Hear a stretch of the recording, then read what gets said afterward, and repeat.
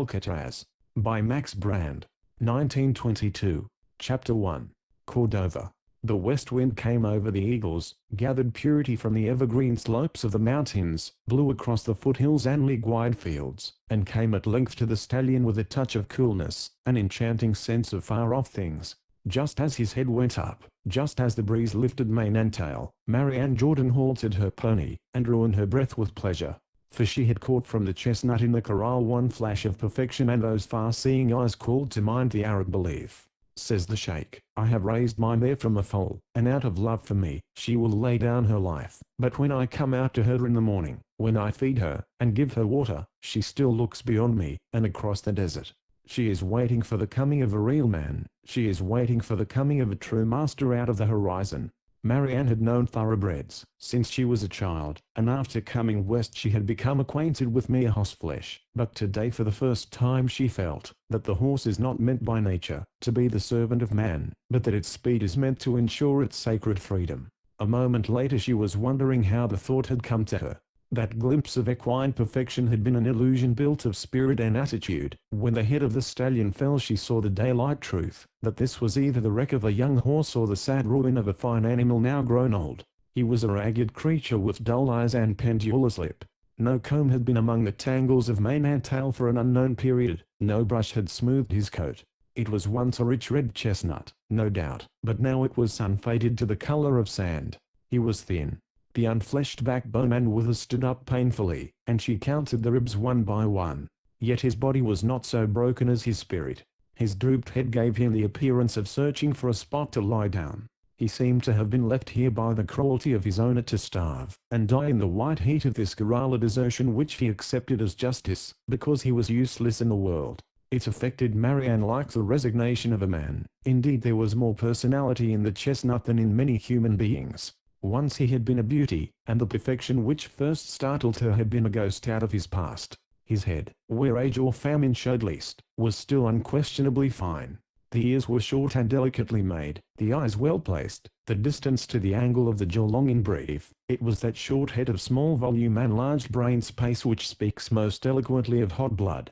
As her expert eye ran over the rest of the body she sighed to think that such a creature had come to such an end. There was about him no sign of life save the twitch of his skin to shake off flies. Certainly this could not be the horse she had been advised to see, and she was about to pass on when she felt eyes watching her from the steep shadow of the shed which bordered the corral. Then she made out a dapper olive-skinned fellow sitting with his back against the wall in such a position of complete relaxation as only a Mexican is capable of assuming. He wore a short tuft of black moustache cut well away from the edge of the red lip, a moustache which oddly accentuated his youth. In body and features he was of that feminine delicacy which your large-handed Saxon dislikes, and though Marianne was by no means a stalwart, she detested the man at once. For that reason, being a lady to the tips of her slim fingers, her smile was more cordial than necessary. I am looking for Manuel Cordova, she said. Me, replied the Mexican, and managed to speak without removing the cigarette. I'm glad to know you, she answered. I am Marianne Jordan. At this, Manuel Cordova removed his cigarette, regardless of the ashes which tumbled straightway down the bell-mouthed sleeve of his jacket, for a Mexican deems it highly indecorous to pay the slightest heed to his tobacco ashes. Whether they land on chin or waistcoat they are allowed to remain until the wind carries them away.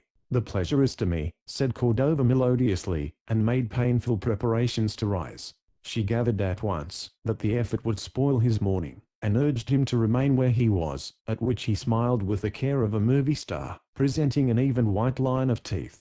Marianne went on, let me explain.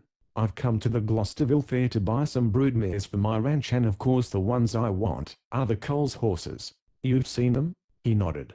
But those horses, she continued, checking off her points, will not be offered for sale until after the race this afternoon. They are all entered, and they are sure to win. There's nothing to touch them, and when they breeze across the finish I imagine every ranch owner present will want to bid for them. That would put them above my reach, and I can only pray that the miracle will happen a horse may turn up to beat them. I made inquiries, and I was told that the best prospect was Manuel Cordova's Alcatraz. So I've come with high hopes, Senator Cordova, and I'll appreciate it greatly if you'll let me see your champion. Look till the heart is content, senorita, replied the Mexican, and he extended a slim lazy hand towards the drowsing stallion. But, cried the girl. "I was told of a real runner." She squinted critically at the faded chestnut. She had been told of a 4-year-old, while this gaunt animal looked 15 at least. However, it is one thing to catch a general impression and another to read points. Marianne took heed, now, of the long slope of the shoulders, the short back, the well-let-down hocks. After all, underfeeding would dull the eye, and give the ragged lifeless coat. "He is not much horse, eh?" purred Cordova.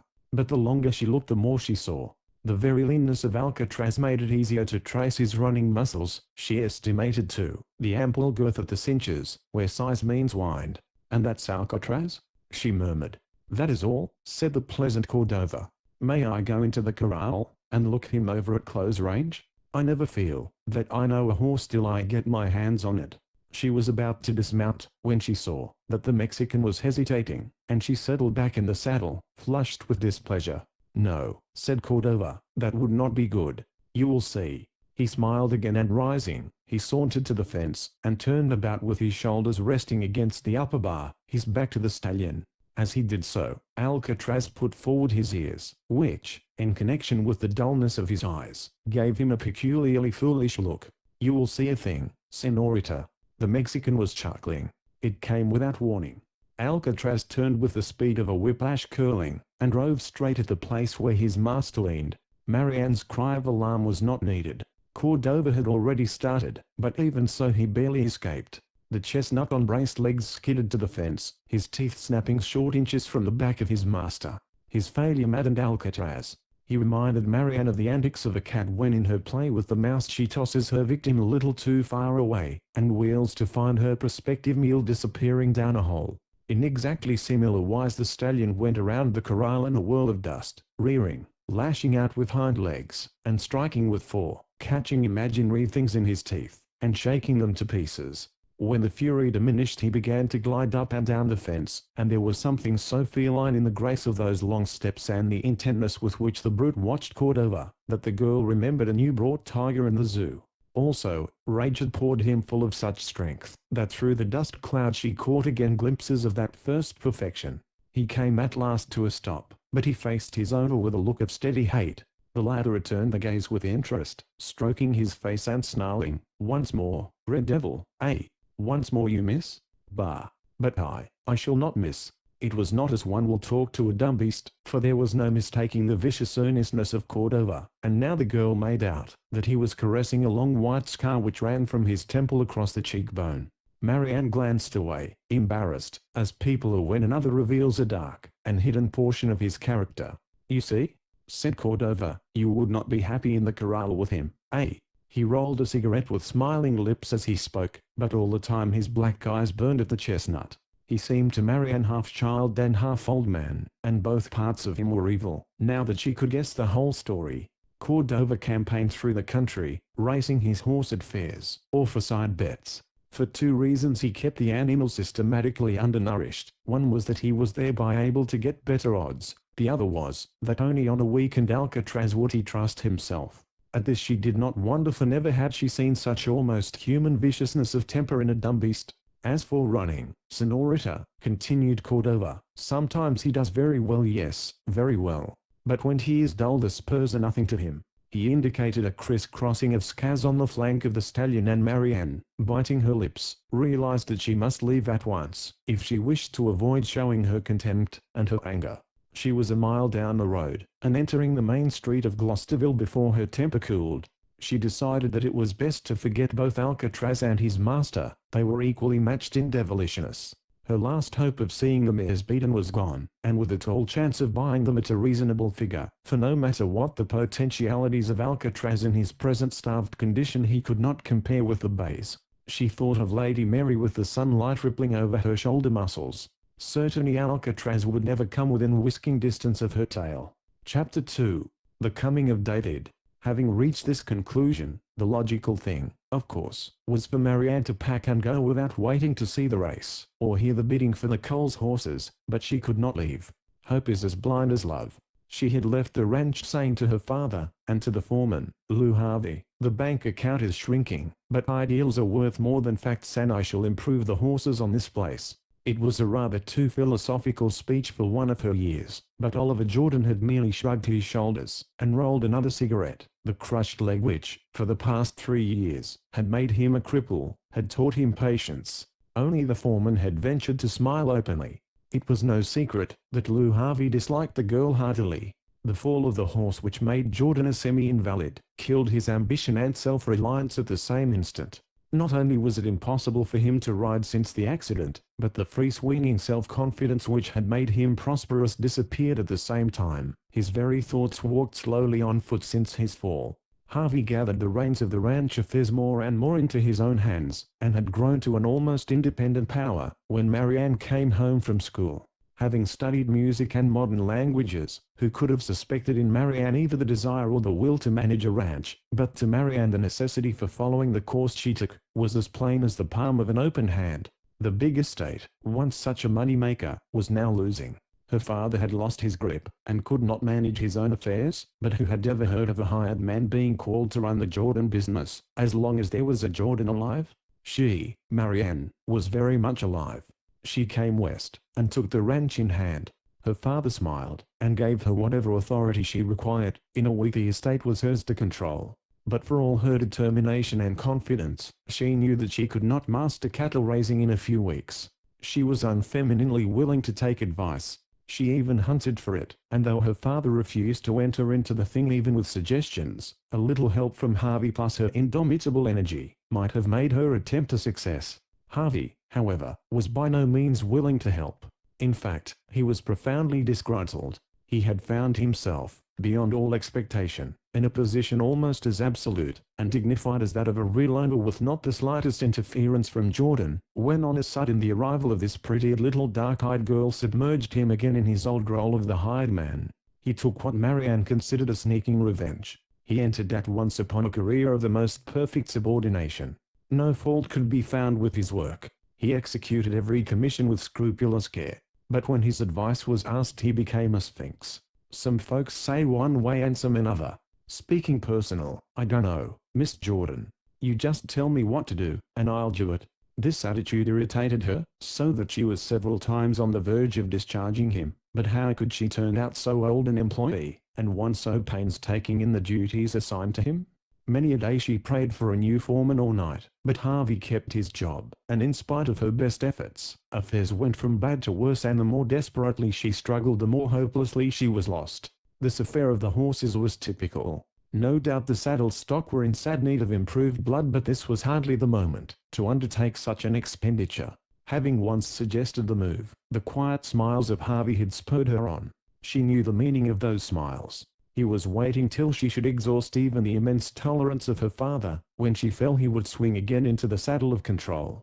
Yet she would go on, and buy the mares if she could. Hers was one of those militant spirits which, once committed, fights to the end along every line. And indeed, if she ever contemplated surrender, if she were more than once on the verge of giving way to the tears of broken spirit, the vague uninterested eyes of her father and the overwise smiles of Harvey were whips which sent her back into the battle. But today, when she regained her room in the hotel, she walked up and down with the feeling that she was struggling against manifest destiny. And in a rare burst of self-pity, she paused in front of the window, gritting her teeth to restrain a flood of tears. A cowpuncher rocked across the blur of her vision on his pony, halted, and swung down in front of the stable across the street. The horse staggered as the weight came out of the stirrup, and that made Marianne watch with a keener interest, for she had seen a great deal of merciless riding since she came west, and it always angered her. The cowpunchers used horseflesh rather than horses, a distinction that made her hot. If a horse were not good enough to be loved, it was not good enough to be ridden. That was one of her maxims. She stepped closer to the window. Certainly that pony had been cruelly handled, for the little grey gelding swayed in rhythm with his panting. From his belly sweat dripped steadily into the dust, and the reins had chafed his neck to a lather. Marianne flashed into indignation, and that, of course, made her scrutinize the rider more narrowly. He was perfect of that type of cowboy which she detested most, handsome, lithe, childishly vain in his dress. About his sombrero ran a heavy width of gold braid. His shirt was blue silk, his bandana was red, his boots were shop-made beauties, soft and flexible, and on his heels glittered gilded spurs. And I'll wager, thought the indignant Marianne, that he hasn't $10 in the world. He unknotted the cinches, and drew off the saddle, propping it against one hip, while he surveyed his mount. In spite of all his vainglory, he was human enough to show some concern, it appeared. He called for a bucket of water, and offered it to the dripping pony. Marianne repressed a cry of warning. A drink might ruin a horse as hot as that. But the gay rider permitted only a swallow, and then removed the bucket from the reaching nose. The old man, who apparently sat all day and every day beside the door of the stable, only shifting from time to time to keep in shadow, passed his beard through his fist and spoke. Every sound, even of the panting horse, came clearly to her through the open window. "Kind of small, but kind of trim, that hoss." "Not so small," said the rider. "About 15-2, I guess." "Measured him?" "Never. I'd say nigher on to 15-1. Bet my spurs to $10 that he's 15-2, and that's good odds for you." The old man hesitated, but the stable boy was watching him with a grin. "I'll take that bet if he began." The rider snapped him up so quickly that Marianne was angered again. Of course he knew the heart of his own horse, and it would be criminal to take the old loafer's money, but that was his determination. "Get a tape, son. We'll see." The stable boy disappeared in the shadow of the door, and came back at once with the measure. The grey gelding, in the meantime, had smelled the sweetness of hay, and was growing restive, but a sharp word from the rider jerked him up like a tug on his bit. He tossed his head and waited, his ears flat. "Look out, Dad," called the rider, as he arranged the tape to fall from the withers of the horse. "This little devil'll kick your head off quicker than a wink, if he gets a chance." "He don't look mean," said the greybird, stepping back in haste. "I like him mean, and I keep him mean," said the other. "A tame horse is like a tame man, and I don't give a damn for a gent who won't fight." Marianne covertly stamped. It was so easy to convert her worries into anger at another that she was beginning to hate this brutal-minded Beau Brummel of the ranges.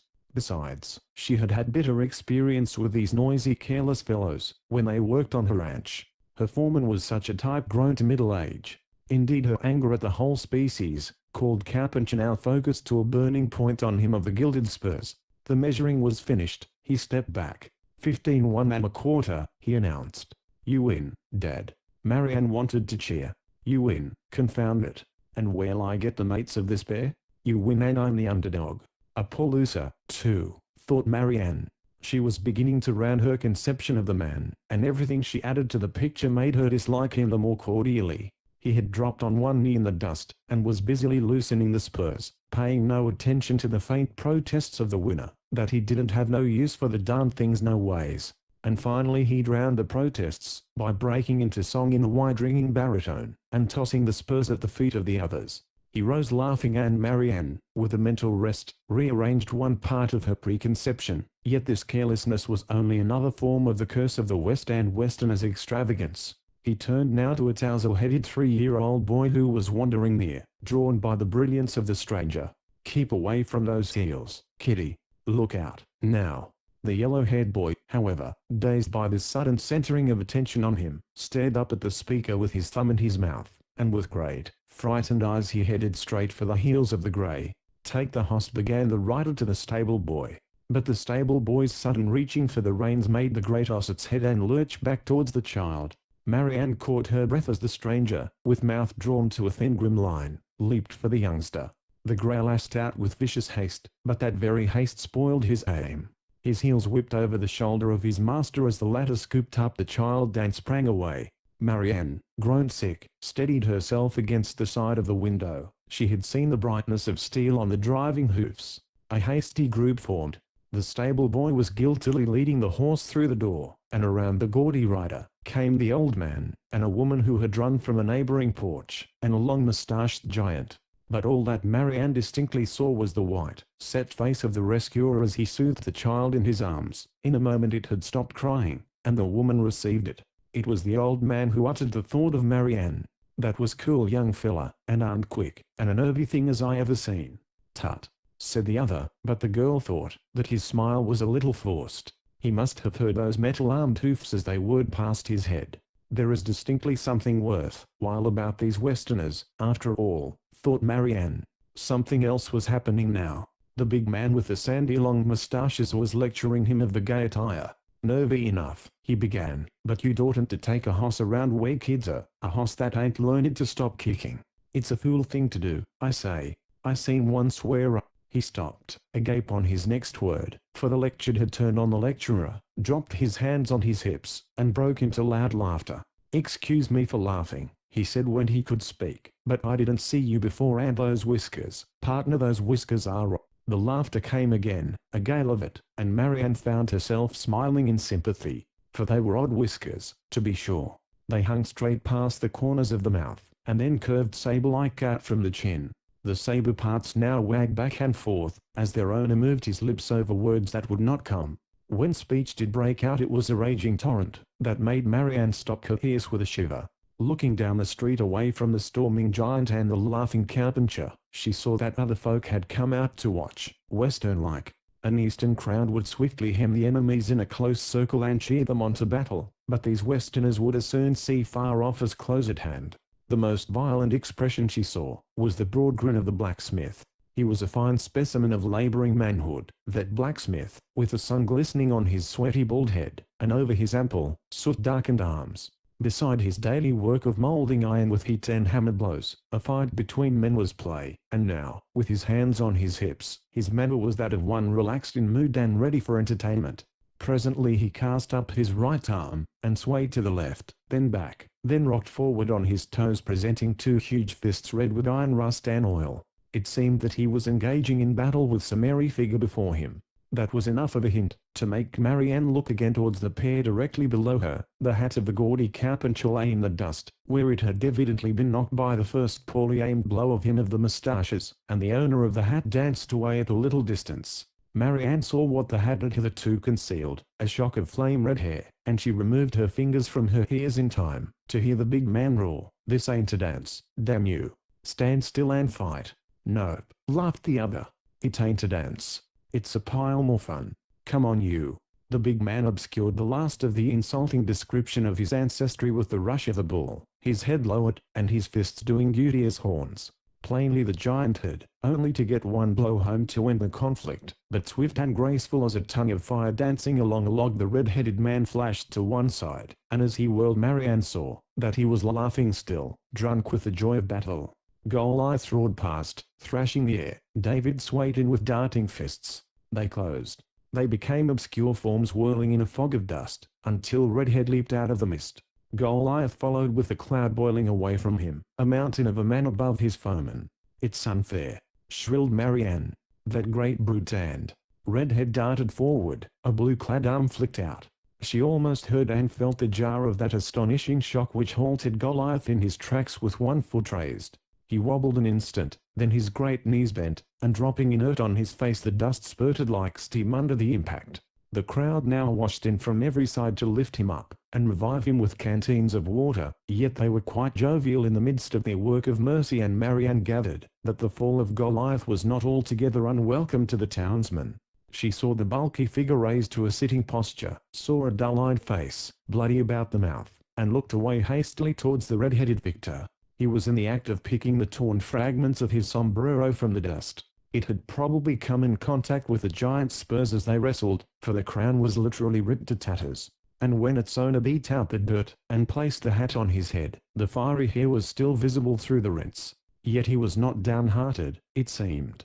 He leaned jauntily against a hitching post under her window, and rolled a cigarette, quite withdrawn from the crowd which was working over his victim. Marianne began to feel that all she had seen was an ordinary chapter in his life. Yet in the mere crossing of that street he had lost his spurs on a bet, saved a youngster from death at the risk of his own head, battled with a monster, and now rolled a cigarette cheerily complacent. If 50 feet of his life made such a story, what must a year of it be?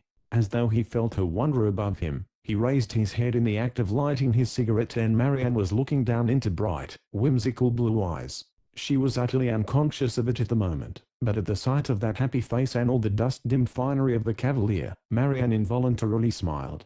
She knew what she had done the moment he grinned in response, and began to whistle, and whistle he did, keeping the rhythm with the sway of his head. "At the end of the trail I'll be weary riding, but Mary will wait with a smile at the door." The spurs and the bit had been chinking and chiding, but the end of the trail. Marianne stepped back from the window with the blood tingling in her face. She was terribly ashamed, for some reason, because she knew the words of that song. "A carpenter actually whistling at me," she muttered. "I've never known a red-headed man who wasn't insolent." The whistling died out, a clearing baritone began a new air. "Oh, Father William, I've seen your daughter dear. Will you trade her for the brindled cow and the yellow steer? And I'll throw in my riding boots and—" Marianne slammed down the window. A moment later she was horrified to find herself smiling. Chapter 3. Concerning fighters. The racetrack had come into existence by grace of accident, for it happened that Elaine ran a ragged course about a big field, taking the corners without pretense of making true curves, with almost an inch into the straightaway, but since the total distance around was over a mile it was called a track. The sprints were run on the straightaway, which was more than the necessary quarter of a mile, but occasionally there was a longer race, and then the field had to take that dangerous circuit, sloppy and slippery with dust. The land enclosed was used for the bucking contest, for the two crowning events of the Gloucesterville Fiesta. The race and the horse breaking had been saved for this last day. Marianne Jordan gladly would have missed the latter event. "Because it sickens me to see a man fight with a horse," she often explained. But she forced herself to go. She was in the Rocky Mountains now, not on the bluegrass. Here riding bucking horses was the order of the day.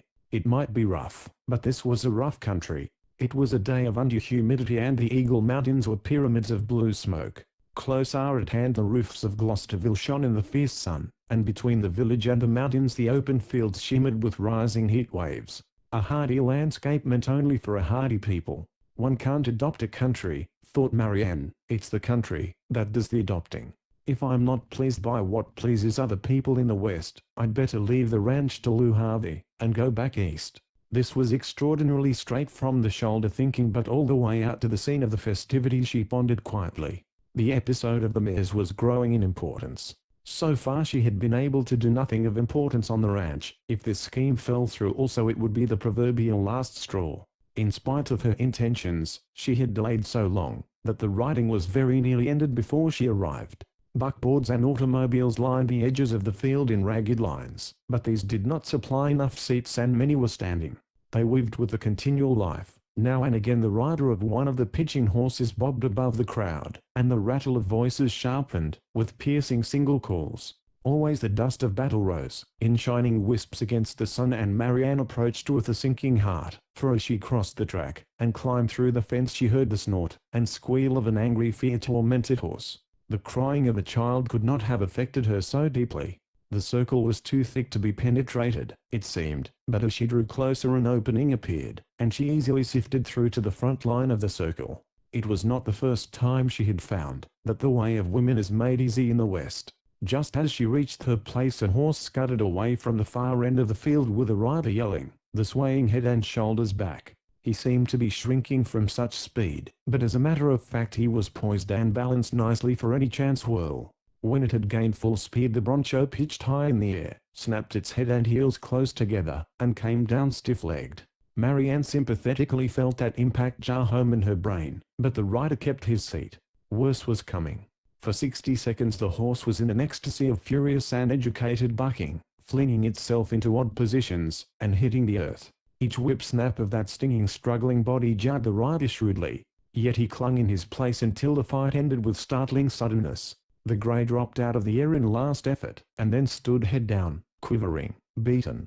The victor jogged placidly back to the high-fenced corrals, with shouts of applause going up about him. "Hey, lady," called a voice behind and above Marianne.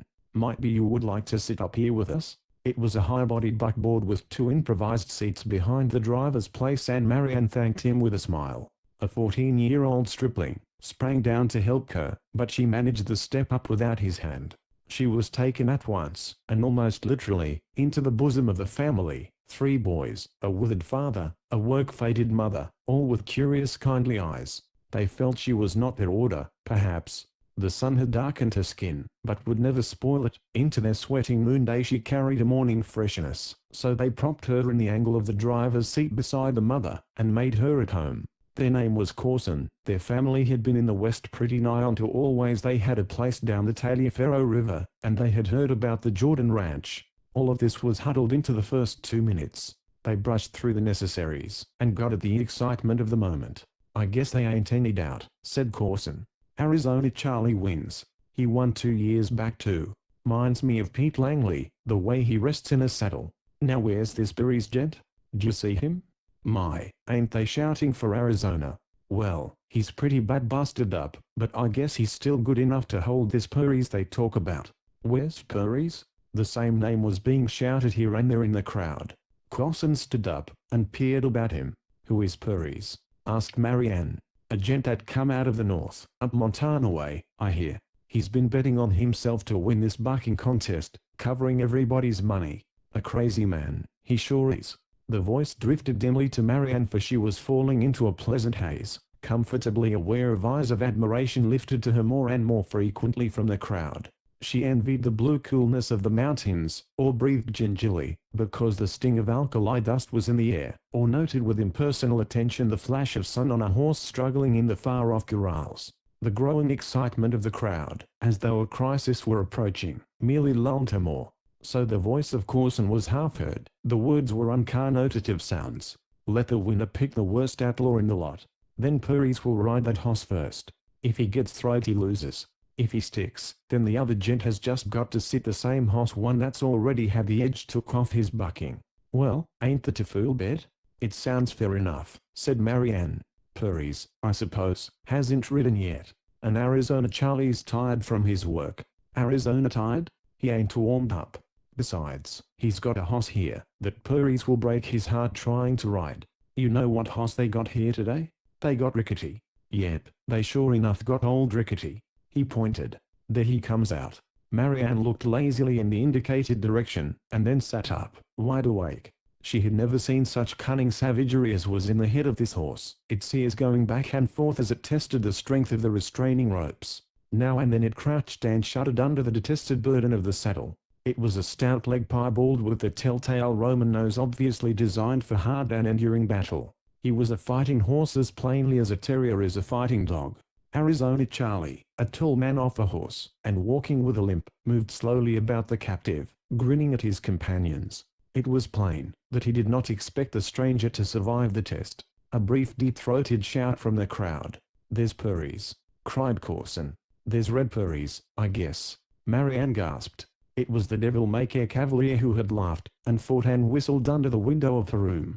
He stepped from the thick of the circle near Rickety, and responded to the voice of the crowd by waving his hat. It would have been a trifle too grandiloquent had he not been laughing. "He's going through with it," said Coulson, shivering and chuckling at the same time. "He's going to try Rickety. They look like one and the same kind to me, two reckless devils, that hoss and Red Jim Perry's." "Is there real danger?" asked Marianne. Coulson regarded her with pity. "Rickety can be rode, they say," he answered, "but I disremember anybody that's done it. Look, he's a man-killer, that hoss." Perry's had stepped a little too close and the piebald thrust out at him with reaching teeth and striking forefoot. The man leaped back, still laughing. "Cool, all right," said Coulson judicially. "And maybe he ain't just a blowhard, after all." There they go. It happened very quickly. Perry's had shaken hands with Arizona, then turned and leaped into the saddle. The ropes were loosed. Rickety crouched a moment, to feel out the reality of his freedom, then burst away with head close to the ground and ragged mane fluttering. There was no leaning back in this rider. He sat arrowy straight, save that his left shoulder worked back in convulsive jerks as he strove to get the head of Rickety up. But the piebald had the bit. Once his chin was tucked back against his breast, his bucking chances were gone, and he kept his nose as low as possible, like the trained fighter that he was. There were no yells now. They received Rickety as the appreciative receive a great artist in silence. The straight line of his flight broke into a crazy tangle of criss-cross pitching. Out of this maze he appeared again in a flash of straight galloping, used the impetus for a dozen jarring bucks, then reared and toppled backward, to crush the carpenter against the earth. Marianne covered her eyes, but an invisible power dragged her hand down, and made her watch. She was in time to see Perry's whisk out of the saddle before Rickety struck the dirt. His hat had been snapped from his head. The sun and the wind were in his flaming hair. Blue eyes and white teeth flashed as he laughed again. "I like him mean," he had said, "and I keep him mean. A tame horse is like a tame man, and I don't give a damn for a fellow who won't fight." Once that had irritated her, but now, remembering, it rang in her ear to a different tune. As Rickety spun to his feet, Perry's vaulted to the saddle, and found both stirrups and mid-leap, so to speak. The gelding instantly tested the firmness of his rider's seat by vaulting high, and landing on one stiff and full leg. The resultant shock broke two ways, like a curved ball, snapping down and jerking to one side. But he survived the blow, giving gracefully to it. It was fine riding, very fine, and the crowd hummed with appreciation. "A handsome rascal, eh?" said Mr. Corson. But she caught at his arm. "Oh!" gasped Marianne. "Oh! Oh!" 3 flurries of wild pitching drew forth those horrified whispers. But still the flaming red head of the rider was as erect, as jaunty as ever. Then the quirt flashed above him, and cut Rickety's flank. The crowd winced and gasped. He was not only riding straight up, but he was putting the quirt to Rickety to Rickety. The piebald seemed to feel the sting of the insult more than the lash. He bolted across the field, to gain impetus for some new and more terrible feat, but as he ran a yell from Purries thrilled across the crowd. They do that, some men. Get plumb drunk with a fight. But Marianne did not hear Corson's remark. She watched Rickety slacken his run as that long-drawn yell began, so wild and high, that it put a tingle in her nose. Now he was trotting, now he was walking, now he stood perfectly still, become of a sudden, an abject, cowering figure. The shout of the spectators was almost a groan, for Rickety had been beaten fairly and squarely at last, and it was like the passing of some old master of the prize ring, the scarred veteran of 100 battles. "What happened?" breathed Marianne. "Rickety's lost his spirit," said Corson. "That's all. I've seen it come to the bravest men in the world. A 2-year-old boy could ride Rickety now. Even the whip doesn't get a single buck out of the poor rascal." The quirt slashed the flank of the piebald, but it drew forth only a meek trot. The terrible Rickety went back to the corrals like a lamb. "Arizona's got a good man to beat," admitted Corson, "but he's got a chance yet. They won't get any more out of Rickety. He's not only been rode, he's been broke. I could ride him myself." "Mr. Corson," said Marianne, full of an idea of her own, "I'll wager that Rickety is not broken in the least except for Ed Purries." "Meaning Purries just sort of put a charm on him?" suggested Corson, smiling. "Exactly that. You see? In fact, the moment Purries slipped from the saddle, Rickety rocked forward on his forelegs and drove both heels at one of the reckless who came too near. A second later he was fighting with the activity and venom of a cat, to get away from the ropes." The crowd chattered its surprise. Plainly the fierce old outlaw had not fought his last. "What did Purries do to the horse?" murmured Marianne. "I don't know," said Corson. "But you seem to have guessed something. See the way he stands there with his chin on his fist and studies. Rickety. Maybe Purries is one of these here geniuses and us ordinary folks can only understand a genius by using a book on him." She nodded, very serious. "There is a use for fighting men, isn't there?" she brooded. "Use for 'em?" laughed Corson. "Why, lady, how come we to be sitting here? Because gents have fought to put us here. How come this is part of God's country? Because a lot of folks buckled on guns to make it that. Use for a fighter? Well, Miss Jordan, I've done a little fighting of one kind and another in my day and I don't blush to think about it. Look at my kid there. What do you think I'm proudest of? Because he was head of his class at school last winter, or because he could lick every other boy his own size? First time he come home with a black eye I gave him $1 to go back and try to give the other fellow 2 black eyes. And he done it. All good fighters ain't good men, I sure know that. But they never was a man that was good to begin with and was turned bad by fighting. They's a pile of bad men around these parts that fight like lions, but that part of 'em is good. Yes sirree, they's plenty of use for a fighting man. Don't you never doubt that." She smiled at this vehemence, but it reinforced a growing respect for Purries. Then, rather absurdly, it irritated her to find that she was taking him so seriously. She remembered the ridiculous song. "Oh, Father, Father William, I've seen your daughter dear. Will you trade her for the brindled cow and the yellow steer?" Marianne frowned. The shout of the crowd called her away from herself. Far from broken by the last ride, the outlaw horse now seemed all the stronger for the exercise. Discarding fanciful tricks, he at once set about sun fishing, that most terrible of all forms of bucking. The name in itself is a description. Literally Rickety hurled himself at the sun, and landed alternately on one stiffened foreleg, and then the other. At each shot the chin of Arizona Charlie was flung down against his chest, and at the same time his head snapped sideways with the uneven lurch of the horse. An ordinary pony would have broken his leg at the first or second of these jumps, but Rickety was untiring. He jarred to the earth, he vaulted up again as from springs over, and over the same thing. It would eventually have become tiresome to watch, had not both horse and rider soon showed effects of the work. Every leap of Rickety's was shorter. Sweat shone on his thick body. He was killing Arizona, but he was also breaking his own heart. Arizona weakened fast under that continual battering at the base of his brain. His eyes rolled. He no longer pretended to ride straight up, but clung to pommel and cantle. A trickle of blood ran from his mouth. Marianne turned away, only to find that mild old Corson was crying, "Watch his head. When it begins to roll, then you know that he's stunned, and the next jump also will knock him out of the saddle as limp as a half-filled sack." "It's too horrible," breathed the girl. "I can't watch." "Why not? You liked it when a man beat a hoss. Now the tables are turned, and the hoss is beating the man." "Ah, I thought so. There goes his head.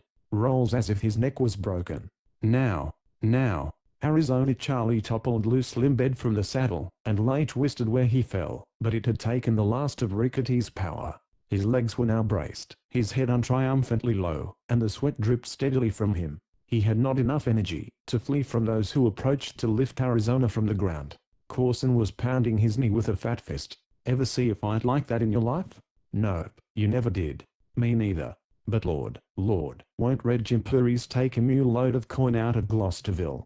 They've been giving 5-to-1 agin him." I was touched a bit myself. For the moment, Marianne was more keenly interested in the welfare of Arizona Charlie.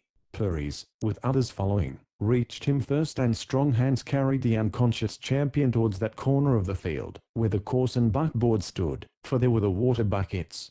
They were close to the goal when Arizona recovered sufficiently to kick himself loose feebly from his supporters. "What the hell's all this?" Marianne heard him say in a voice which he tried to make an anger drawl, but which was only a shrill quaver from his weakness. "Maybe I'm a lady? Maybe I fainted or something? Not by a damned sight. Maybe I been licked by that boiled down bit of hell, Rickety, but I ain't licked so bad I can't walk home. Hey, Purries, shake on it. You trimmed me, all right, and you collect off me, and a pile more besides me. Here's my bridle." At the mention of the betting, a little circle cleared around Purries, and from every side hands full of greenbacks were thrust forward. The latter pushed back his sombrero, and scratched his head, apparently deep in thought. "It's a speech, boys," cried Arizona Charlie, supporting himself on the shoulder of a friend. "Give Red air, give him room, he's going to make a speech. And then we'll pay him for what he's got to say." There was much laughter, much slapping of backs. "That's Arizona," remarked Corson. "Ain't he a game loser?" "He's a fine fellow," said the girl, with emotion. "My heart goes out to him." "Does it, now?" wondered Corson. "Well, I'd have figured more on Purries, being the man for the ladies to look at. He's sure set up pretty. Now he makes his little talk." "Ladies and gents," said Red Purries, turning the color of his sobriquet, "I ain't any electioneer when it comes to speech making." "That's all right, boy," shouted encouraging partisans. "You'll get my vote if you don't say a word." "But I'll make it short," said Purries. "It's about these bets. They are all off. It just come to my mind that 2 winters backed me, and this same Rickety had a run-in up Montana way, and he come out second best. Well, he must have remembered me the way I just now remembered him. That's why he plumb quit when I let out a whoop. If he'd turned loose all his tricks, like he done with Arizona, why most like Charlie would never have had to take his turn. I'd be where he is now, and he'd be doing the laughing. Anyway, boys, the bets are off. I don't take money on a sure thing." It brought a shout of protest which was immediately drowned in a hearty yell of applause. "Now, don't that warm your heart, for you?" said Corson as the noise fell away a little. "I tell you what," he broke off with a chuckle, seeing that she had taken a pencil and a piece of paper from her purse, and was scribbling hastily, taking notes on the Wild West. "Miss Jordan?" "Mental notes," she said quietly, but smiling at him as she folded the slip. She turned to the stripling, who all this time had hardly taken his eyes from her even to watch the bucking and to hear the speech of Purries. "Will you take this to Jim Purries for me?" A gulp, a grin, a nod. He was down from the wagon in a flash, and using his leanness to wriggle snake-like through the crowd. "Well," chuckled Corson, not unkindly, "I thought it would be more Purries than Arizona in the wind-up." She reddened, but not because of his words. She was thinking of the impulsive note in which she asked Red Purries to call at the hotel after the race and ask for Marianne Jordan. Remembering his song from the street, she wondered if he, also, would have the grace to blush when they met. Chapter 4. The Strength of the Weak. By simply turning about, the crowd was in position to watch the race. Of course it packed dense around the finish on both sides of the lane, but Corson had chosen his position well. The white posts were not more than a dozen yards above them, and they would be able to see the rush of horses across the line.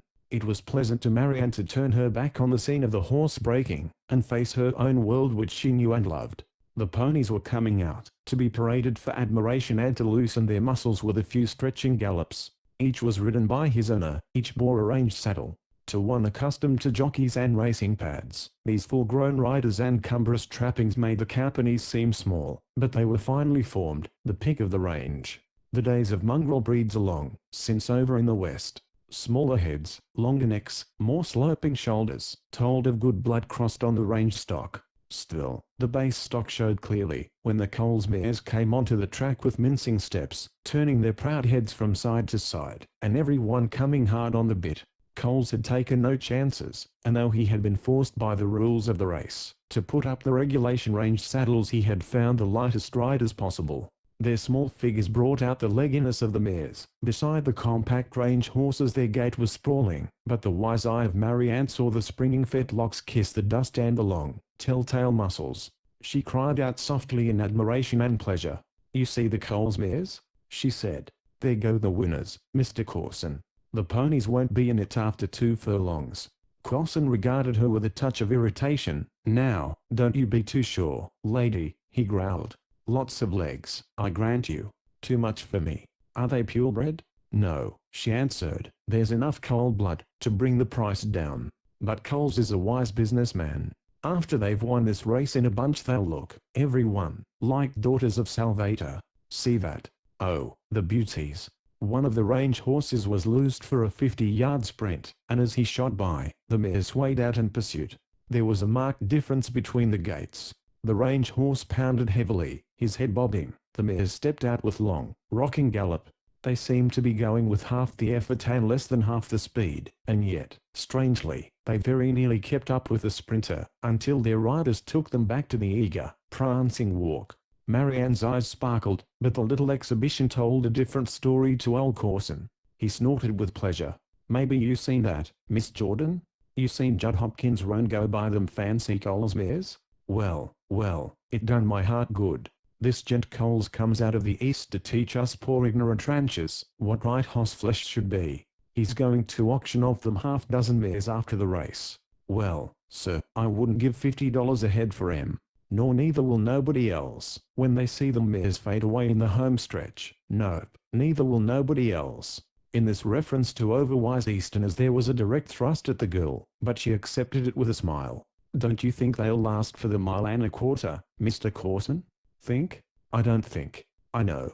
Picture hosses like them well, they'd ought to be left in books. They run a little. Inside a half-mile they bust down. Look how long they are. But their backs are short," put in Marianne hastily. "Backs short?" scoffed Corson. "Why, lady, look for yourself." She choked back her answer.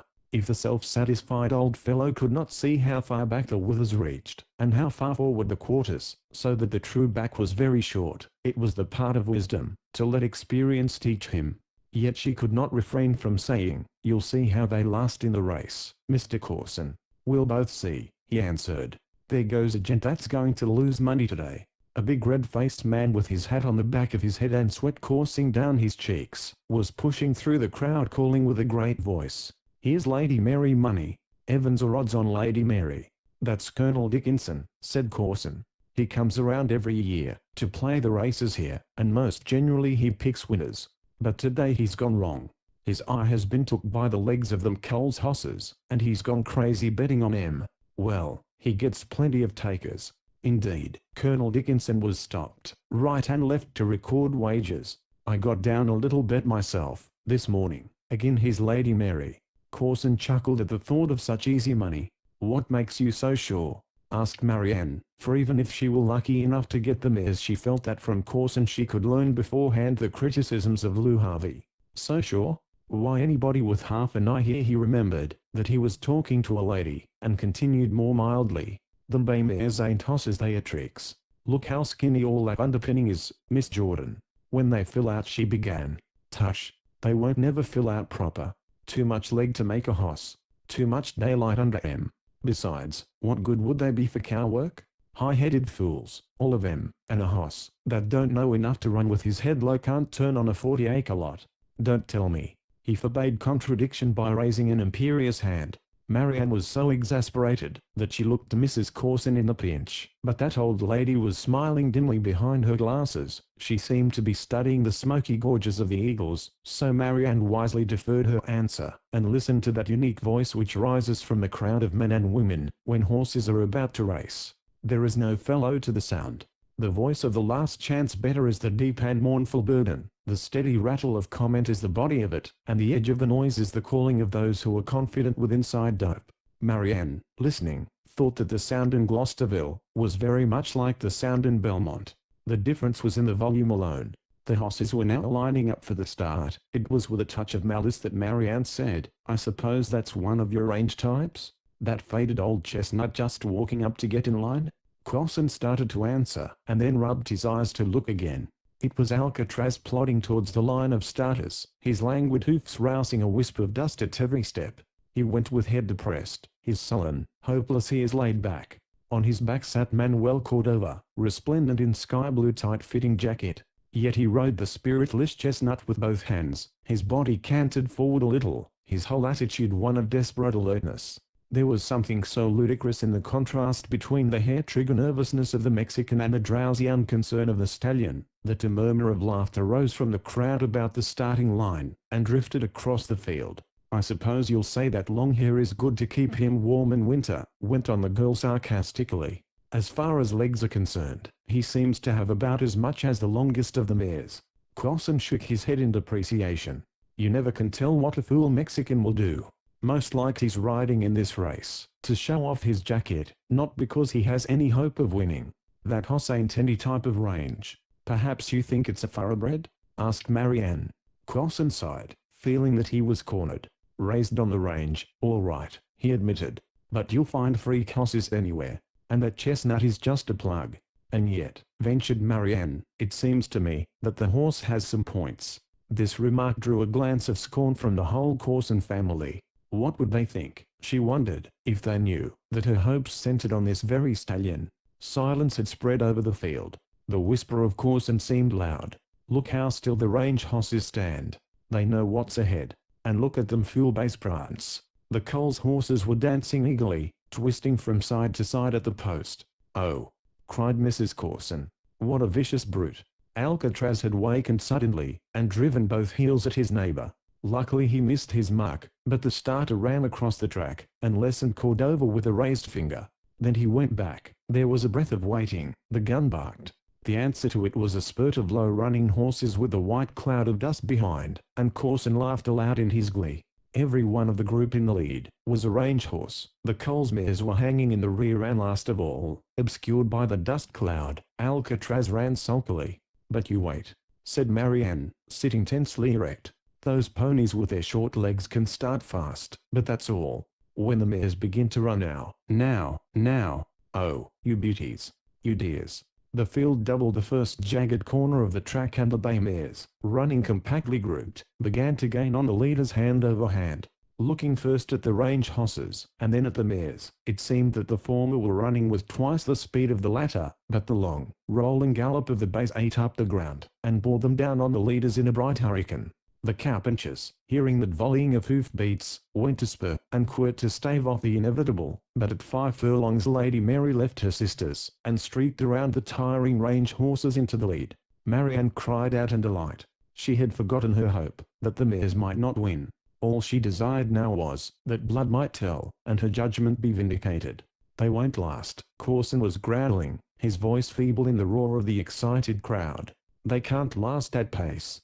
They'll come back after a while, and the ponies will walk away to the finish. Have you noticed," broke in Mrs. Corson, "that the poor old faded chestnut seems to be keeping up fairly well?"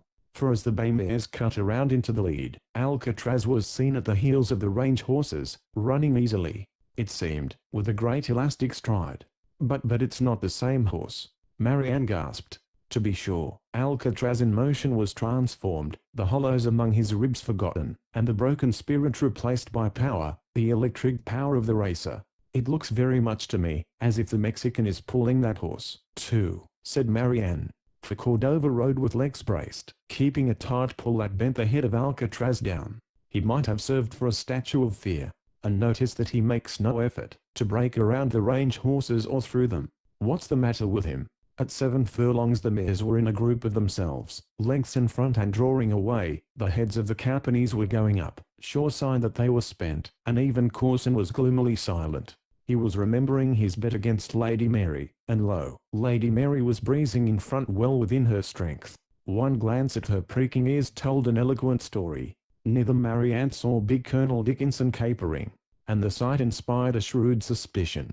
What if he knew the reputation of Alcatraz and to secure his bets on Lady Mary, had bribed Cordova at the last moment to pull his horse? Certainly it seemed that was what the Mexican was doing. "There's a lady," the colonel was shouting. "Go it, girl. Go it, beauty. Lady Mary. Lady Mary." Marianne raised her field glasses, and studied the rush of horses through the fog of dust. "It's just as I thought," she cried, without lowering the glasses. "The scoundrel is pulling Alcatraz. He rides as if he were afraid of something, afraid that the horse might break away. Look, Mr. Corson." "I don't know," said Corson. "It sure does look sort of queer. Why, he's purposely keeping that horse in a pocket. Has him on the rail. Oh, the villain." It was a cry of shrill rage. "He's sawing on the bit, and the chestnut has his ears back. I can see the glint of his eyes. As if he wants to run simply because he is being held. But there. He's got the bit in his teeth.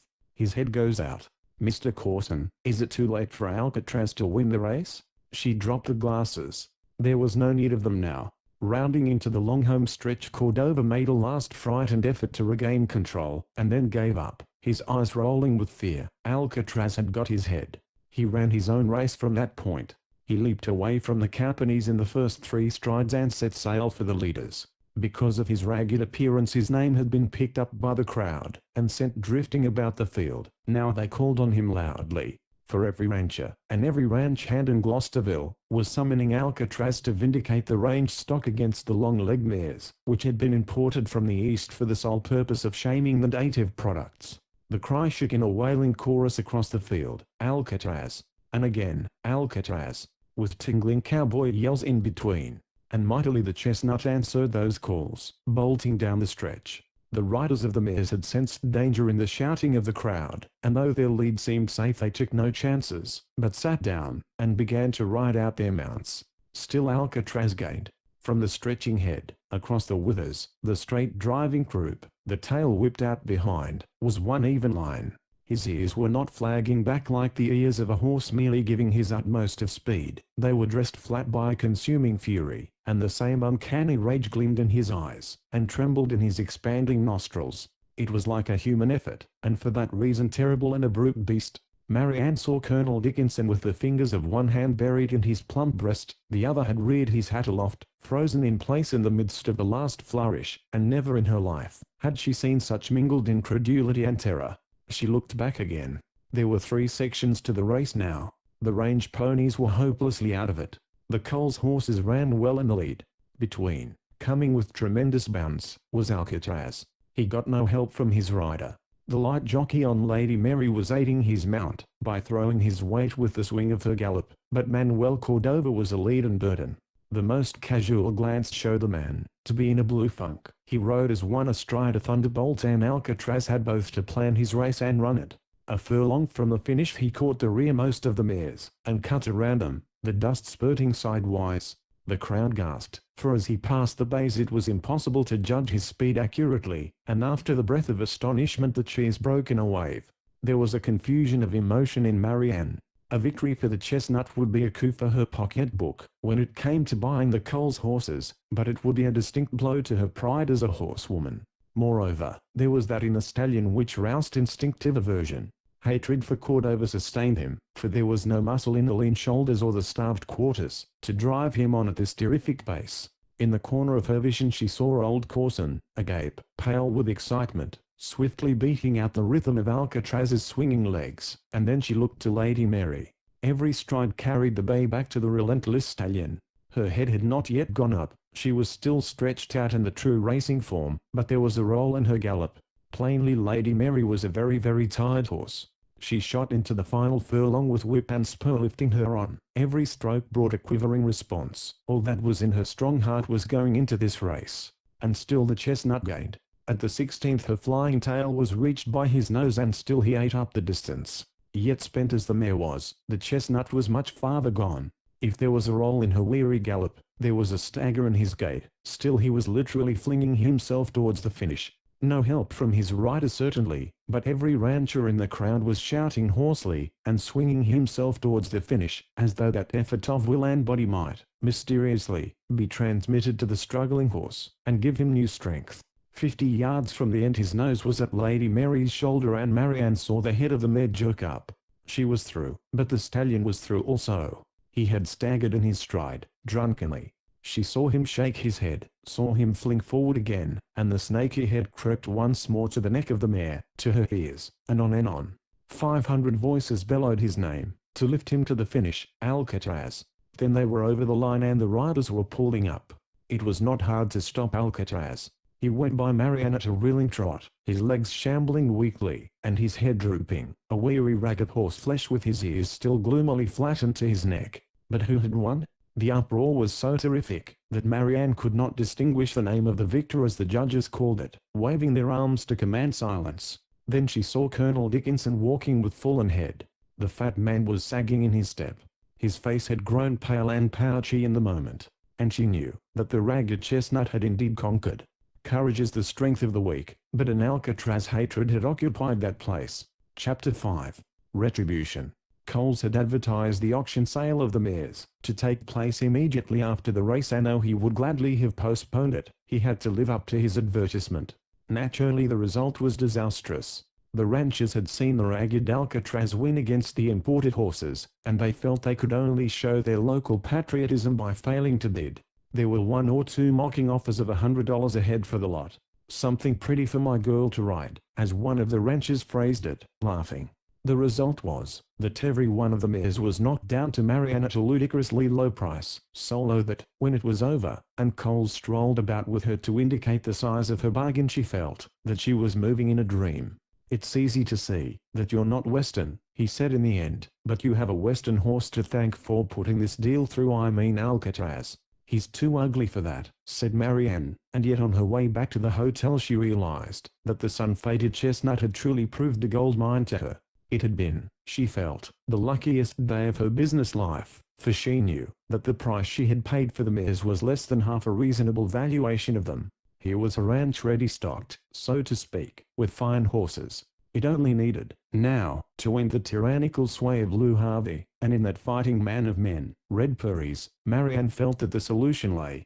Once in her room at the hotel, she looked about her in some dismay. Of course she was merely an employer receiving a prospective employee to examine his qualifications, but she also remained, in spite of herself, a girl receiving a man.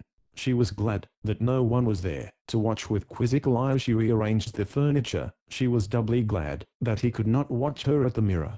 She gave herself the most critical examination since she left the East, and on the whole she approved of the changes. The stirring life in the open had darkened the olive of her skin, she found, but also had made it more translucent. The curve of her cheek was pleasantly filled, her throat rounder, her head better poised, and above all excitement gave her the vital color. She paused at this point to wonder why a stray carpenter should make her flush, but immediately decided that he had nothing to do with it. It was the purchase of the mares that kept alive the little thrill of happiness. But Marianne was essentially honest, and when her heart jumped as she heard a swift, light step come down the hall and pause at her door, she admitted at once that horses had nothing to do with the matter. She wished ardently that she had made the discovery sooner. As it was, before she composed herself, he had not been bidden in, and stood before her. She knew, inwardly dismayed, that her eyes were wide, her color high, and her whole expression one of childish expectancy. It comforted her greatly to find that he was hardly more at ease than she. He made futile efforts to rub some dust from his shirt. "I wanted to get fixed up," he said, "but the note said to come right after the race, Miss Jordan." In fact he made a harum-scarum figure. The fight with him of the moustaches had produced rents invisible at a distance, but distinct at close hand, and the dust and the sweat had faded the blue of his shirt and the red of his bandana. But the red flame of that hair and the keen blue of that eye, they, to be sure, were not faded. She discovered other things as he crossed the room to her. That he was far shorter than he had seemed when he fought in the street. Indeed, he was middle height, and slenderly made at that. She felt that looking at him from her window, and watching him ride Rickety, she had only seen the spirit of the man, and not the physical fact at all. He shook hands.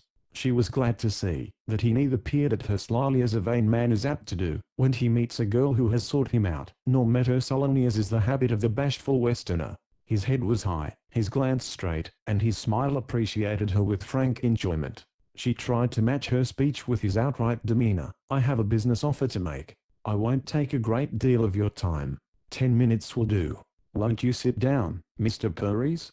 She took his tattered hat, and pointed out a seat to him, noting, as she herself sat down, that he was as erect in his chair as he had been standing. There was something so adventurously restless about Red Purries, that she thought of a thoroughbred fresh from the stable. Just as a blooded hunter is apt to be too much horse under the saddle, so she was inclined to feel that Purries was too much man. Something about him was always moving. Either his lean fingers fretted on the arm of the chair, or his foot stirred, or his glance flickered, or his head turned proudly. Going back to the thoroughbred comparison, she decided that Purries badly needed to have a race or two under his belt before he would be worked down to normal. She noted another thing: at close hand he was more handsome. In the meantime, since she had to talk, it would be pleasanter to find some indirect approach. One was offered by the fob which hung outside the watch pocket of his trousers. It was a tarnished, misshapen lump of metal. "I can't help asking about that fob," she said. "I've never seen one even remotely like it." He fingered it with a singular smile. "Tell you about it," he said amiably enough. "I was standing by looking at a large-sized fracas one day, and me doing nothing, just as peaceful as an old plough horse, when a gent ups and drills me in the leg. His bullet had to cut through my holster, and then it jammed into my thigh bone. Put me in bed for a couple of months, and when I got out I had the slug fixed up for a fob. Just so's I could remember the man that shot me. That's about 5 years back.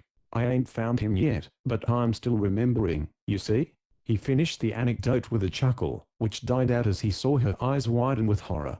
5 years ago, she was thinking, he must have been hardly more than a boy. How many other chapters as violent as this were in his story? And he didn't even offer to pay your doctor bill, I'll wager? Him? Purries chuckled again. "He'll pay it, someday. It's just postponed slow collection, that's all." He shrugged the thought of it away, and straightened a little, plainly waiting to hear her business. But her mind was still only half on her own affairs as she began talking. "I have to go into the affairs of our ranch a little," she said, "so that you can understand why I've asked you to come here. My father was hurt by a fall from a horse several years ago, and the accident made him an invalid. He can't sit a saddle, and because of that he has lost all touch with his business. Worst of all, he doesn't seem to care. The result was that everything went into the hands of the foreman, but the foreman was not very successful. As a matter of fact, the ranch became a losing investment, and I came out to try to run it. I suppose that sounds foolish?" She looked sharply at him, but to her delight for the first time his eyes had lighted with a real enthusiasm. "It sounds pretty fine to me," said Red Purries. "The foreman doesn't think so," she answered. "He wants his old authority. So he makes your trail all uphill? By simply refusing to advise me. My father won't talk business. Lou Harvey won't. I'm trying to run a dollar business with a cent's worth of knowledge and no experience. I can't discharge Harvey, his service has been too long and faithful. But I want to have someone up there who will go into training to take Harvey's place eventually. Someone who knows cattle, and can tell me what to do now and then. Mr. Purries, do you know the cow business?" Some of his interest faded. "Most folks raised in these parts do," he answered obliquely. "I should think you could get a dozen anywhere." She explained eagerly, "It's not so simple. You see, Lou Harvey is rather a rough character. In the old days I think he was quite a fighter. I guess he still is. And he's gathered a lot of fighting men for cowpunchers on the ranch. When he sees me bring in an understudy for his part, so to speak, I'm afraid he might make trouble, unless he was convinced it would be safer to keep his hands off the new man." The gloom of Purries returned. He was still politely attentive, but his head turned, and the eager eyes found something of interest across the street. She knew her grip on him was failing, and she struggled to regain it. Here was her man, she knew. Here was one who would ride the fiercest outlaw horse on the ranch, wear out the toughest cowboy, play with them to weariness when they wanted to play, fight with them to exhaustion when they wanted to fight, and as her right-hand man, advise her for the best. As for terms, the right man can make them for himself, she concluded, hopelessly. Mr. Purries, I think you could be the man for the place. What do you say to trying? He paused, diffidently, and she knew that in the pause he was hunting for polite terms of refusal. I'll tell you how it is. You're mighty kind to make the offer. You haven't seen much of me, and that little bit has been pretty rough. He laughed away his embarrassment. So I appreciate your confidence a lot. But I'm afraid that I'd be a tolerable lot like Harvey. He hurried on lest she should take offense. You see, I don't like orders. Of course if it were a man who made the offer to you, she began angrily. He raised his hand. There were little touches of formal courtesy in him so contrasted with what she had seen of him in action, so at variance with the childishly gaudy clothes he wore, that it put Marianne completely at sea. It's just that I like my own way. I've been a rolling stone all my life. About the only moss I've gathered is what you see. He touched the dust-tarnished gold braid on his sombrero and his twinkling eyes invited her to mirth. But Marianne was sternly silent. She knew that her color was gone, and that her beauty had in large part gone with it, a reflection that did not at all help her mood or her looks. I get my fun out of playing a free hand, he was concluding. I don't like partners. Not that I'm proud of it, but so you can see where I stand. If I don't like a bunkie you can figure why I don't want a boss. She nodded stiffly, and at the unamiable gesture she saw him shrug his shoulders very slightly. His eyes wandered again, as though he were seeking for a means to end the interview. Marianne rose. I see your viewpoint, Mr. Purries, she said coldly, and I'm sorry you can't accept my offer. He came to his feet at the same moment, but still he lingered a moment, turning his hat thoughtfully, so that she hoped for an instant that he was on the verge of reconsidering. After all, she should have used more persuasion. She was firmly convinced that at heart men are very close to children. Then his head went up, and he shook away the mood which had come over him. Sometime I'll come to it, he admitted, but not yet a while. I take it mighty kind of you to have thought I could fill the bill, and I'm wishing you all sorts of luck, Miss Jordan. Thank you, said Marianne, and hated herself for her unbending stiffness. At the door he turned again. I sure hope it's easy for you to forget songs, he said. Songs? Echoed Marianne, and then turned crimson with the memory. You see, explained Reggie Purries, it's a bad habit I've picked up of doing the first fool thing that comes into my head. Goodbye, Miss Jordan. He was gone. She felt, confusedly, that there were many things she should have said, and at the same time there was a strange surety that sometime she would see him again and say them. She walked absently to the window which opened on the vacant lot to the rear of the hotel. Red Purries vanished from her mind, for below her she saw Cordova in the act of tethering Alcatraz to the rack, which stood in the middle of the lot. Saddle and bridle had been removed. The stallion wore only a stout halter. The Mexican kept on the far side of the rack, and whipped his knot together hastily. It was not till he sprang back from his work, that she saw the snaky length of an 8-foot black snake uncoil from his hand. He passed the lash slowly through his fingers, while surveying the stallion with great complacence. The ears of Alcatraz flattened back, a sufficient proof that he knew what was coming. He maintained his weary attitude, but it now seemed one of despair. As for Marianne, she refused to admit the ugly suspicion which began to occur to her. But Cordova left her only a moment for doubt. The black streak curled around his head, and through the open window she heard the crack of the lash end. Alcatraz did not stir under the blow.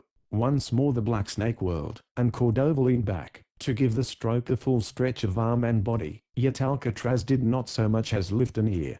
Only when the lash hung in mid-air did he stir. The rope which tethered him hung slack, and this enabled the stallion to give impetus to his backward leap. All the weight of his body, all the strain of his leg muscles snapped the rope taut. It vibrated to invisibility for an instant, then parted with a sound as loud as the fall of the whip. The straining body of Alcatraz, so released, toppled sidewise. He rolled like a dog in the dust, and when, with the agility of a dog, he gained his feet, Cordova was fleeing towards the hotel with a horror-stricken face. Even then she could not understand his terror, not until she saw that Alcatraz had wheeled and was bolting in hot pursuit. He came like the devil horse that the Mexican called him, with his ears flattened and his mouth gaping. He came with such velocity that Cordova, running as only consummate terror can make a man run, seemed to be racing on a treadmill, literally standing still. The picket fence which set off the backyard of the hotel gave the man an instant of delay, a terribly vital instant, indeed, that seemed to Marianne to contain long minutes. But here he was over and running again. In her dread she wondered why he was not shrieking for aid, but the face of Cordova was rigid, a nightmare mask. 20 steps, now, to the hotel, and surely there was still hope. No, for Alcatraz sailed across the pickets with a bound that cut into the distance still dividing him from his master. It had all happened, perhaps, within the space of 3 breaths. Now Marianne leaned out of the window, and screamed her warning, for the fated chestnut was on the very heels of the Mexican. He raised his contorted face at her cry, then threw up both his arms to her in a gesture she could never forget. "Shoot!" yelled Cordova. "Amigo, amigo, shoot! Quick!" Then Alcatraz struck him. Half the bones in his body must have been broken by the impact. It spun him over and over in the dust, yet as the impetus of the chestnut carried him far past, Cordova struggled to his feet, and attempted to flee again. Alas, it was only a step. His left leg crumpled under him. He toppled sideways, still wriggling and twisting onwards through the dirt, and then Alcatraz struck him again. This time was no blind rush. Back and forth, up and down, he crossed and recrossed, wheeled and reared and stamped, until his one white stocking was crimsoned and spurts of red flew out, and turned black in the dust. The horror which had choked her relaxed, and Marianne shrieked again. It was that second cry which saved a faint spark of life for Cordova, for at the sound the stallion leaped sidewise from the body of his victim, lifted his head towards the half-fainting girl in the window, and trumpeted a great neigh of defiance. Still neighing, he swerved away into a gallop, cleared the fence a second time, and fled from view. Chapter 6. Freedom. Towards the eagles, rolling up like wine-blown smoke, Alcatraz fled, cleared one by one the fences about the small fields near Glosterville, and so came at last to the broader domains under the foothills. Here, on a rise of ground, he halted for the first time and looked back. The heat waves, glimmering up endlessly, obscured Glosterville, but the wind, from some hidden house among the hills, bore to him wood smoke scents with a mingling of the abhorrent odors of man. It made many an old scar of spurgore, and biting whiplash tingle. It was a background of pain which was like seasoning for the new delight of freedom. As though there was a poundage of joy and additional muscle in self-mastery, the frame of the chestnut filled, his neck arched, and there came into his eyes that gleam which no man can describe, and which for lack of words he calls the light of the wild. Fear, to be sure, was still with him, would ever be with him, for the thought of man followed, like galloping horses surrounding him, but what a small shadow was that in the sunshine of this new existence. His life had been the bitterness of captivity, since Cordova took in part payment of a drunken gambling debt, a sickly foal out of an old thoroughbred mare. The sire was unknown, and Cordova, disgusted at having to accept this wretched horseflesh in place of money, had beaten the 6-month-old colt soundly, and turned it loose in the pasture. There followed a brief season of happiness in the open pasture, but when the new grass came, short and thick and sweet and crisp under tooth, Cordova came by the pasture, and saw his yearling flirting away from the fastest of the older horses with a stretch gallop that amazed the Mexican. He leaned a moment on the fence watching with glittering eyes, and then he passed into a dream. At the end of the dream he took Alcatraz out of the pasture, and into the stable. That had been to Alcatraz, like the first calamity falling on Job, the beginning of sorrow, and for 3 years and more he had endured not in patience, but with an abiding hatred. For a great hatred is a great strength, and the hatred for Cordova made the chestnut big of heart to wait.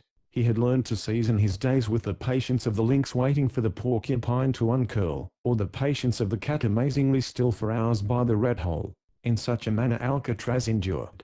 Once a month, or once a year, he found an opening, to let drive at the master with his heels, or to rear and strike, or to snap with his teeth wolfishly.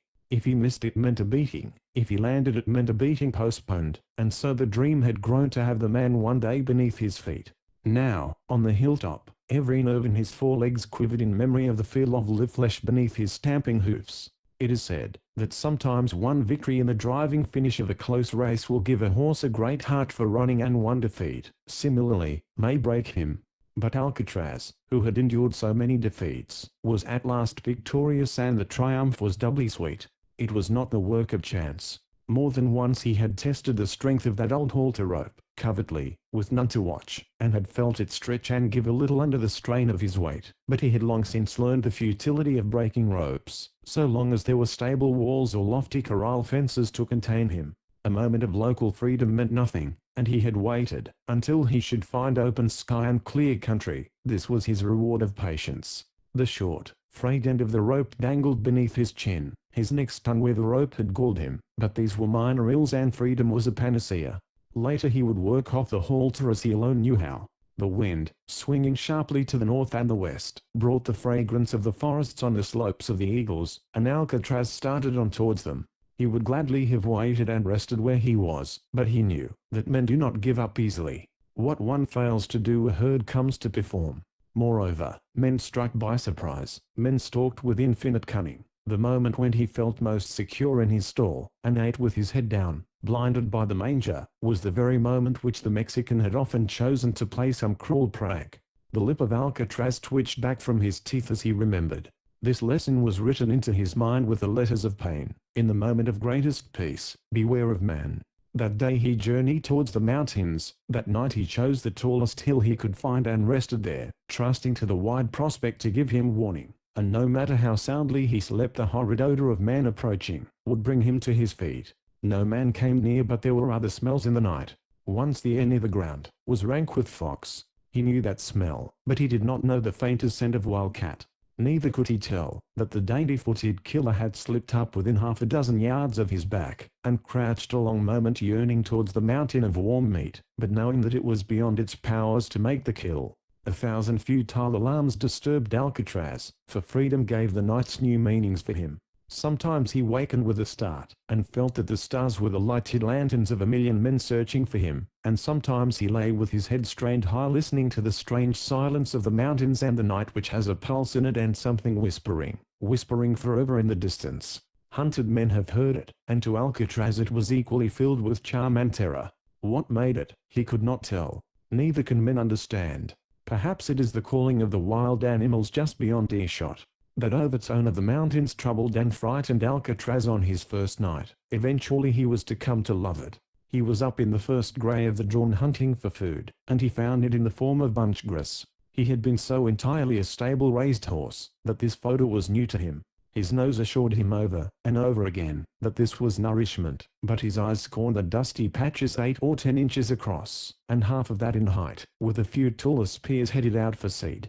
When he tried it, he found it delicious, and as a matter of fact it is probably the finest grass in the world. He ate slowly, for he punctuated his cropping of the grass with glances towards the mountains.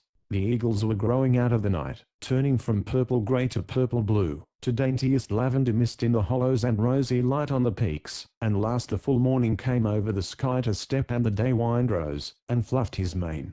He regarded these changes with a kindly eye, much as one who has never seen a sunrise before, and just as he had always made the corral into which he was put his private possession, and dangerous ground for any other creature, so now he took in the downsweep of the upper range and the bignies of the mountains pushing out above the foothills and the hills themselves modeled softly down towards the plain. And it seemed to Alcatraz that this was one great corral, his private property. The horizon was his fence, advancing and receding to attend him. All between was his proper range. He took his station on a taller hilltop, and gave voice to his lordliness in a neigh that rang, and re-rang down a hollow. Then he canted his head and listened. A bull bellowed an answer fainter than the whistle of a bird from the distance, and just on the verge of earshot trembled another sound. Alcatraz did not know it, but it made him shudder. Before long he was to recognize the call of the loafer wolf, that grey ghost which runs murdering through the mountains. Small though the sounds were, they convinced Alcatraz that his claim to dominion would be mightily disputed. But what is worth having at all, if it is not worth fighting for? He journeyed down the hillside, stepping from grass knot to grass knot. All the time he kept his sensitive nostrils alert for the ground smell of water, and raised his head from moment to moment, to catch the upper air sense in case there might be danger. At length, before prime, he came downwind from a waterhole, and galloped gladly to it. It was a muddy place with a slope of greenish sun-baked earth on all sides. Alcatraz stood on the verge, snuffed the stale odor in disgust, and then flirted the surface water with his upper lip, before he could make himself drink. Yet the taste was far from evil, and there was nothing of man about it. Yonder a deer had stepped, His tidy footprints sunburned into the mud, and there was the sprawling, sliding track of a steer. Alcatraz stepped further in. The feel of the cool slush was pleasant, working above his hoofs and over the sensitive skin of the fetlock joint. He drank again, bravely and deep, burying his nose as a good horse should, and gulping the water. And when he came out, and stamped the mud from his feet, he was transformed. He had slept and eaten, and drunk in his own home. After that, he idled through the hills, eating much, drinking often, and making up as busily as he could in a few weeks for the long years of semi-starvation under the regime of the Mexican. His body responded amazingly. His coat grew sleek, his barrel rounded, his neck arched with new muscles, and the very quality of mane and tail changed. He became the horse of which he had previously been the caricature. It was a lonely life in many ways, but the very loneliness was sweet to the stallion. Moreover, there was much to learn, and his brain, man trained by his long battle against a man, drank in the lessons of the wild country with astonishing rapidity. Had it not been for intervention from the great enemy, he might have continued for an indefinite period in the pleasant foothills. But man found him. It was after some weeks, while he was intently watching a chipmunk colony one day. Each little animal chattered at the door of his home, and so intent was Alcatraz's attention, that he had no warning of the approach of a rider up the wind until the gravel close behind spurted under the rushing hoofs of another horse, and the deadly shadow of the rope swept over him. Terror froze him for what seemed a long moment under the swing of the rope. In reality his side leap was swift as the bound of the wildcat, and the curse of the unlucky cowpuncher roared in his ear. Alcatraz shot away like a thrown stone. The pursuit lasted only 5 minutes, but to the stallion it seemed 5 ages, with the shouting of the man behind him, for while he fled every scar pricked him, and once again his bones ached from every blow which the Mexican had struck. At the end of the 5 minutes Alcatraz was hopelessly beyond reach, and the cowpuncher merely galloped to the highest hilltop to watch the runner. As far as he could follow the course, that blinding speed was not abated, and the cowpuncher watched with a lump growing in his throat. He had fallen into a dream of being mounted on a stallion which no horse in the mountains could overtake, and which no horse in the mountains could escape. To be safe in flight, to be inescapable in pursuit, that was, in a small way, to be like a god. But when Alcatraz disappeared in the horizon haze, the cowpuncher lowered his head with a sigh. He realized that such a creature was not for him, and he turned his horse's head, and plodded back towards the ranch house. When he arrived, he told the first story of the wild red chestnut, beautiful, swift as an eagle. He talked with the hunger and the fire which comes on the faces of those who love horses. It was not his voice, but his manner which convinced his hearers, and before he ended every eye in the bunkhouse was lighted. That moment was the beginning of the end for Alcatraz. From the moment men saw him, and desired him, the days of his freedom were limited, but great should be the battle, before he was subdued. Chapter 7. The Promised Land. There was no thought of submission in Alcatraz at this moment, though never for an instant did he underrate the power of man. To Alcatraz the Mexican was the type, and Cordova had seemed to unite in himself many powers: strength like a herd of bulls, endurance greater than the contemptible patience of the burro, speed like the lightning which winks in the sky one instant and shatters the cottonwood tree the next. Such as he were men, creatures who conquer for the sake of conquest, and who torment for the love of pain. His fear equaled his hatred, and his hatred made him shake with fever. The horseman had vanished, but it was not well to trust to mere distance. Had he not heard, more than once, the gun speaking from the hand of Cordova, and presently the wounded hawk fluttered out of the sky, and dropped at the feet of the man? So Alcatraz kept on running. Besides, he rejoiced in the gallop. He was like a boy who leaves his strength untested for several years, and when the crisis comes finds himself a man. So the red chestnut marveled at the new wells of strength which he was draining as he ran. That power which the Mexican had kept at low tide with his systematic brutality, was now developed to the full, very near, and to Alcatraz it seemed exhaustless. He did not stop to look about until 2 miles of climbing up the steep sides of the Eagles had winded him. He had risen above the foothills, and the more laborious slopes of the Eagles lifted a tangle sheer and more sheer towards the top. But decidedly he must cross the mountains. On the other side perhaps, there would be no men. There could be no better time. Already the hollow gorges were beginning to brim with blue-grey shadows, and he would be taking the worst of the climb in the cool of the evening. So Alcatraz gave himself to the climb. It was bitter work. Had he dropped a few miles south across the foothills, he would have found the road to the Jordan Ranch climbing up the Eagles with leisurely swinging curves, but the slopes just above him were heartbreaking, and Alcatraz began to realize in an hour that a mountainside from a distance is a far gentler thing than the same slope underfoot. It was the heart of twilight before he came to the middle of his climb and stepped onto a nearly level shoulder some acres in compass. Here he stood for a moment while the muscles, cramped from climbing, loosened again, and he looked down at the work he had already accomplished. It was a dizzy fall to the lowlands. The big foothills were mere dimples on the earth, and limitless plain moved east towards darkness. The stallion breathed deep of the pure mountain air, contented.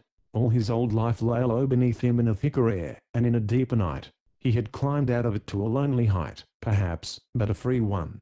The wind, coming off the mountain top, curled his tail along his flank. He turned and put his head into it, already refreshed for more climbing. There was a strange scent in that wind, a rank, keen odor that would have stopped him instantly had he been wiser in the life of the wilderness. As it was, he trotted on through a skirting of shrubbery, and on the verge of a clearing was stopped by a snarl that rolled out of the ground at his feet. Then he saw a dead deer on the ground, and over it a great tawny creature. One paw lay on the flank of its prey. The bloody muzzle was just above. There is no greater coward than the puma. Ordinarily she would have hesitated before attacking the grown horse, but the surprise made her desperate. She sprang even as Alcatraz whirled for flight, and in whirling he saw that there was no escape from the leap of this monster with the yawning teeth. He kicked high and hard, 1,100 pounds of seasoned muscle concentrated in the drive. The blow would have smashed in the side of a bull. One hoof glanced off, but the other struck fair and full between the eyes of the mountain lion. The great cat spun backwards, screeching, but Alcatraz saw no more than the fall. He fled up the mountain with fear of death lightening his strides, regardless of footing, crashing through underbrush, and came to the end of his hysterical flight at the crest of the slope. There he paused, shaking and weak, but the mountain top was bare of covert, and scanning it eagerly through the treacherous moonlight he saw there was no immediate danger. Down the western slopes he saw a fairy land for horses. Far beyond rose a second range nearly as lofty as the peak on which he stood, but in between tumbled rolling ground, a dreamy panorama in the moonshine. One feature was clear, and that was a broad looping of silver among the hills, a river with slender tributaries dodging swiftly down to it from either side. Alcatraz looked with a swelling heart, thinking of the white-hot deserts which he had known all his life. The wind which lifted his mane and cooled his hot body carried up, also, the delicious fragrance of the evergreens, and it seemed to Alcatraz that he had come in view of a promised land. Surely he had dreamed of it on many a day in burning, dusty corrals or in oven-like sheds. The descent was far less precipitous than the climb and far shorter to the plateau. Just where the true mountains broke out into a pleasant medley of foothills, the stallion stopped to rest. He nibbled a few mouthfuls of grass growing lush and rank on the edge of a watercourse, waded to the knees in a still pool, and blotted out the star images with the disturbance of his drinking, and then went back onto a hilltop to sleep. It was full day before he rose, and started on again, and to keep his strength for the next stage of the journey, he ate busily first on the lee side of a hill, where the grass was thickest and tenderest. Between mouthfuls he raised his head to gaze down on his newfound land. It was a day of clouds, thin sheetings and dense cumulus masses sweeping on the west wind, and breaking against the mountains. Alcatraz could not see the crests over which he had climbed the night before, so thick were those breaking ranks of clouds, but the plateau beneath him was dotted with yellow sunshine, and in the day it filled to the full the promise of the moonlit night. He saw wide stretches of meadow, he saw hills sharp-sided and smoothly rolling, places to climb with labor and places to gallop at ease. He saw streams that promised drink at will, he saw clumps and groves of trees for shelter from sun or storm. All that a horse could will was here, beyond imaginings. Alcatraz lifted his beautiful head, and neighed across the lowlands. There was no answer.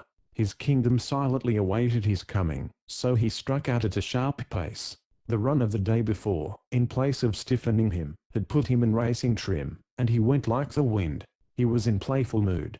He danced and shied as each cloud shadow struck him, a dim figure in the shade, but shining red chestnut in the sun patches. On every hand he saw dozens of places where he would have stopped willingly had not more distant beauties lured him on. There were hills whose tops would serve him as watchtowers in time of need. There were meadows of soft soil, where the grass grew long and rank, and others where it was a sweeter and finer growth, but both had their places in his diet, and must be remembered, so Alcatraz tried to file them away in his mind. But who could remember single jewels in the great treasure? He was like a child chasing butterflies and continually lured from the pursuit of one to that of another still brighter. So he came in his kingly progress to the first blot on the landscape, the first bar, the first hindrance. Sinuous and swift, curving as a snake, it twisted over hilltops, and dipped across hollows, 3 streaks of silver light one above the other, and endless. The ears of Alcatraz flattened. He knew barbed wire fences of old, and he knew they meant man and domination of man. The scars of whip and spur stung him afresh. The old sullen hatred rose in him. Those 3 elusive lines of light were stronger than he knew, just as the frail body of a man contained a mysterious strength far greater than his. He turned his head across the wind, and galloped beside the new-strung fence for 10 breathless minutes. Then he paused, panting, still running endless before him, and behind was the fence, and now he saw a checking of similar fences across the meadows to his right. More than that, he saw a group of fat cattle browsing, and just beyond were horses in a pasture. Alcatraz slipped backwards and sideways till he was out of sight, and then galloped over the hill, until he came to a grove of trees at the top. Here he paused to continue his examination from shelter. The fence was the work of men, the cattle and horses were the possessions of men, and far off to the left, out of a grove of trees, rose the smoke which spoke of the presence of man himself. The chestnut shivered, as though he were shaking cold water off his hide, and then unreasoning fury gripped him. For here was his paradise, his promised land, preempted by the great enemy. He stayed for a long moment gazing, and then turned reluctantly, and fled like one pursued back by the way he had come. He got beyond the fence in the course of half an hour, but still he kept on. He began to feel that, as long as he galloped on land which was pleasant to him, it would be pleasant to man also. So he kept steadily on his way, leaping the brooks. Into the river he cast himself, and swam to the farther shore. There was an instant change beyond that bank. The valley opened like a fan. The handle of it was the green well-watered plateau into which he had first descended, but now it spread in raw-colored desert, cut up by ragged hills here and there, and extending on either side to mountains purple-blue with distance. With the water dripping from his belly, Alcatraz twinked a farewell glance to the green country behind him, and set his face towards the desert. It was not so hard to leave the pleasant meadows. Now that he knew they were man-owned, there was a taint in their beauty, and here on the sands of the desert, with only dusty bunch grass to eat, and muddy waterholes to drink from, he was at least free from the horror of the enemy. He kept on fairly steadily, nibbling in the bunch grass as he went, now trotting a little, now cantering lightly across a stretch barren of forage. So he came, just after noonday, downwind from the scent of horses, his own kind, yet he was worried, for he connected horses inevitably with the thought of man. Nevertheless, he decided to explore, and coming warily over a rise of ground he saw, in the hollow beyond, a whole troop of horses without a man in sight. He was too wise to jump to conclusions, but slipped back from his watch-post, and ran in a long semicircle about the herd. But having made out that there was no cowpuncher nearby, he came back to his original place of vantage, and resumed his observations. A beautiful black stallion wandered up wide from the rest, and another, younger horse, was on the other side of the herd. Between was a raggedly assembled group of mares old and young, with leggy yearlings, deer-footed colts, and more than one time-worn stallion. It was a motley assembly. The colors ranged from piebald to grey, and there was a great diversity in stature.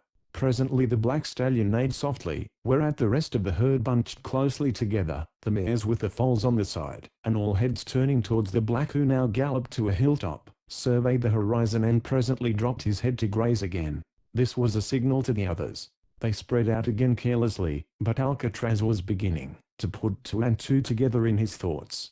The 2 stallions were obviously guards, but what should they be guarding against in the broad light of day, except that terrible destroyer who hunts as well at noon as at midnight, man? Inspiration came to Alcatraz. The difference of color and stature, the unkempt manes and tails, the wild eyes, were all telling a single story. Now, these were not servants to man, and since they were not his servants they must be enemies, for that was the law of the world. The great enemy dominated, and where he could not dominate he killed.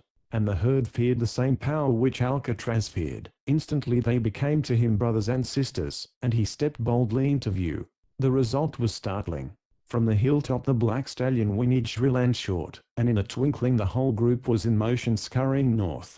Alcatraz looked in wonder, and saw the black fall in behind the rest and range across the rear, biting the flanks of older horses who found it difficult to keep the hot pace. With this accomplished, and when the herd was stolidly compacted before his driving, the black skirted around the whole group, and with a magnificent spurt of running placed himself in the lead. He kept his place easily, a strong galloping grey mare at his hip, and from time to time tossed his head to the side, to take stock of his followers. And so they dipped out of sight beyond the next swell of ground. Alcatraz recovered from his amazement to start in pursuit. This was a mystery worth solving. Moreover, the moment he made sure that these were not man-owned creatures they had become inexplicably dear to him, and as they disappeared his heart grew heavy. His running gait carried him quickly in view.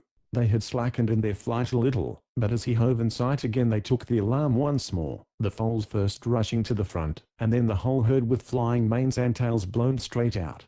It was a goodly sight to Alcatraz. Moreover, his heart leaped strangely, as it always did, when he saw horses in full gallop. Perhaps they were striving to test his speed of foot, before they admitted him to their company.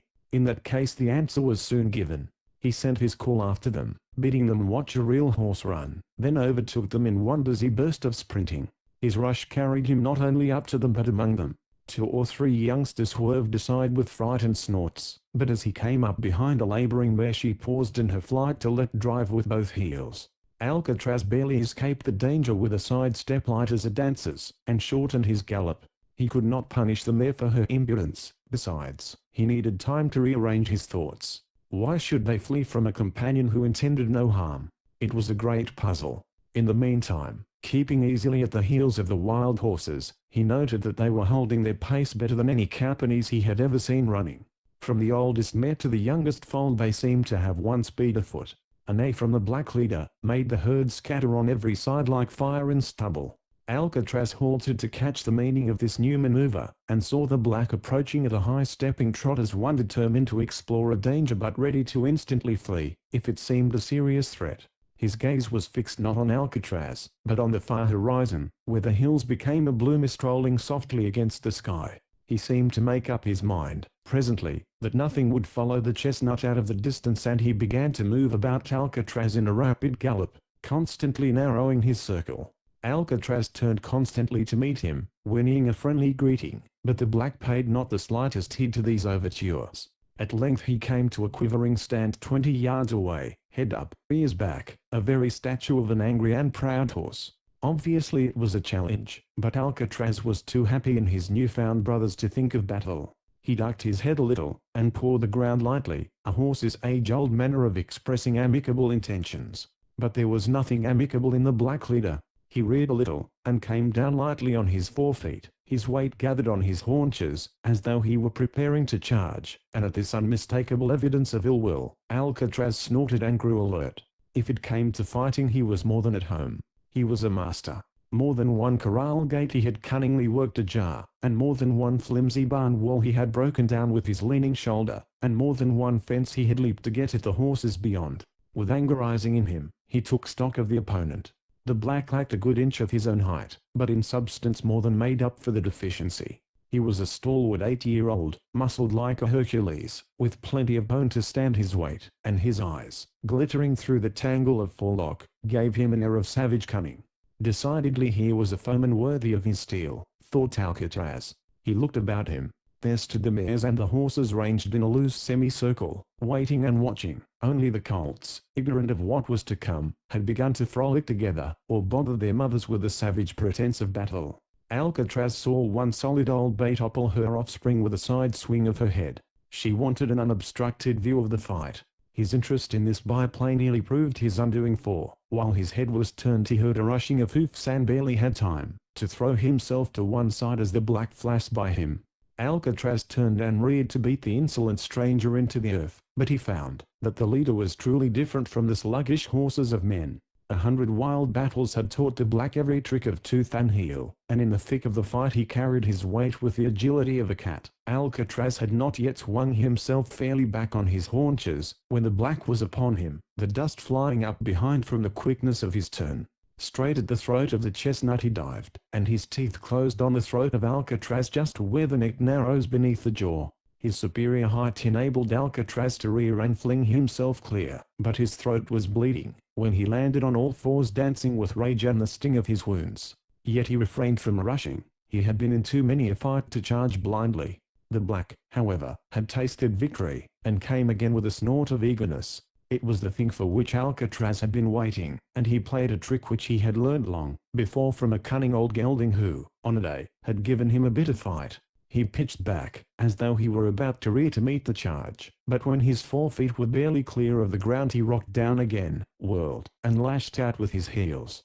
Had they landed fairly, the battle would have ended in that instant, but the black was cat-footed indeed, and he swerved in time to save his head. Even so, one flashing heel had caught his shoulder, and ripped it open like a knife, and they both sprang away, ready for the next clash. The grey mare who had run so gallantly at the hip of the leader now approached, and stood close by with pricking ears. Alcatraz bared his teeth as he glanced aside at her. No doubt if he were knocked sprawling she would rush in, to help her lord and master finish the enemy. That gave Alcatraz a second problem: to fight the stallion without turning his back on the treacherous mare. Before he could plan his next move, the black was at him again. This time they reared together, met with a clash of teeth and rapid beat of hoofs, and parted on equal terms. Alcatraz eyed his enemy with a fierce respect. His head was dull, and ringing with the blows. His shoulder had been slightly cut by a glancing forehoof. Decidedly he could not meet the brawn of this hardened old warrior on such terms. He had used up one trick, he must find another, and still another, and when the black rushed again, Alcatraz slipped away from the contact, and raced off at his matchless gallop. The other pursued a short distance and stopped, sounding his defiance and his triumph. As well followed the wind as the chestnut stranger. Besides, the blood was pouring from the gash in his shoulder, and that foreleg was growing weak. It was well that the battle had ended at this point. But it was not ended. Flight was not in the mind of Alcatraz as he swept away. He ran in dodging circles about the enemy, swerving in and then veering sharply out as the black reared to meet the expected charge. Whatever else was accomplished, he had gained the initiative, and that plus his lightness of foot might bring matters to a decisive issue in his favor. Twice he made his rush, twice the black turned and met him with that shower of crushing blows with the forehoofs. But the third time a feint at one side and a charge at the other took the leader unawares. Fair and true the shoulder of Alcatraz struck him on the side, and the impact flung the black heavily to the earth. The shock had staggered even Alcatraz, but he was at the other like a savage terrier. Thrice he stamped across that struggling body until the black lay motionless with his coat crimson from 20 slashes. Then Alcatraz drew away, and neighed his triumph, and in his exultation he noted that the herd drew close together at his call. Why, he could not imagine, and he had no time to ponder on it, for the black was now struggling to his feet. But there was no fight left in him. He stood dazed, with fallen head, and to the challenge of the chestnut he replied by not so much as the pricking of his flagging ears. The grey mare went to him, touched noses with her overlord, and then backed away, shaking her head. Presently she trotted past Alcatraz, flung up her heels within an inch of his head, and then galloped on towards the herd, looking back at the conqueror. O vanity of the weaker sex, O frailty! She had seen her master crushed, and within the minute she was flirting with the conqueror. The herd started off as the grey joined them and Alcatraz followed, the black leader remaining unmoving, and the blood dripped steadily down his legs. Chapter 8. Murder. After they had seen him in battle, it seemed to Alcatraz that there might be some reason for the flight of the herd, and yet now their running was only half-hearted. He could have raced in circles around them. There was one change in the arrangement. The grey mare was second, as before, but before her in place of the black ran the bay stallion, who had stood downwind from the rest when Alcatraz first saw them. He, perhaps, might challenge the stranger as the former leader had done.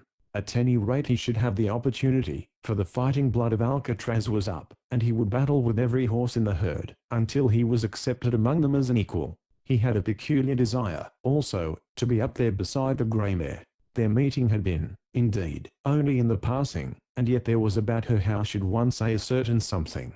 The moment he had made up his mind, Alcatraz flung himself about the herd, and advanced with high head and bounding gallop on the new leader, but the latter had seen his former master fall, and apparently had no appetite for battle. He shortened his pace to a hand gallop, then to a mincing trot, and finally lowered his head, and moved unobtrusively to the side with an absorbed interest in the first knot of bunch grass that came his way.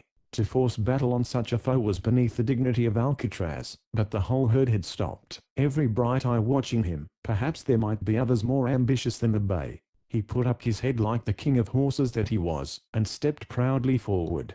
Behold, they divided and left a clear path before him. Even the mare who had kicked at him, when he first came up, now shook her head and moved aside. He reached the rear of the herd unopposed, and turned to find that every head was still turned towards him with a bright attention that was certainly not altogether fear.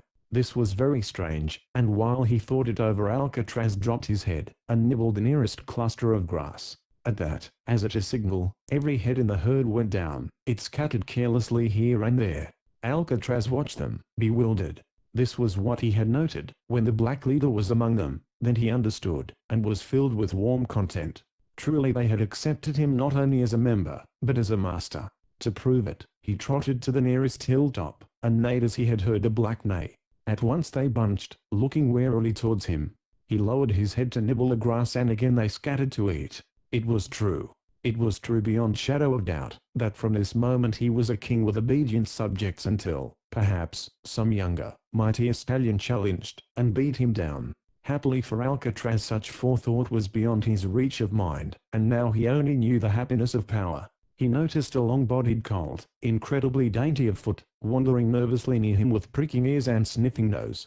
Alcatraz extended his lordly head, and sniffed the velvet muzzle, whereat the youngster snorted and darted away, shaking his head, and kicking up his heels, as though he had just bearded the lion, and was delighted at the success of his impertinence. The mother had come anxiously close during this adventure, but now she regarded Alcatraz with a friendly glance, and went about her serious business of eating for two. The grey mare was drifting near, likewise, as though by inadvertence, nibbling the headed grass tips as she came, but Alcatraz shrewdly guessed that her approach was not altogether unplanned. He was not displeased. His quiet happiness grew as the cloud shadows rushed across him, and the sun warmed him. It was a pleasant world, a pleasant world. His people wandered in the hollow. They looked to him for warning of danger. They looked at him for guidance in a crisis, and he accepted the burden cheerfully.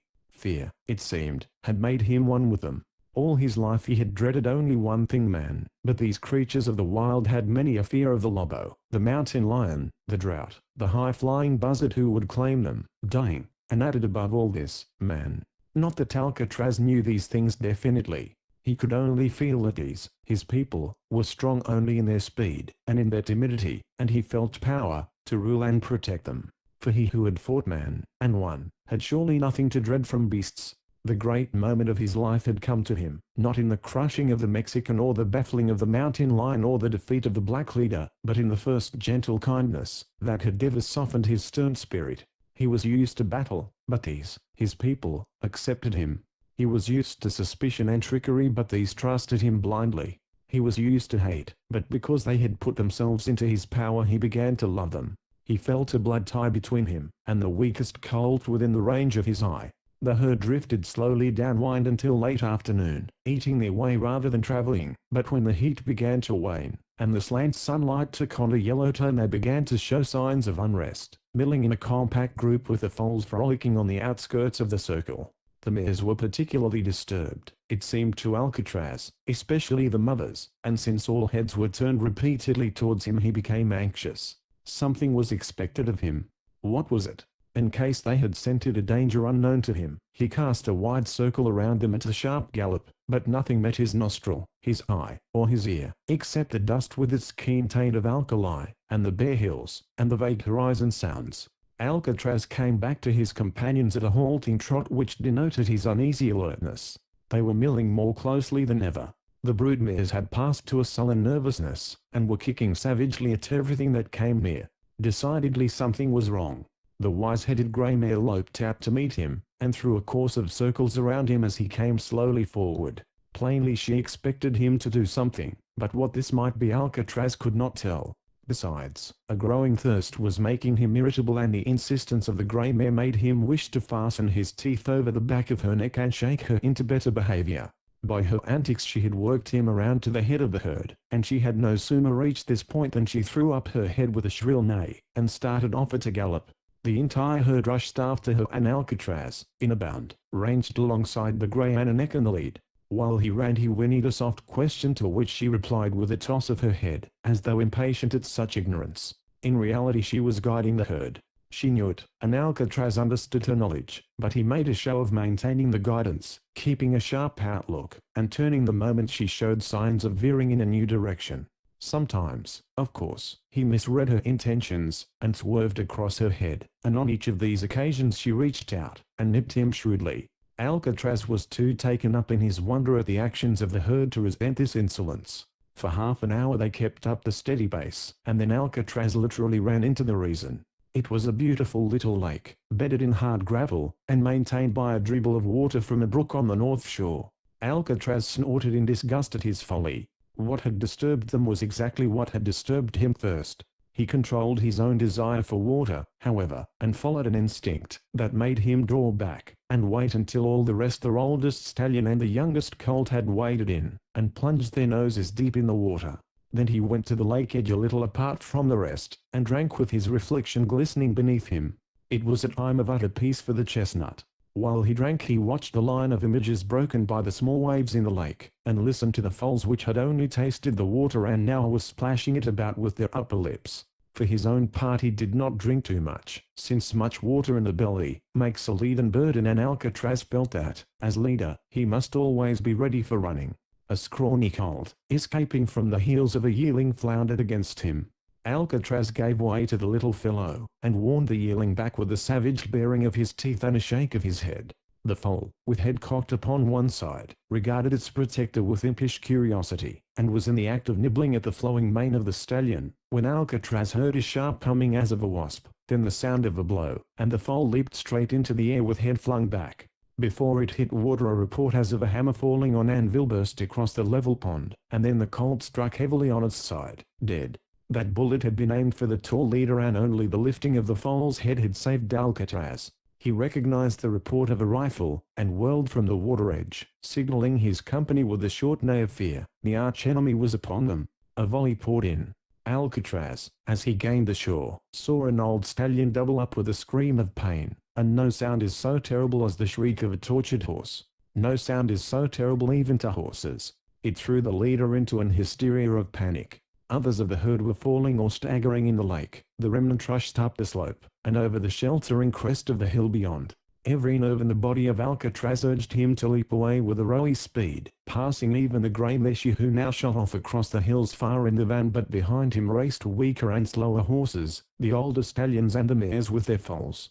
Instinct proved greater than fear. He swept around the rear of his diminished company, to round up the laggards, but they were already laboring to the full of their power as 5 horsemen streamed across the crest with their rifles, carried at the ready.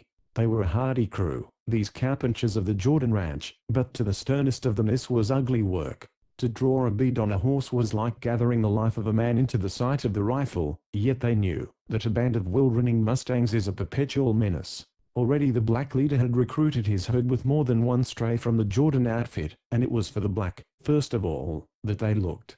There was no sign of him, and in his place ranged a picture horse, a beautiful red chestnut with a gallop that made one's head swim. Lou Harvey, who had kept his men in cunning ambush near the lake, had chosen the new leader for a target, but shot the colt instead.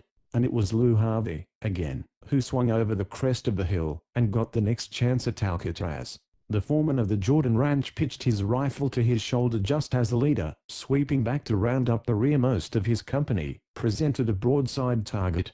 It was a sure hit. In the certainty of his skill, Lou Harvey allowed his hand to swing, and followed for a strike or two the rhythm of that racing body. The sunshine of the late afternoon flashed on the flanks, and on the frightened eyes of the stallion. Mane and tail fluttered straight out with his speed, and then he fired, and jerked up his gun, to await the crashing fall of the horse. But Alcatraz did not drop. That moment of lingering on the part of the foreman saved him, for through the sights of his rifle Harvey had seen such grace and beauty in horseflesh that his nerve was unsteadied. Alcatraz knew the stinging hum of a bullet past his head, and the foreman knew a miracle. He could not believe his failure. "Leave the chestnut to me," he shouted as his men drove their ponies over the hill, and pulling his own horse to a stand he jerked the rifle, butt hard against his shoulder and fired again. The only result was a flirt of the tail of the chestnut as he darted about a hillside and disappeared. Harvey made no attempt to follow, but sat his saddle agape and staring, thinking ghostly thoughts. This was the beginning of the legend that Alcatraz bore a charmed life. For the mountains were rich with Indian folklore which had drifted far from its source, and had come by hook and crook into the lives of the miners and cowpunchers. Into such a background many a wild tale fitted, and the tale of Alcatraz was to be one of the wildest. At any rate, the stallion owed his life on this day to the superstition of Lew Harvey which kept him anchored on his horse until the target was gone. A dozen times his men could have dropped the chestnut who persisted with a frantic courage, in running behind the rearmost of his companions, urging them to greater efforts, but since Harvey had selected this as his own prize his men dared not shoot. It was a strange and beautiful thing to see, that king of horses sweep back around the slowest of his mustangs, shake his head at the barking guns, and then circle forward again, as though he would show the laggard what running should be. The cowpunchers could have shot him as he veered back, they could have salted him with lead as he flashed broadside, but the orders of their chief restrained them. Lew Harvey's lightest word had a weight with them. However, before and behind the leader of the herd their guns did deadly work. Brood mares, stallions young and old, even the foals were dropped. It was horrible work to the hardest of them, but this horse flesh was useless. Too many times they had seen mustangs taken and ridden, and when they were not hopeless outlaws they became broken-spirited and useless, as though their strength lay in their freedom. With that gone they were valueless even as slaves of men. Before the slaughter ended, young or old there was not a horse left in the band of Alcatraz save the grey mare far ahead. She was already beyond range, and as the last of the fleeing horses pitched heavily forward, and lay still with oddly sprawling limbs, old Bud Seymour drew rein, and shoved his rifle back into the long holster. "Now, look," he called, as his companions pulled up beside him. "That grey's fast as a streak but look, look." For the red chestnut was bounding away in pursuit of his last companion with a winged gallop. It seemed that the wind caught him up, and buoyed him from stride to stride, and the cowpunchers with hungry, burning eyes watched without a word until the grey and the chestnut blurred on the horizon, and dipped out of view together. The spell was broken in the same instant by a stream of profanity floating up from the rear. It was Lew Harvey approaching and swearing his mightiest. "But I dunno," said Bud Seymour softly. "I feel kind of glad that Lew missed."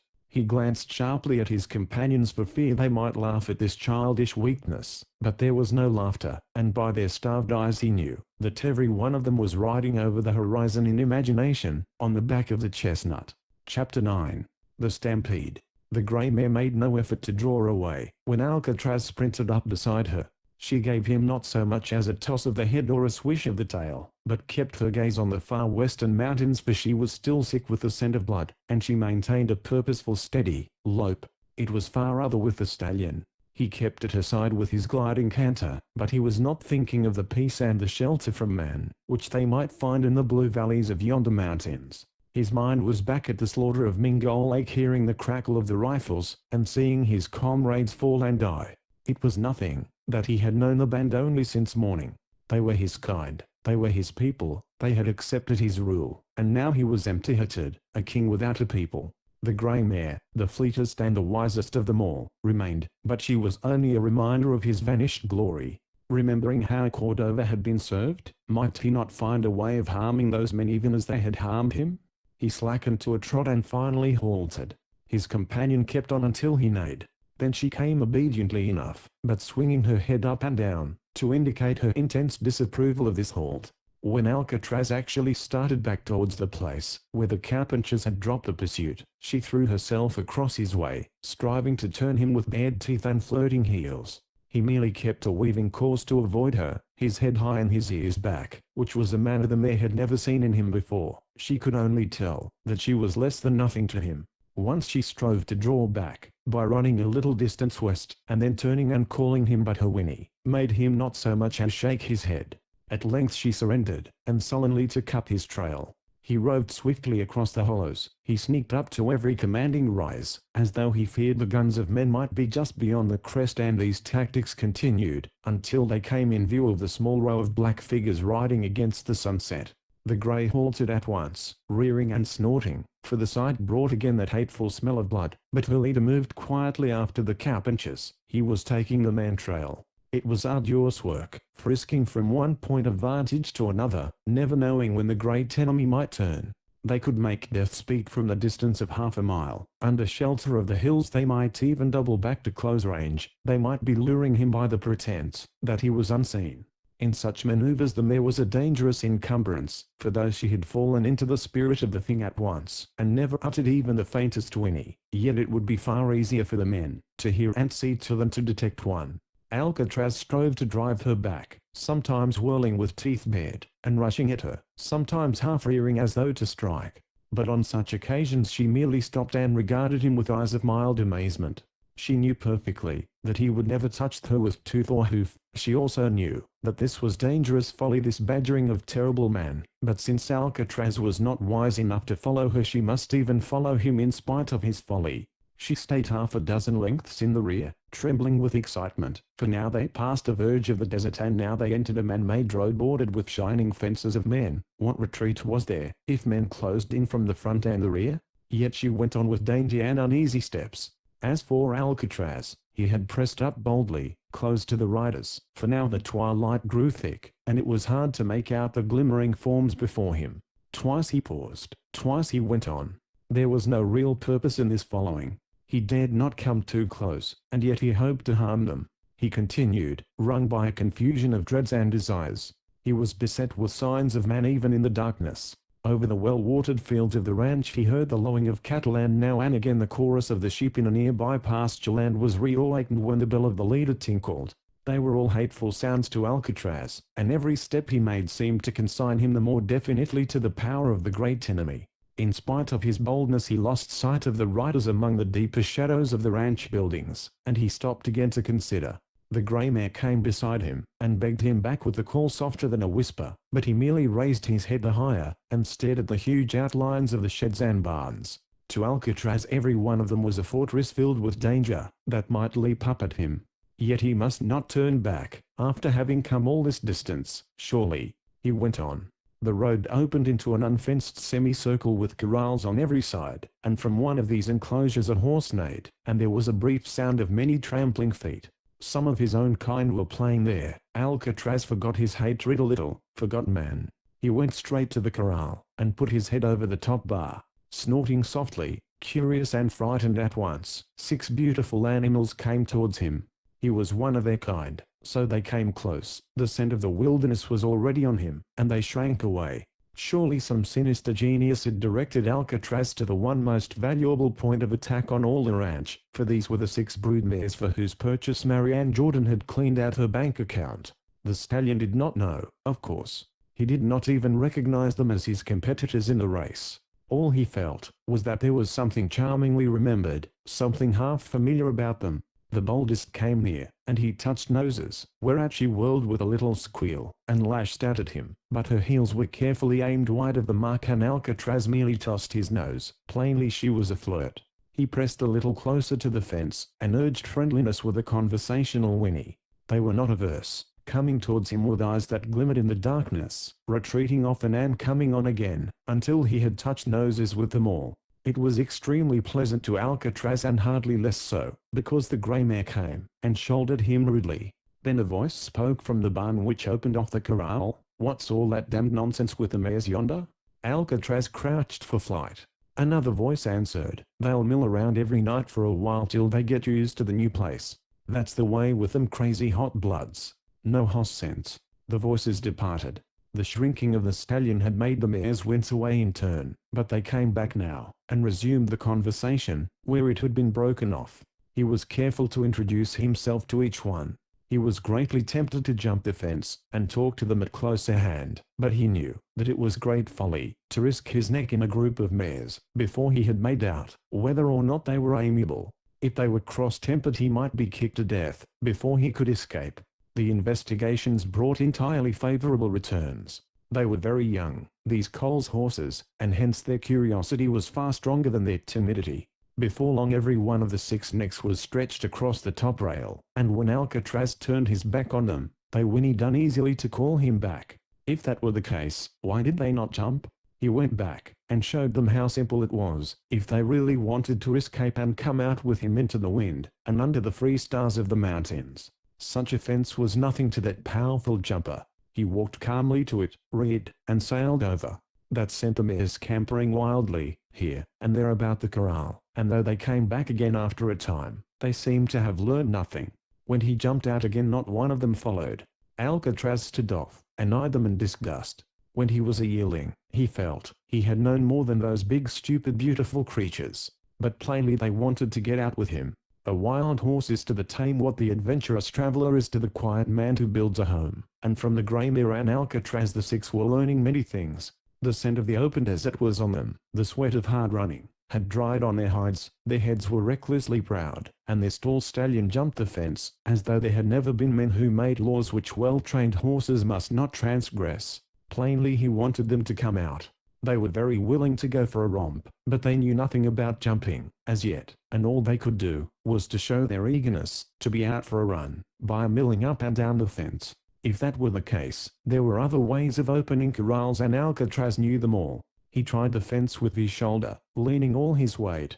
More than once he had smashed time-rotted fences in this manner, but he found that these posts were new and well-tamped, and the boards were strongly nailed.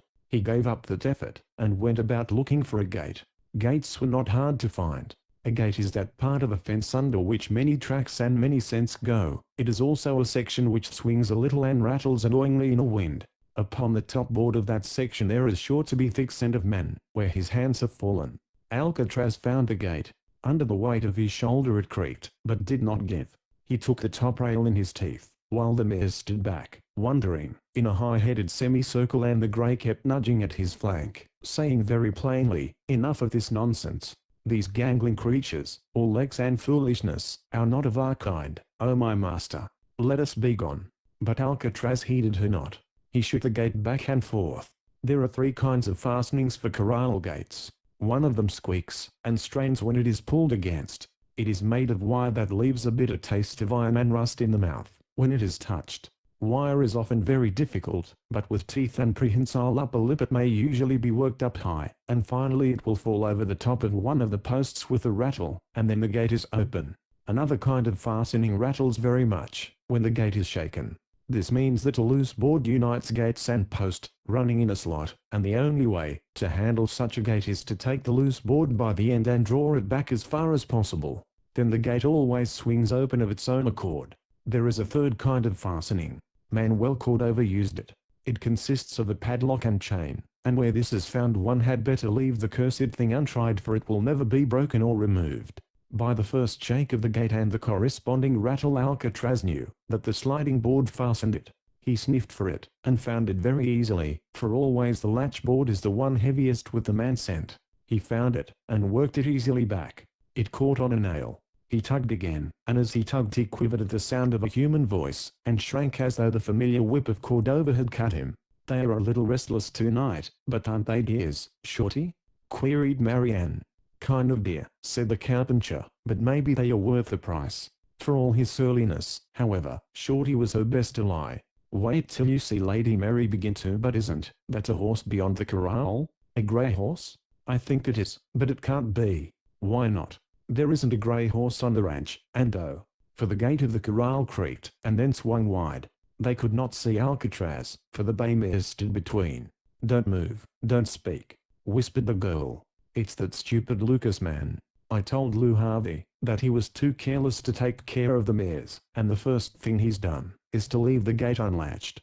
I'll steal around and—" At the first sound of the voice the grey mare had drifted deeper into the safety of the night. Alcatraz with a careful effort pulled open the gate, and the wind, aiding him, blew it wide, and now the soft whinny of invitation to the mares cut into the words of Marianne.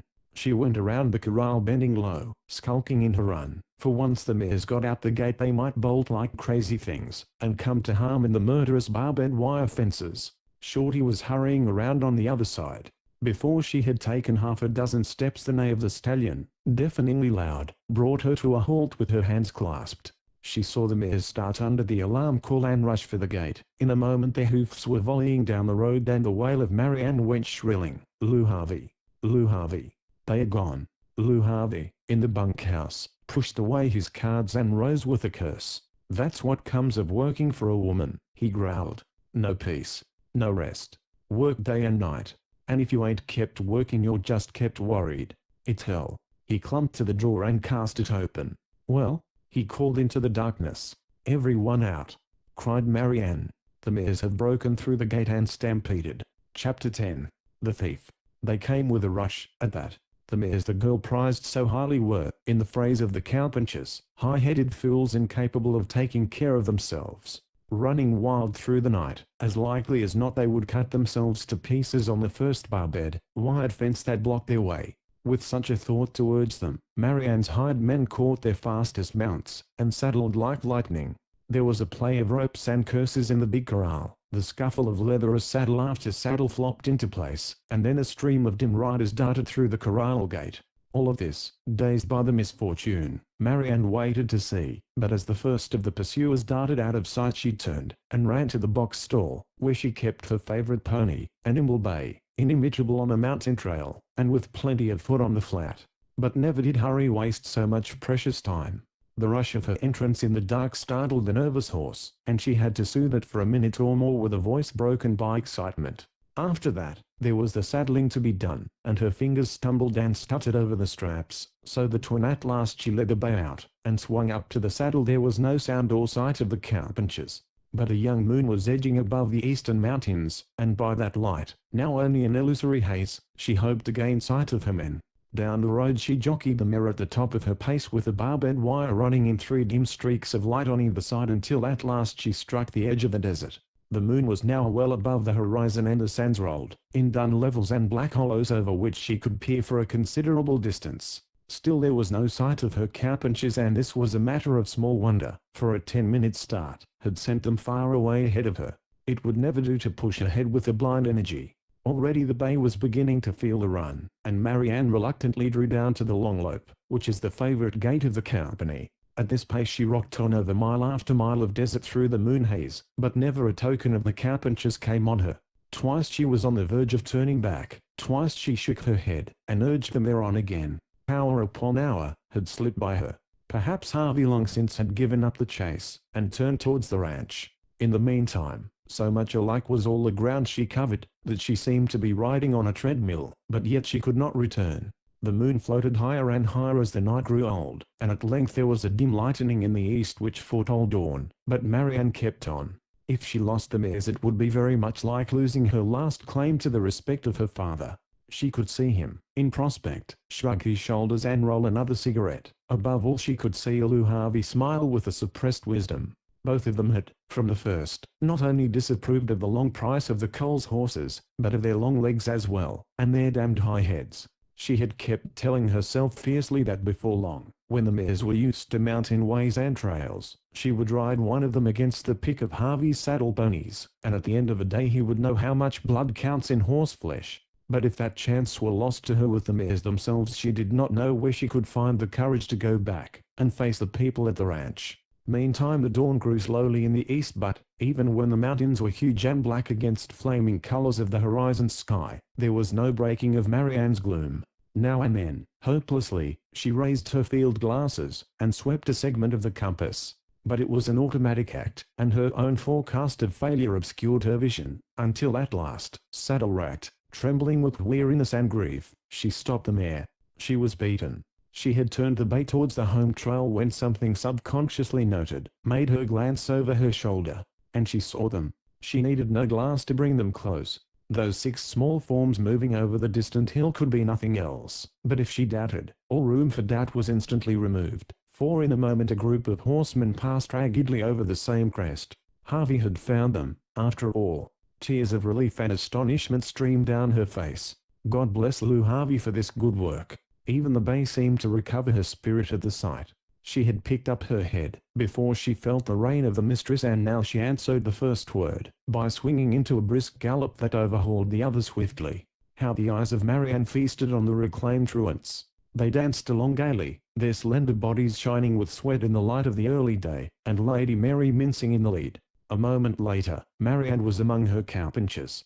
They were stolid as ever, but she knew them well enough to understand by the smiles they interchanged, that they were intensely pleased with their work of the night. Then she found herself crying to Harvey, "You're wonderful. Simply wonderful. How could you have followed them so far, and found them in the night?" At that, of course, Harvey became exceedingly matter-of-fact. He spoke as though the explanation was self-evident. "They busted away in a straight line," he said, "so I knew by that something was leading 'em. Them bays ain't got sense enough of their own to run so straight." She noted the slur without anger. "Well, what was leading 'em must have been what let 'em out of the corral, and what let 'em out of the corral? Horse thieves," cried Marianne, but Harvey observed her without interest. "Hoss stealing ain't popular around these parts for some time," he said. "Rustle a cow, now and then, but they don't aim no high not, since we strung Josh Sinclair to the cottonwood. Nope, they was stole, but not by a man." Here he made a tantalizing pause, to roll a cigarette with Marianne exclaiming, "If not a man, then what on earth, Mr. Harvey?" He puffed out his answer with the first big cloud of smoke. "By another hoss. I guessed it right off. Remember what I said last night about the chestnut stallion and the bad luck he put on my gun?" She recalled vividly how Harvey, with the utmost solemnity, had avowed that the leader of the Mustangs put bad luck on his bullets, and that they had not seen the last of the horse. She dared not trust herself to answer Lou, but glanced at the other men to see if they were not smiling at their foreman's absurd idea. They were as grave as images. "The chestnut wanted to get back at us for killing his herd off," went on Harvey. "So he sneaks up to the ranch, and opens the corral gate and takes the mares out. When I seen the mares were traveling so straight as all that, I guessed what was up. Well, if the hoss was leading 'em, where would he take 'em? Straight to water. There was no use trying to run down them long-legged gallopers. I took a swing off to the right and headed for Warner's tank. Sure enough, when we got there we seen the mares spread out, and the chestnut and the gray mare hanging around." He paused again, and looked sternly at Slim, and Slim flashed to the eyes, and glared straight ahead. Slim, here, had been saying maybe it was my bum shooting, and not the bad luck the stallion put on my rifle, that made me miss. So I give him the job of plugging the hoss. Well, he tried and missed 3 times. Off goes the gray and the chestnut like a streak the first crack out of the box, but we got ahead of the mares and turned 'em, and here we are. That's all there was to it. But," he added gravely, "we ain't seen the last of that chestnut hoss, Miss Jordan. I guess hardly another man on the range could have trailed them so well," she said gratefully. "But this wild horse, do you really think he'll try to steal our mares again?" "Think? I know. And the next time we won't get him back so plumb easy. Right this morning, if they'd got started quick enough, when he give 'em the signal, we'd never have headed 'em. But they ain't turned wild yet. They ain't used to his ways. Give him another whirl with them, and they'll belong to him for good. Ain't no hosses around these parts can run the mares down." She heard the tribute with a smile of pleasure, and ran satisfied glances over the 6 beauties which cantered or trotted before them. "But even wild things are captured," she argued. "Even deer are caught. If the chestnut did run off the mares again, why couldn't?" Harvey interrupted dryly. "Down Concord way, Jess Rankin was pestered by a black Mustang. Jess was a pretty tolerable fair hunter, knowed Mustangs and Mustang ways, and had a right fine string of saddle hosses. Well, it took Jess 4 years of hard work to get the black. Up by Mexico Creek, Bud Wilkinson had a gray stallion that run amok on his range. Took Bud nigh on to 5 years to get the gray. Well, I seen both the gray and the black, and I helped run 'em a couple of times. Well, Miss Jordan, when it come to running, neither of 'em was 1, 2, 3 beside this chestnut, and if it took 5 years to get in rifle range of 'em for a good shot, it'll take 10 to get the chestnut. That's the way I figure." And as he ended, his companions nodded soberly. "Plum streak of light," they said. "Just natural crazy fool when it comes to running, that hosses." And Marianne, for the first time truly appreciating how great was the danger from which the mares had been saved, sighed as she looked them over again, one by one. It had been a double triumph, this night's work. Not only were the mares retaken, but they had proved their speed and staying powers conclusively in the long run over the desert. Harvey himself began hinting, as they rode on, that he would like to clap a saddle on that Lady Mary hoss, one of these days.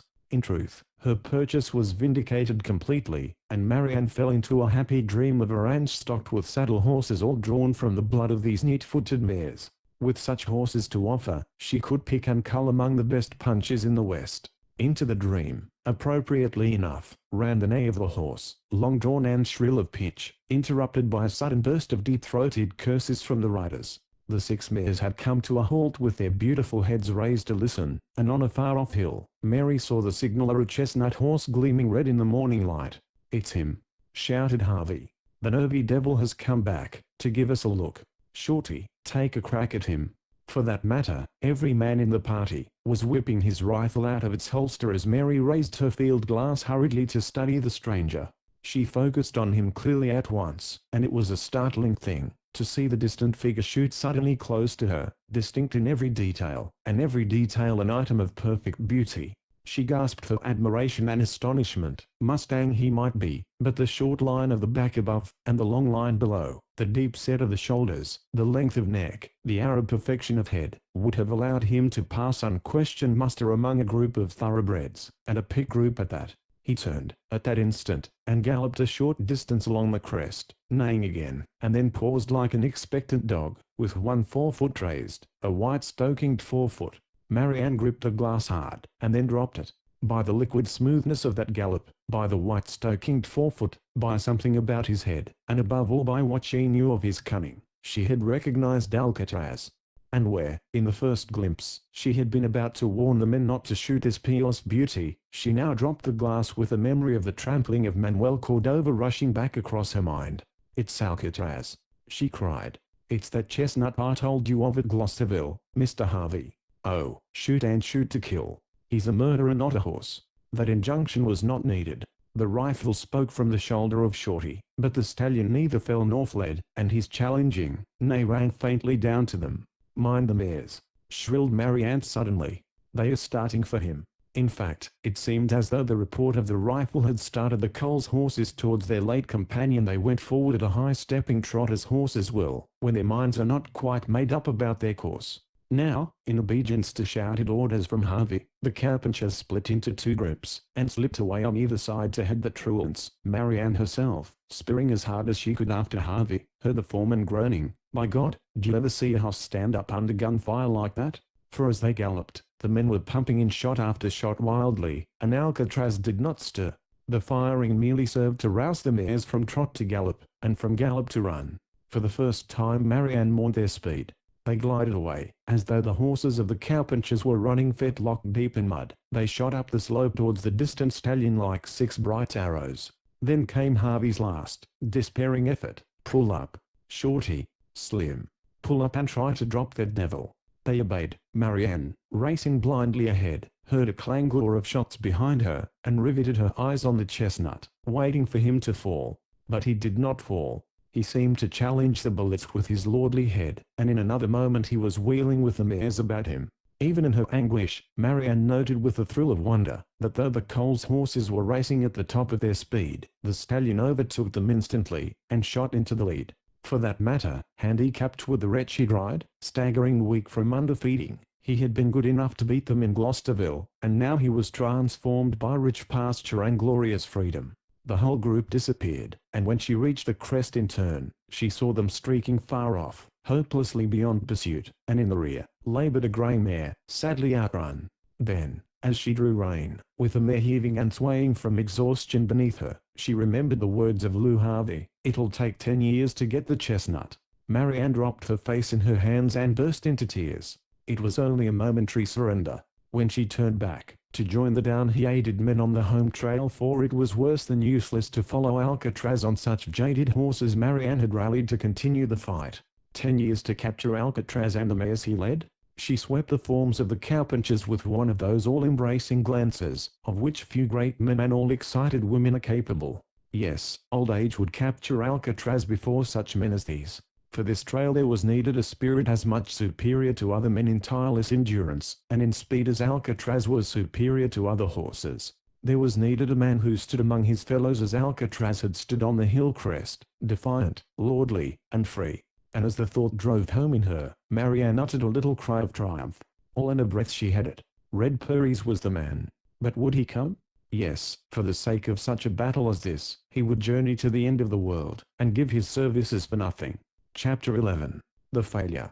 Before noon Shorty, that lightweight and tireless rider, unwearied, to all appearance, by his efforts of that night, had started towards Gloucesterville with a letter to Purys, but it was not until the next day that she confessed what she had done to Harvey. Certainly he had done more than his share in his effort to get back the Coles horses, and she had no wish to needlessly hurt his feelings by letting him know that the business was to be taken out of his hands and given into those of a more efficient worker. But Harvey surprised her by the complaisance with which he heard the tidings. "Never in my life hung out a shingle as a hoss catcher," he assured her.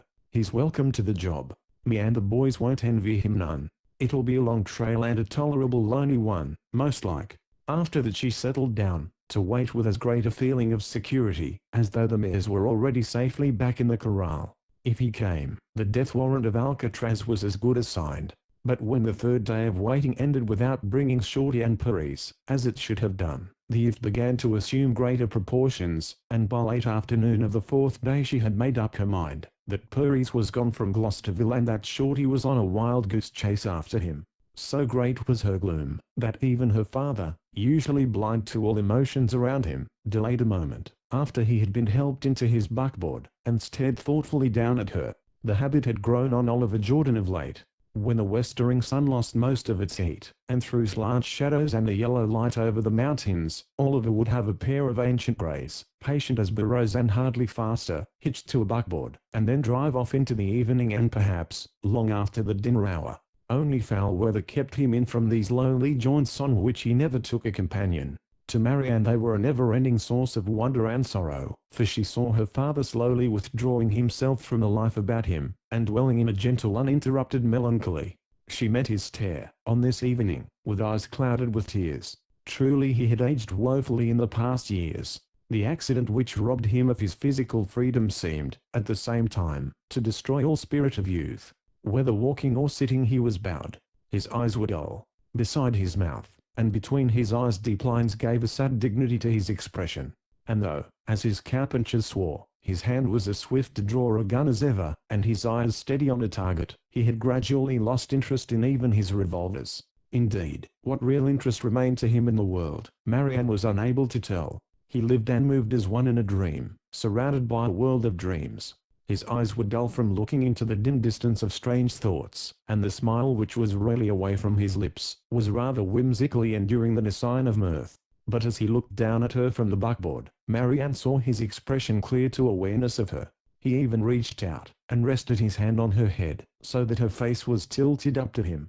"Honey," he said, "you're eating your heart out about something. How come?" "Red Purys is overdue," she said. "But I don't want to bother you with my troubles, Dad." "Red Purys? Who's he?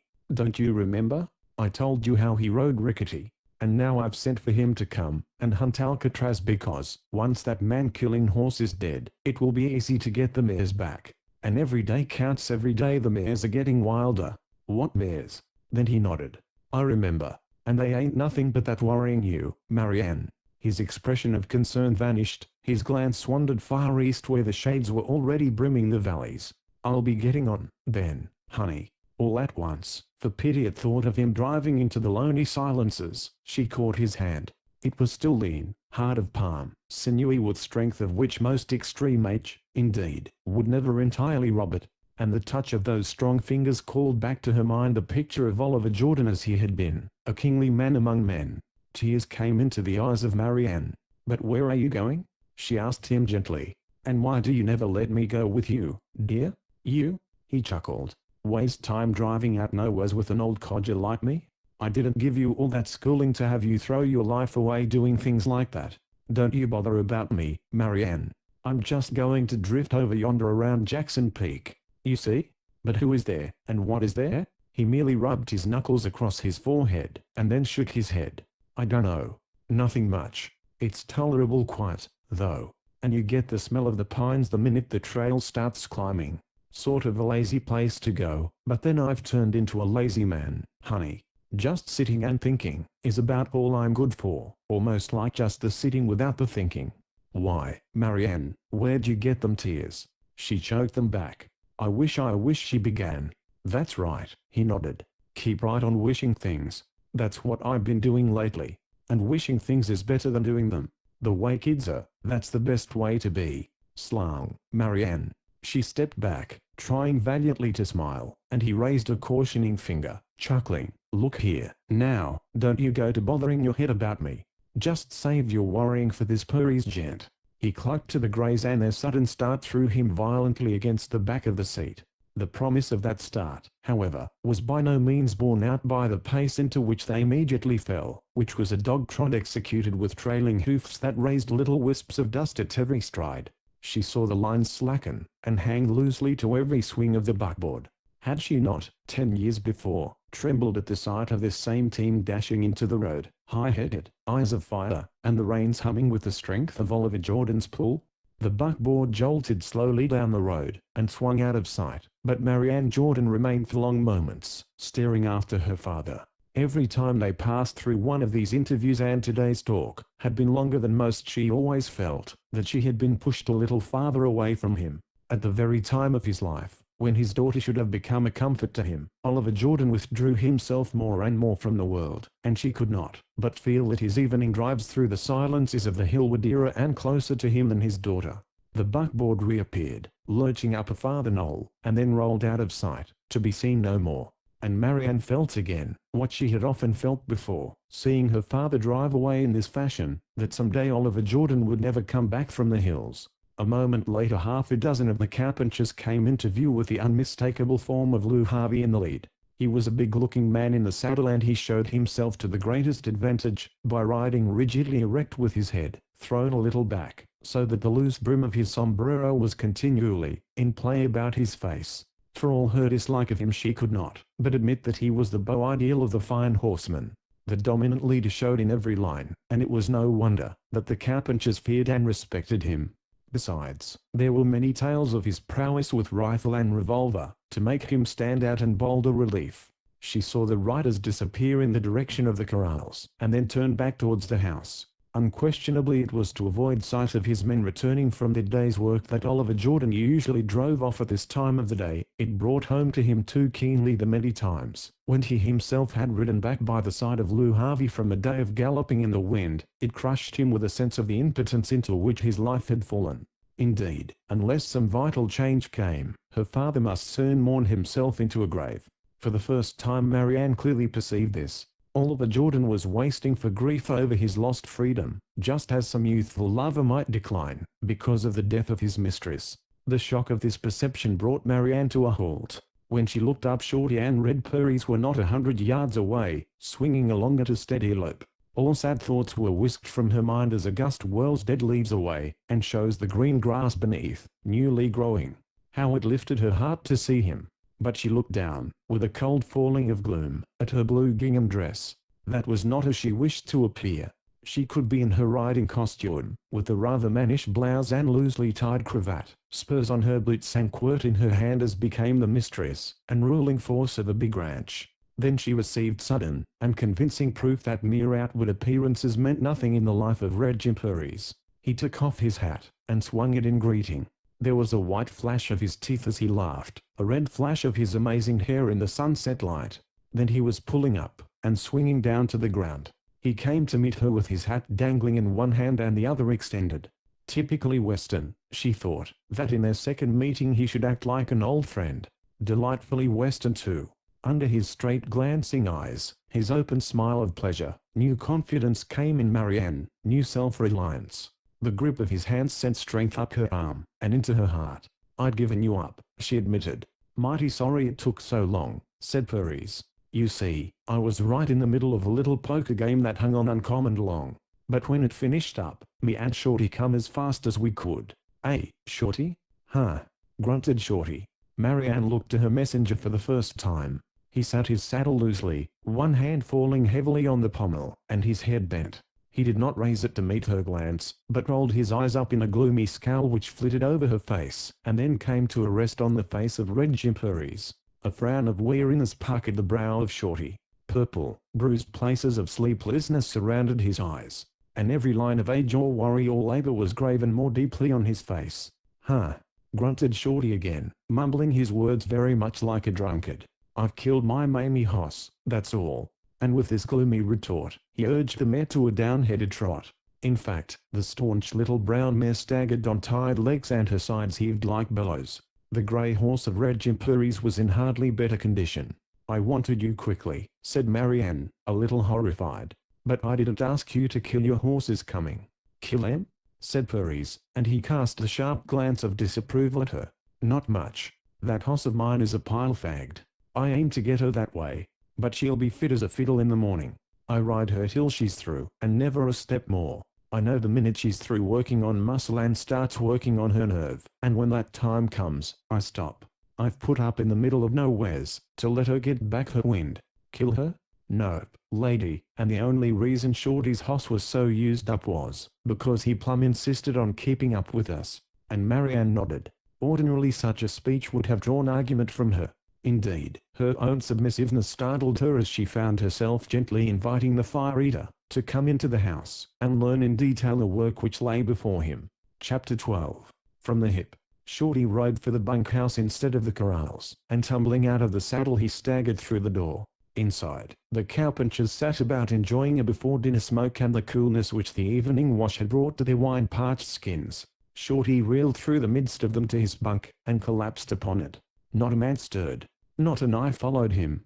No matter what curiosity was burning in their vitals, etiquette demanded that they ask no questions. If in no other wise, the Indian has left his stamp on the country in the manners of the Western riders.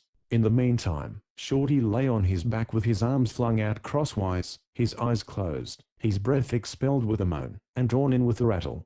"Slim," he called at length. Slim raised his little freckled face, which was supported by a neck of uncanny length, and he blinked unconcernedly at his bunkie. He and Shorty were inseparable companions. "Take the saddle off my horse, and put her up," groaned Shorty. "I'm dead beat." "Maybe you been chasing Purries on foot," observed Lou Harvey.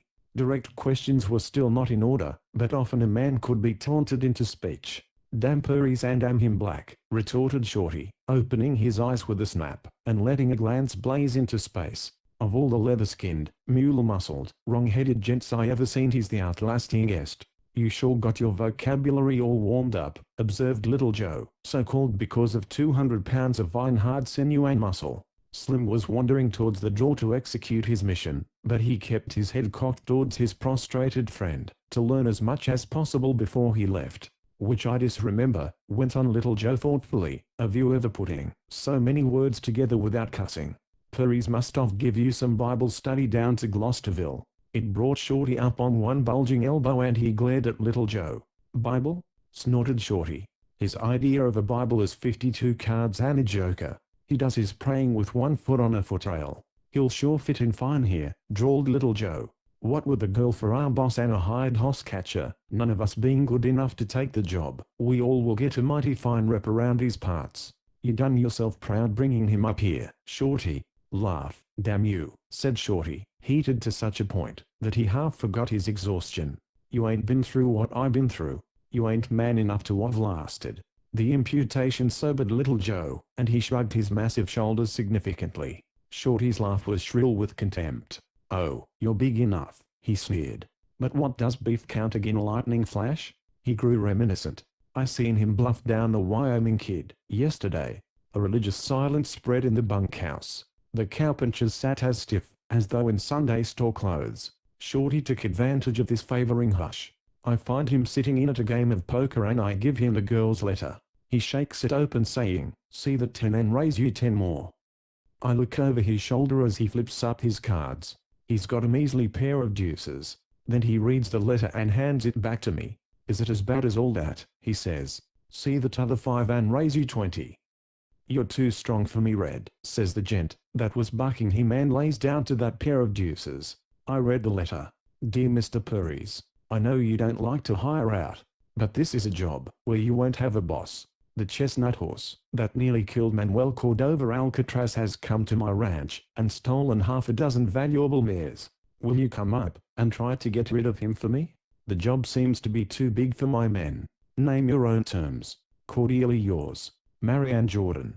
I hands him back the letter, while he rakes in his winnings. "I wouldn't go as far as she does about the men she's got," I says, "but the hoss is sure a fast-thinking, fast-moving devil." "Well," says he, "it sort of sounds good to me. Soon as this game busts up we'll start." There's only 4 of us. Won't you take a hand? Well, that game run on 40 hours. Every time I got busted he staked me again like a millionaire. But finally we was both flat. All right, says he, I got a purse light enough for travel now. Let's start. Without no sleep, says I. Have it your own way, says he. We'll have a snooze and then start. We didn't have the price of another room. He took me up to his room, and makes me take the bed, while he curls up on the floor. The next minute he's snoring, while I was still arguing about not wanting to take the bed. Minute later I was asleep, but didn't see my eyes were more and close, when he gives me a shake. 5 o'clock, says he, and time to start. We'd gone to bed about 12, but I wasn't going to let him put anything over on me. He bums a breakfast off the hotel, stalls M on his bill, and then we hit the road, him singing every step of the way and me near dead for sleep. I got so mad I couldn't talk. That damn singing sure was riding my nerves. I tried to take it out on a squirrel that run across the road, but I missed him. Tell you what, partner, says Purries, for a quick shot, shooting from the hip is the only stuff. Shooting from the hip at squirrels, says I. I've read about that sort of stuff in a book, but it never was done out of print. Just a matter of practice, says he. Huh, says I, I'm here to see, and do my talking afterwards. Just then another squirrel pops across the trail dodging like a yearling trying to get back to the herd. Quick as a wink out comes Red's gun. It just does a flip out of the holster and bang. The dust jumped right under the squirrel's belly. Bang, goes the gat again, and Mr. Squirrel's tail is chopped plumb in two, and then he ducks down his hole by the side of the trail and we hear him squealing and chattering cuss words at us. I never see such shooting in my life. But Purries puts up his gun, and gets red as a girl, when 2 gents ask her for the same dance. I'm plumb out of practice, he says. Anyways, I guess I've been talking too much. You'll have to excuse me, Shorty. And he meant it. He wasn't talking guff. Didn't seem possible anybody could shoot as fast and straight as that, but Purries was all cut up because he'd missed, and he didn't do no more singing for about half an hour. And I needed that time for a lot of thinking. Made up my mind that, if anybody wanted to make trouble for Purries they could count me out of the party. And he kept on singing, when he started again, all the way to the ranch and me wondering, when I was going to go to sleep and fall off. I tried to make talk. Seen a queer looking fob he wore for his watch pocket. Asked him where he got it. Tell you about it, he says. Comes from me being plumb peaceable. I remembered some of the things I'd heard about Red Purries in Gloucesterville, and didn't say nothing. I just swallowed hard, and took a squint at a cloud. 4 or 5 years back, he says, when there was more liquor and ambition floating around these parts, I was up in a little crossroads saloon in Utah, near Gunterville. Saloon was pretty jammed with folks, all strangers to me. I wasn't packing a gun. Never do when I'm in a crowd, if I can help it. Well, I got into a little game of stud, and things were running pretty easy for me when a big gent across the table, that had been losing hard, and drinking hard ups, and says he allows I sure have the cards talking. It sort of riled me. I tell him pretty liberal, what I think of him and all like him. I go back into the past, and give him a nice little description all about his ancestors. I aim to wind up with an invite to step outside, and have it out with fists, but he don't wait. Right in the middle of my sermon he outs with a gat and blazes away at me. The slug drills me in the thigh, and I go down. Well, this is the slug. And I've been wearing it to remind me that I particular want to meet up with that same gent, before he gets too old for a gunfight. Here Shorty paused and sighed, shaking his bullet head, and a deep murmur of appreciation passed around the room. Shorty sank back again on the bunk, and turned his broad back on the crowd. Don't nobody wake me for Chuck, he warned them. I've just finished cramming a month into 4 days, and I got a night off coming. Instantly his snoring began, but it was some moments before anyone spoke. Then it was Little Joe in his solemn bass voice. Sounds man-sized, he declared. Wears a bullet for a watch fob, busts hosses for fun, sleeps 1 day a week, and don't work under a boss. Harvey, you'll have to put on kid gloves when you talk to that Purries, eh? Hey, where you going? He's going out to think it over, chuckled another. He needs air, and I don't blame him. Just as soon be foreman over a wildcat as over a gent like Purries. There goes the gong. Chapter 13. The bargain. But in spite of the dinner bell, Harvey made for the corrals instead of the house, roped and saddled the fastest pony in his string, jogged out to the eastern trail, and then sent his mounter to run into the evening haze. After a time he drew back to a more moderate gait, but still the narrow furs shot smoothly and swiftly past him for well over half an hour, until the twilight settled into darkness and the treetops moved past the horseman against a sky alive with the brightest stars of the mountains. He reached the hills. The trail tangled into zigzag lines, tossing up and down, dodging here and there. And in one of these elbow turns, a team of horses loomed huge and black above him, and against the stars behind the hilltop it seemed, as though the team was stepping out into the thin air.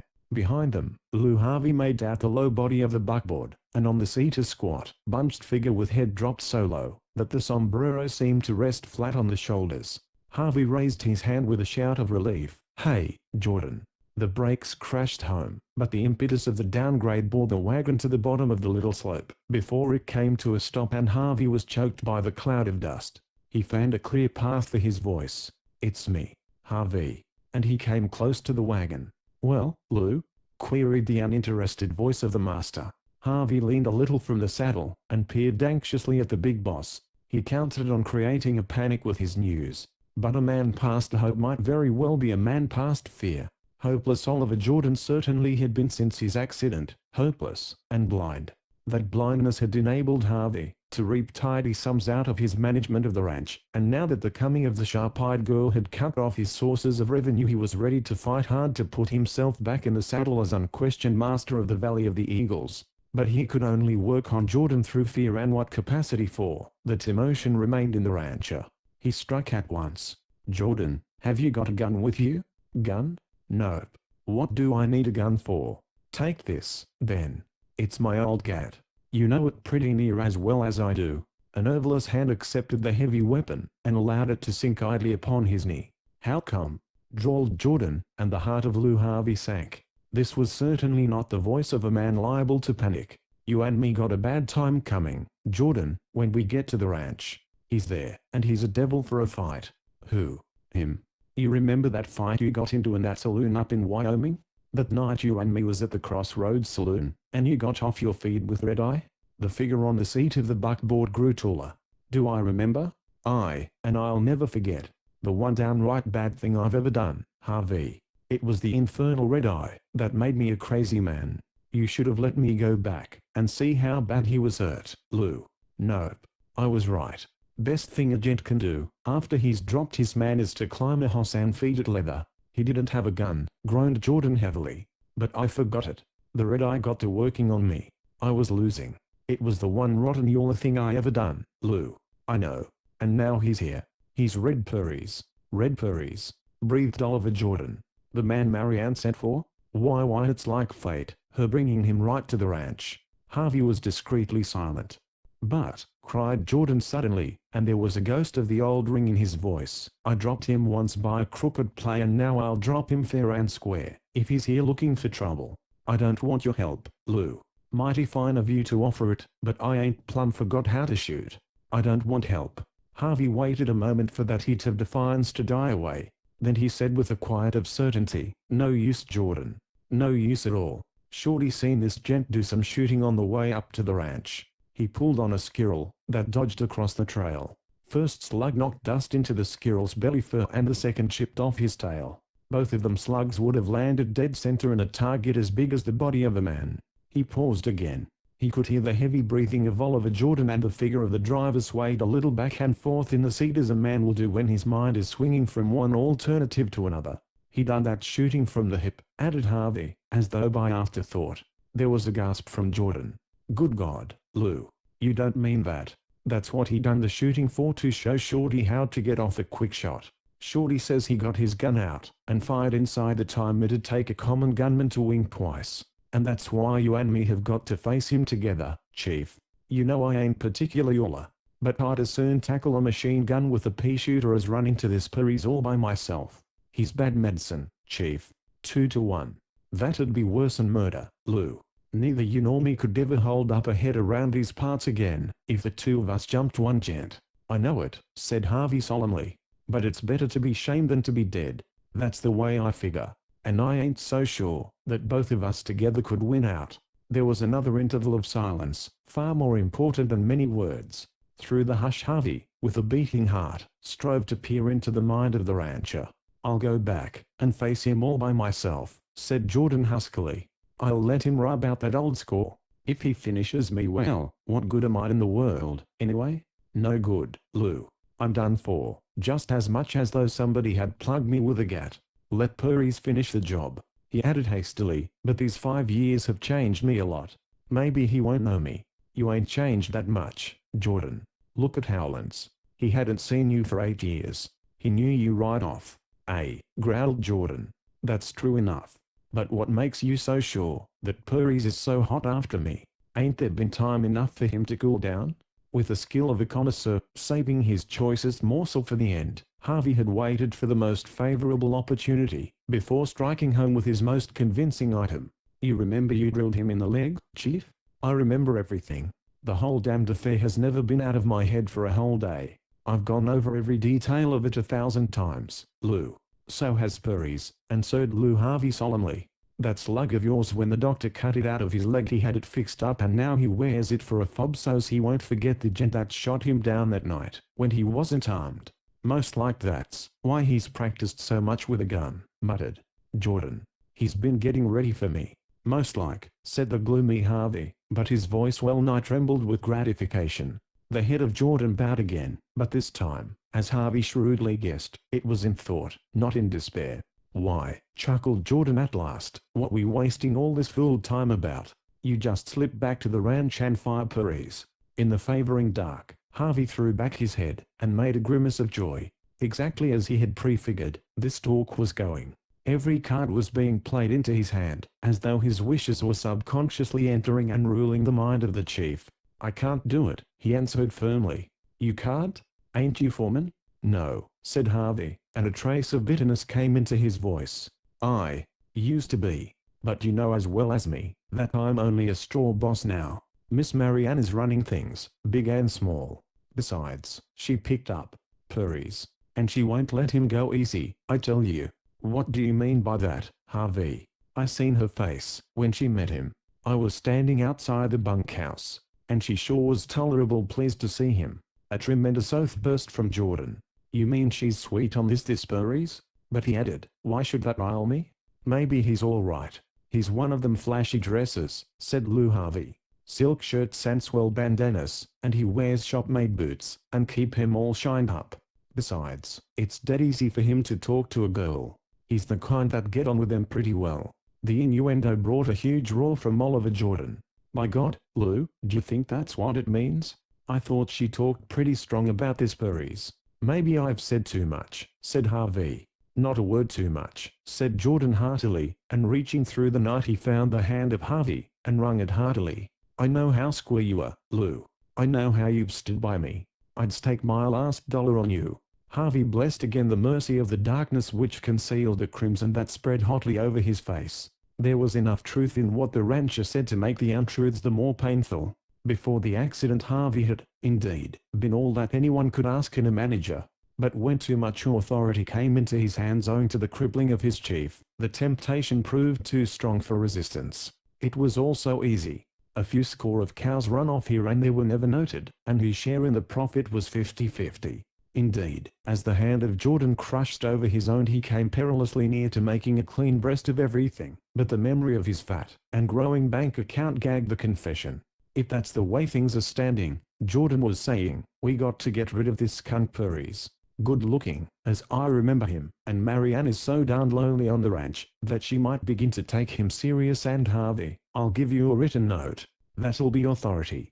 I'll give you a note to Marianne, telling her that I've got to go across the mountains, and that I want you to have the running of the place till I get back. I guess that'll give you a free hand, Lou.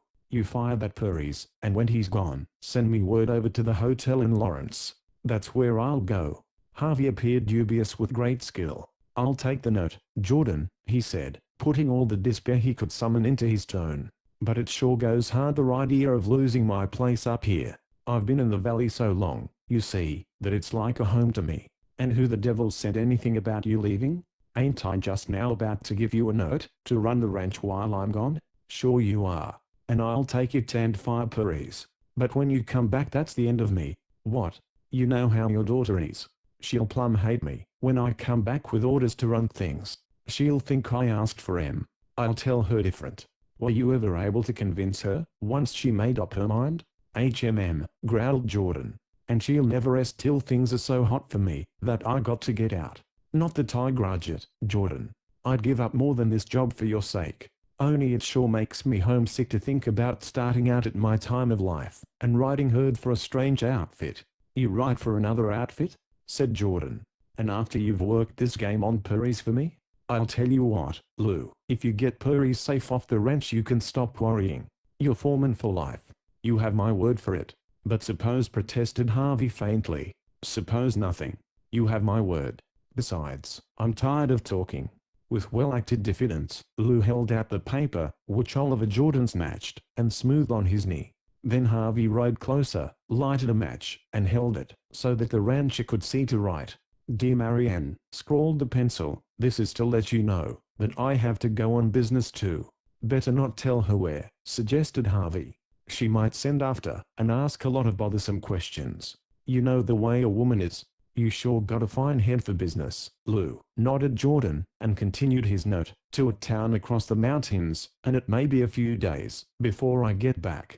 I met Lou on the road, so I'm letting him take this note back to you. Another thing, I've told Lou about several things I want done while I'm gone. Easier than explaining them all to you, honey. He can do them himself, and tell you later. Affectionately.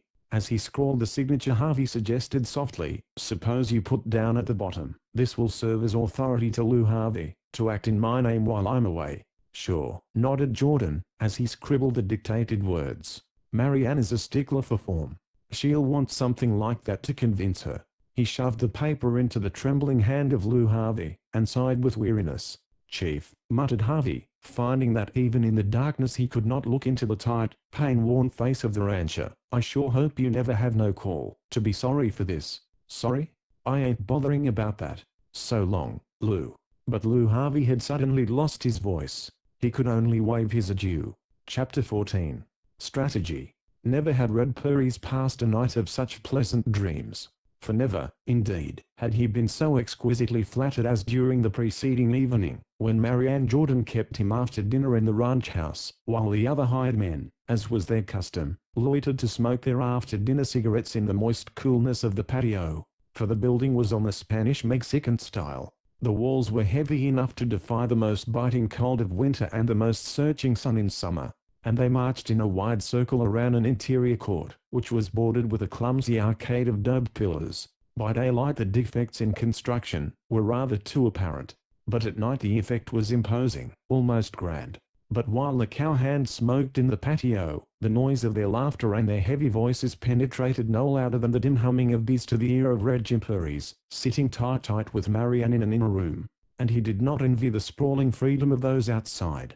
Pretty girls had come his way now and again during his wanderings north and south and east and west through the mountain deserts, but never before had he seen one in such a background. She had had the good taste to make the inside of the house well nigh as Spanish as its exterior. There were cool dim spaces in the big rooms, and here and there were bright spots of color. Her very costume for the evening showed the same discrimination. She wore drab riding clothes, but from her own garden she had chosen a scentless blossom of a kind which Red Purries had never seen before. The absent charm of perfume was turned into a deeper coloring, a crimson intense as fire in the darkness of her hair. That one touch of color, and no more, but it gave wonderful warmth to her eyes, and to her smile. And indeed she was not sparing in her smiles. Red Jim Purries pleased her, and she was not afraid to show it. To be sure, she talked of the business before them, but she talked of it only in scattered phrases. Other topics drew her away. A score of little side issues carried her away, and Jim Purries was glad of the diversions. For the only thing which he disliked in her, the only thing which repelled him time and again, was this eagerness of hers to have the chestnut stallion killed. She spoke of Alcatraz with a consuming hatred, and Purries was a little horrified. He knew that Alcatraz had stolen away the 6 mares, and Marianne explained briefly and eloquently how much the return of those mares meant to her self-respect, and to the financial soundness of the ranch. But this, after all, was a small excuse for an ugly passion. If he could have known that with her own eyes she had seen the chestnut crush Cordova to shapelessness, and almost to death, the mystery might have been cleared. But Marianne could not refer to that terrible memory. All she could say was that Alcatraz must be killed at once, and she said it with her eyes on fire with detestation. Indeed, that touch of angry passion in her was the flower of her Mr. Red Jim, keeping him from complete infatuation. When she sang to him, playing her own lightly touched accompaniment at the piano, he had never been entertained like this before. And when a girl sang a love ballad, and at the same time, looked at him with eyes at once serious and laughing, he had to set his teeth and shake himself to keep from taking the words of the poet too literally. Perhaps Marianne was going a little farther than she intended. But after all, every good woman has a tremendous desire to make men happy, and handsome Jim Purries with his straight, steady eyes and his free laughter was such a pleasant fellow to work with that Marianne quite forgot moderation. And before the evening was over, Jim had come within a hair's breadth of plunging over the cliff, and confessing his admiration in terms so outright, that Marianne would have closed up her charming gaiety as a flower closes up its beauty and fragrance at the first warning chill of night. A dozen times Red Purries came to this alarming point, but he was always saved by remembering that this delightful girl had brought him here for the purpose of killing a horse, and that memory chilled Jim to the very core of his manly heart. Of course he knew that wild-running stallions who steal saddle stock must be cleared from a range, and by shooting if necessary. He would have received such an order from a man, and never thought the less of him, but the command was too stern for the smiling lips of Marianne. To be sure, Purries was by no means a gentle rider. In fact, he rode so very hard, that only fine horses could measure up to his demands, and who, since the world began, has ridden many fine horses without coming to love the entire race? Red Purries, at least, was such a man, and indeed he spent many an hour dreaming of some happy day, when he should find beneath him a mount with speed like an eagle, soul of a lion, and the gentle, trusting heart of a child. Finally, the evening ended. He left the house and the puzzled smile of Marianne behind him, and went to the bunkhouse and a sleep of happy dreams. But every dream ended with the thought of a wild chestnut running into the circle of his rifle's sights, leaping into the air at the report of his gun, and dropping inert on the grass. What wonder, then, that when he wakened he thought of Marianne Jordan with mixed emotions. Perhaps the really important point was, that he thought of her so much, whether for good or evil. He went in with the other men, to breakfast in the long dining room of the ranch house, and there was Marianne Jordan again presiding at the head of the table. But half of the glamour of the evening before was gone from her, and she kept her eyes seriously lowered, frowning. In fact, she had much to think about, for late the preceding evening Lou Harvey had come to her, and showed her the first note that her father had written.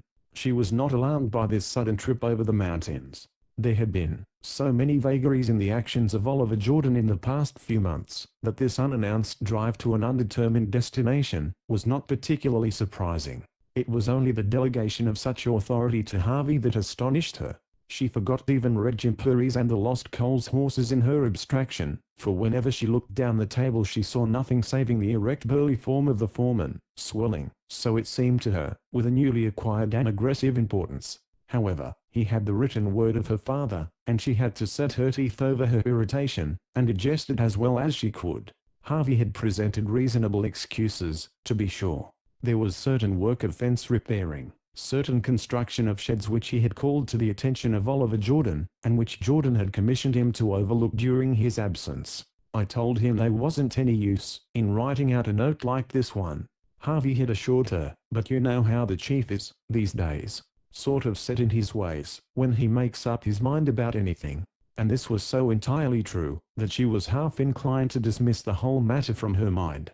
Oliver Jordan paid so little heed to the running of the ranch, and when he did make a suggestion he was so peremptory about it, that this commission to Harvey was not altogether astonishing.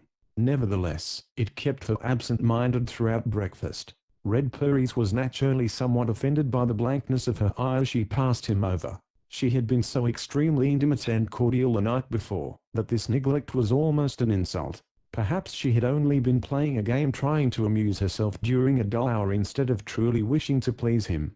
He grew childishly sulky at the thought. After all, there was a good deal of the spoiled child about Red Jim. He had had his way in the world so much, that opposition or neglect threw him into a temper, and he stamped out of the dining room ahead of the rest of the men, his head down, his brows black. Lou Harvey, following with the other men, had noted everything.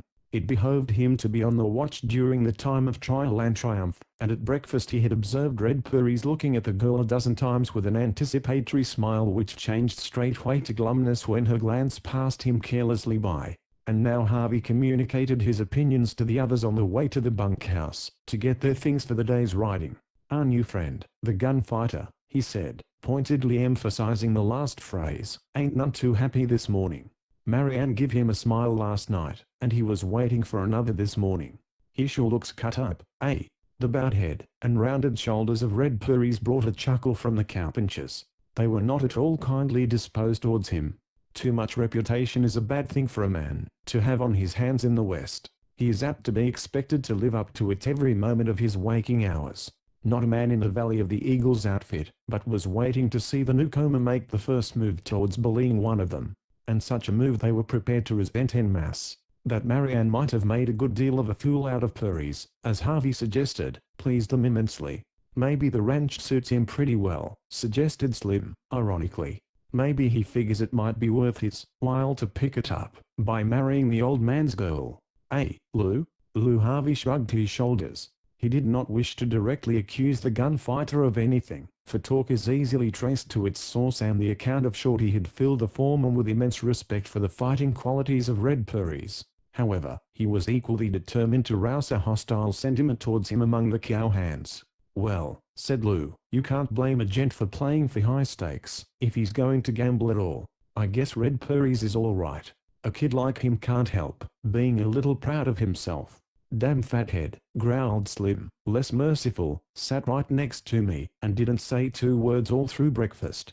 Ain't going to waste no words on common cowpunchers, maybe." So the first impression of Red Jim was created on the ranch, an impression which might be dispelled by the first real test of the man, or which in the absence of such a test might cling to him forever. Purries was a conceited gunfighter, heartbreaker, and bully. The men who trooped into the bunkhouse behind him already hated him with a religious intensity. In 10 minutes, they might have accepted him as a bunkie. For your true Western cowpuncher, when all is said and done, unites with Spartan stoicism a Spartan keenness of suspicion.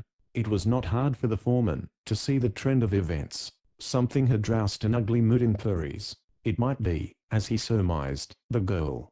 No matter what, he was obviously not in a mood to bear tampering with. Harvey determined to force the issue at once, knowing that his other men would be a solid unit behind him.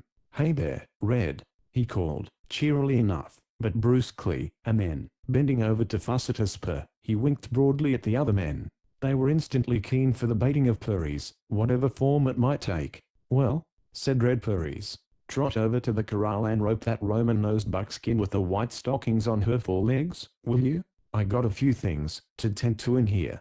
Now there was nothing entirely unheard of in the foreman ordering one of his men to catch a saddle horse for him, but usually such things were done by request rather than demand, and moreover, there was something so breezy in the manner of Harvey, taking the compliance of Red so for granted, that the latter raised his head slowly, and turned to the foreman with a gloomy eye. He had come to the ranch to hunt a wild horse, not to play valet to a foreman.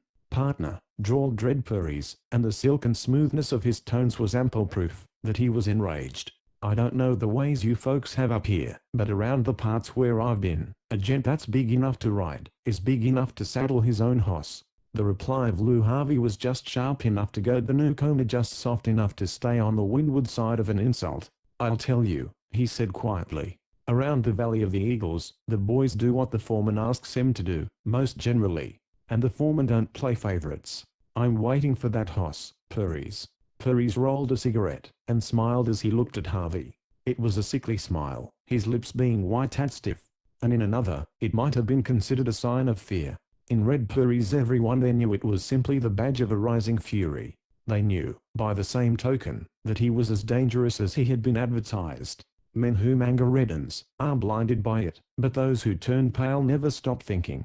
Meantime, Red Jim looked at Harvey, and looked at the cowpunchers behind Harvey. It was not hard to see that in a pinch they would be solid behind their foreman. They watched him with a wolfish eagerness. Why they should be so instantly hostile he could not guess, but he was enough of a traveler to be prepared for strange customs in strange places. There was only one important point: he would not saddle a buckskin. Moreover, at sight of their solid front and their aggressive sneers he grew fighting hot. "How gents come in these parts," he said with deliberate scorn. "I don't know. And I don't care a damn. If they brush their foreman's boots and saddle his hosses for him, they can go ahead and do it. But I come up here to catch a wild hoss that the gents in the Valley of the Eagles couldn't get. That's my job, and nothing else." The growl of his cowpunchers was sweet as music to the ear of Lou Harvey. He glanced at them as much as to say, "You see what I got on my hands?" Then he stepped forward and cleared his throat. "You're young, kid," he declared. "When you grow up you'll know better than to talk like this. But cowpunchers, we ain't going to make no trouble for you. But I'll tell you short, Purries, you'll go out and rope that hoss or else roll your blankets and clear out. Understand? I was joking when I asked you to rope the hoss first. I wanted to see what sort were." "Well, I see, and I don't like what I see." "Harvey," began Purries, trembling with his passion. "Harvey." "Wait a minute," said the foreman. "I know your kind. You sign your name with bullets. You pay your way with lead. You bully a crowd by fingering a gun butt. Well, son, that sort of thing don't go in the Valley of the Eagles. Lay a hand on that gun and I'll have the boys tie you in knots and roll you in the barrel of tar we got handy. Purries, get that hoss for me, or get out." Red Purries sat down on the edge of his bunk. He made no move towards his revolver. Indeed, it lay almost arm's length away. Almost everyone noted that. He crossed his legs and his glance wandered slowly up and down the line of grim faces. "Partner," he said softly to Harvey, "I'm not going to get the hoss, and I'm not going to get out. The next move is up to you. Is it tar?" For a moment Harvey was dazed. No one could have foreseen such daredeviltry as this. At the same time, he was badly cornered. If his men rushed Red Purries would get his gun. And if Red Purries got his gun, the first shot would be for Harvey. "Hold on, boys," he called suddenly, above the angry curses of his men. "I'm not going to risk one of you in getting this fool. Miss Jordan hired him. She can fire him if I can't. Which we'll find out pronto. Slim, go get her, will you?" Slim jumped through the door. They heard his footsteps fade away at a run. And then, after an interval of steady silence, his voice began in the distance, replying to sharp, hurried inquiries of Marianne. In another moment Marianne was in the bunkhouse. Her glance shot from Harvey to Purries and back again. "I knew you'd be up to something like this," she cried. "I knew it, Lou Harvey." Harvey made a gesture of surrender. "Ask the boys," he pleaded. "Ask them if I didn't try to go easy with him. But he's all teeth. He wants to bite. And we ain't going to put up with that sort of a gent here, I guess. I've ordered him off the ranch. Does that go with you?" "Oh, Jim Purries," cried the girl. "Why have you let this happen?" "I'm sure sorry," said Purries. He disdained further explanation. "But," said Marianne, "I've got to have the terrible stallion killed. And who can do it but Jim Purries, Mr. Harvey?" "Jim time," said Lou, "and I'll do it." She stamped her foot in anger. "How you wheedled the authority out of my father, I don't know," she said. "But you have it, and you can discharge him if you want. But he'll hear another side to this when he returns, Mr. Harvey, I promise you that." She whirled on Red Jim. "Mr. Purries, if Mr. Harvey allows you to stay, will you remain for a week, say, and try to get rid of Alcatraz for me? Mr. Harvey, will you let me have Mr. Purries for 1 week?" There was more angry demand than appeal in her voice, but Harvey knew he must give way. After all, the way to carry this thing through was to use the high hand as little as possible. Oliver Jordan would certainly wait a week before he returned. "I sure want to be reasonable, Miss Jordan," he said. "I'm only acting in your father's interests. Of course he can stay for a week." She whirled away from him with a glance of angry suspicion which softened instantly as she faced Red Jim. "You will stay?" she pleaded. Sullen pride drew Jim one way, the bright, eager eyes drew him another. "As long as you want," he said gravely. Chapter 15. The King.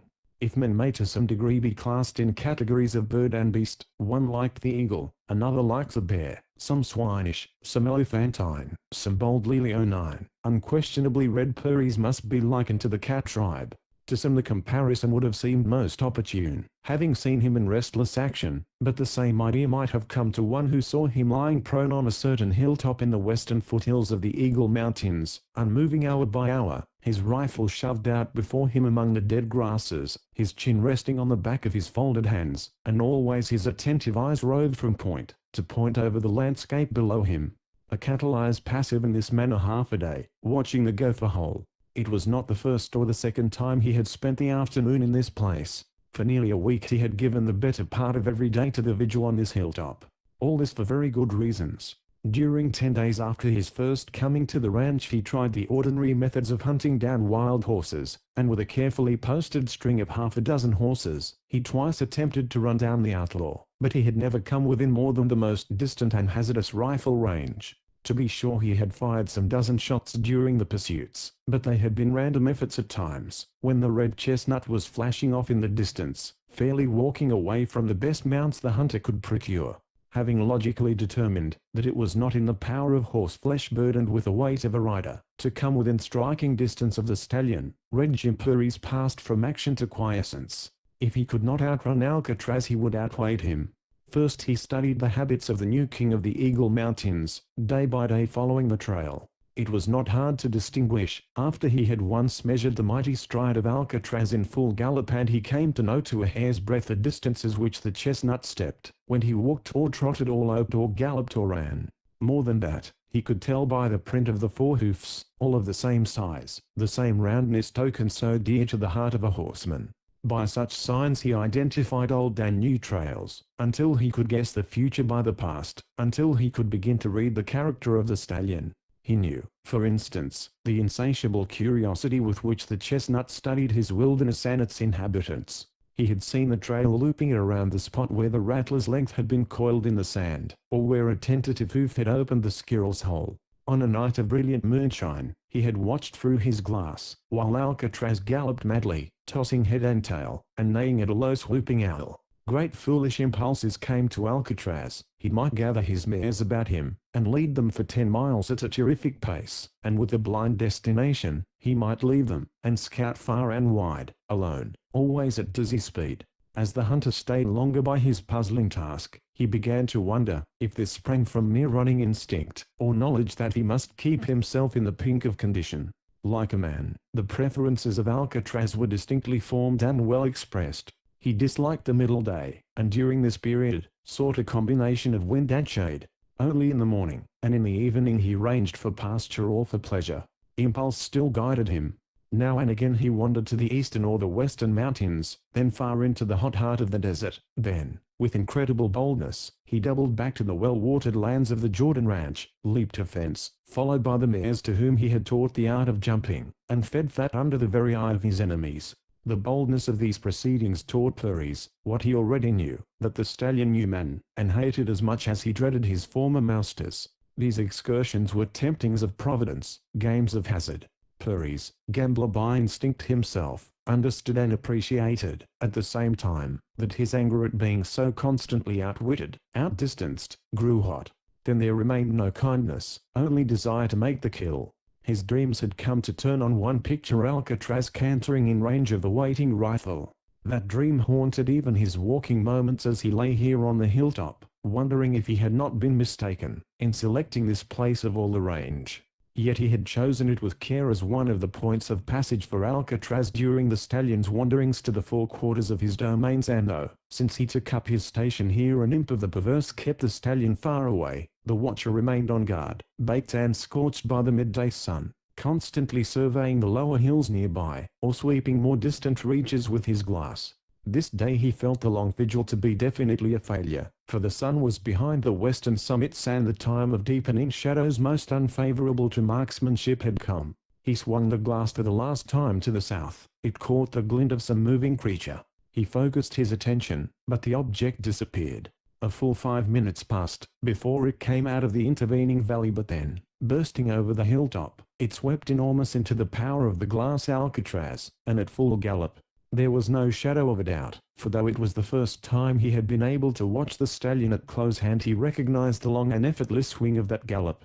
Next he remembered those stories of the charmed life, and the tales he had mocked at before now became possible truths. He caught up his gun to make sure, but when his left hand slipped under the barrel to the balance and the butt of the gun pulled into the hollow of his shoulder, he became of rock-like steadiness. Swinging the gun to the left, he caught Alcatraz full in the reedly circle of the sights, and over his set teeth the lips curled in a smile. The trail had ended. The slightest movement of his finger would beckon the life out of that marauder, but as one who tastes the wine slowly, inhales its bouquet, places the vintage. Even so, Red Purries delayed to taste the fruition of his work. Pivoted on his left elbow, he swung the rifle with frictionless ease, and kept the galloping stallion steadily in the center of the sight. He smiled grimly now at those fables of the charmed life, and rule beat just over the heart. The chestnut was very near. Along the glorious slope of his shoulder Purries saw the long muscles playing with every stride, and what strides they were. He floated rather than galloped. His hoofs barely flicked the ground, and it seemed to Jim Purries a shameful thing to smash that mechanism.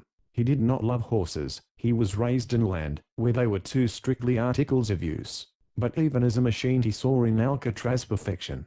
Not the body, then. He would drive the bullet home into the brain, the cunning brain which had conceived and executed all the mischief the chestnut had worked. Along the shining neck, so imperiously arched, Purries swung the sights, and rested his head, at last, just below the ears with the forelock, blown back between them by the wind of running. Slowly his finger closed on the trigger. It seemed that in the silence Alcatraz had found a signal of danger, for now he swung that imperious head about, and looked full at Red Purries. By his own act he had changed the aim of the hunter to a yet more fatal target, the forehead. The heart of Purries leaped even as it had stirred, more than once, when he had looked into the eyes of fighting men. Here was an equal pride, an equal fierceness looking forth at him. Then he remembered the 6 mares somewhere at the center of the guarding circle which Alcatraz now drew. What a dauntless courage was here in the brute mind which, knowing the power of men, dared to rob him, to defy him. Truly this was the king of horses, meant for higher ends than to serve as target of a Winchester. Ay, he could make his owner a king among men. Mounted on the back of the chestnut no enemy could overtake him. From that winged speed none could escape. The back of Alcatraz might be thrown. He could end all that boundless strength by one pressure of his finger. But was that indeed a true conquest? It was calling to his aid a trick. It was using an unfair advantage, it seemed to Purries. But suppose that he, the rider who had never yet failed in the saddle, were to sit on the stallion, there would be a battle for the gods to witness. It was madness, sheer madness. It was throwing away the labor of the patient days of waiting and working. But to Purries it seemed the only thing to do. He leaped to his feet, and brandished the gleaming rifle. "Go it, boy," he shouted. "We'll meet again." One snort from Alcatraz, then he changed to a red streak flashing down the hollow. Before the stallion was out of sight, a cry rang down the wind. It was chopped off by the crack of a rifle, and Lou Harvey spurred from behind a neighboring hill, and plunged after Alcatraz, pumping shot on shot at the fugitive. In a frenzy Purries jerked his own gun to the shoulder, and drew down on the pursuer, but the red anger cleared from his mind as he caught the burly shoulders of Harvey in the sights. He lowered the rifle with a grim feeling that he had never before been so close to a murder. A moment later he began to chuckle behind his set teeth. No wonder they credited the chestnut with a charmed life. As he raced away, gaining a yard at every leap, he swerved like a jackrabbit from side to side. Perhaps the deadly hum of bullets on many another chase had taught him this trick of dodging, but beyond all doubt, when Harvey returned to the ranch that night he would have a tale of mystery. To preserve his self-respect as a good marksman, what else could he do? In the meantime pursued, and pursuer scurried out of sight beyond a hill. The gun barked far away, and the echoes murmured lightly from the hollows. Then Purries turned his back and trudged homewards. Chapter 16. Red Purries, advocate. He did not choose to live in the ranch because of Harvey, and because it was too far removed from the scene of action. Instead, he selected a shack stumbling with age on the west slope of the Eagle Mountains. From his door many a time, with his glass, he picked out the shining form of Alcatraz and the mares in the distance. He had even been able to follow the maneuvers of the outlaw on several occasions when Harvey and his men pursued with relays of horses, and on the whole he felt that the site was such a position as a good general must prefer, being behind the lines, but with a view which enabled him to survey the whole action. His quarters consisted of a single room, while a shed leaned against the back wall with one space for a horse, the other portion of the shed being used as a mow for hay and grain. It was the beginning of the long, still time of the mountain twilight, when Red Purries climbed to the clearing in which the cabin stood. Ordinarily he would have set about preparing supper before the coming of the dark, but now he watered and saddled his cowpony, a durable little buckskin, and with a touch of the spurs sent him at a pitching gallop down the slope. It was not a kindly thing to do, but Red Purries was not a kindly man with horses, and though he knew that it is hard on the shoulders of even a mustang to be ridden downhill rapidly, he kept on with unabated speed, until he broke onto the well-established trail which led to the Jordan house. Then a second touch of the spurs brought the pony close to a full gallop.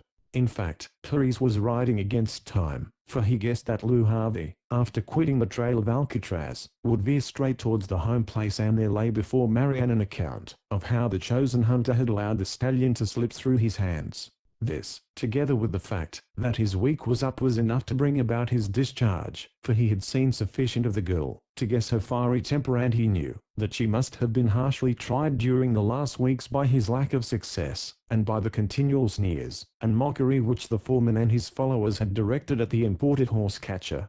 Before sunset of that day he would have welcomed his discharge. Now it loomed before him as the greatest of all possible catastrophes. Soon he was swinging down an easy road with the tilled lands on one side, the pastures and broad ranges on the other, and even in the dim light he guessed the wealth which the estate was capable of producing. Even the deliberate mismanagement of Harvey was barely able to create a deficit, and Paris grew hot when he thought of the foreman. His own dislikes found swift expression, and were as swiftly forgotten, that a grown ranchman could nourish resentment towards a girl, and that because she was attempting to take charge of her own property, was well beyond his comprehension. For he had that quality which is common to all born leaders. He understood in what good and faithful service should consist, with this addition, that he was far more fitted to command than to be commanded. It may be seen that there was a background of gloomy thought in his mind, yet from time to time he startled the mustang to a harder pace by a ringing burst of song. Remembering the wind-like gallop of Alcatraz, it seemed to him that the buckskin was hardly keeping to a lope. As a matter of fact, the cow-pony was being ridden to the verge of exhaustion. So the songs of Paris kept the rhythm of the departed hoofs of wild Alcatraz, and the shining form of the stallion wavered and danced in his mind. The ranch building grew out of that unevening, and he smiled at the sight. The bankroll of Marianne had not been thick enough to enable her to do the reconstruction she desired, but at least she had been able to hire a corps of painters, so that the drab, weathered frame structures had been lifted into crimson and green roofs, white, yellow, and flaming orange walls. A little color is a dangerous thing, Marianne had said, somewhat overwisely, but a great deal of it is pretty certain to be pleasing. So she had let her fancy run amok, so to speak, and behind the merciful screen of trees there was now what Lou Harvey profanely termed a whole damn rainbow gone plumb crazy. Even Marianne at times had her doubts, but from a distance, and by dint of squinting, she was usually able to reduce the conglomerate to a tolerably harmonious whole. It's a promise of changes to come, she told herself. It's a milestone pointing towards new goals. But the milestone set Paris chuckling. Yonder a scarlet roof burned through the shadows above moon-white walls. That was a winter shed for cows. Straight before him were the hot orange sides of the house itself. He dismounted at the arched entrance, and walked into the patio. The first thing that Paris heard was the most provocative and sneering tone of the foreman, and cursing the slowness of the buckskin, he realized that he had been beaten to his goal. He paused in the shadow of the arch, to take stock of his position. The squat arcade of daub surrounding the patio was lighted vaguely by a single lantern at his left.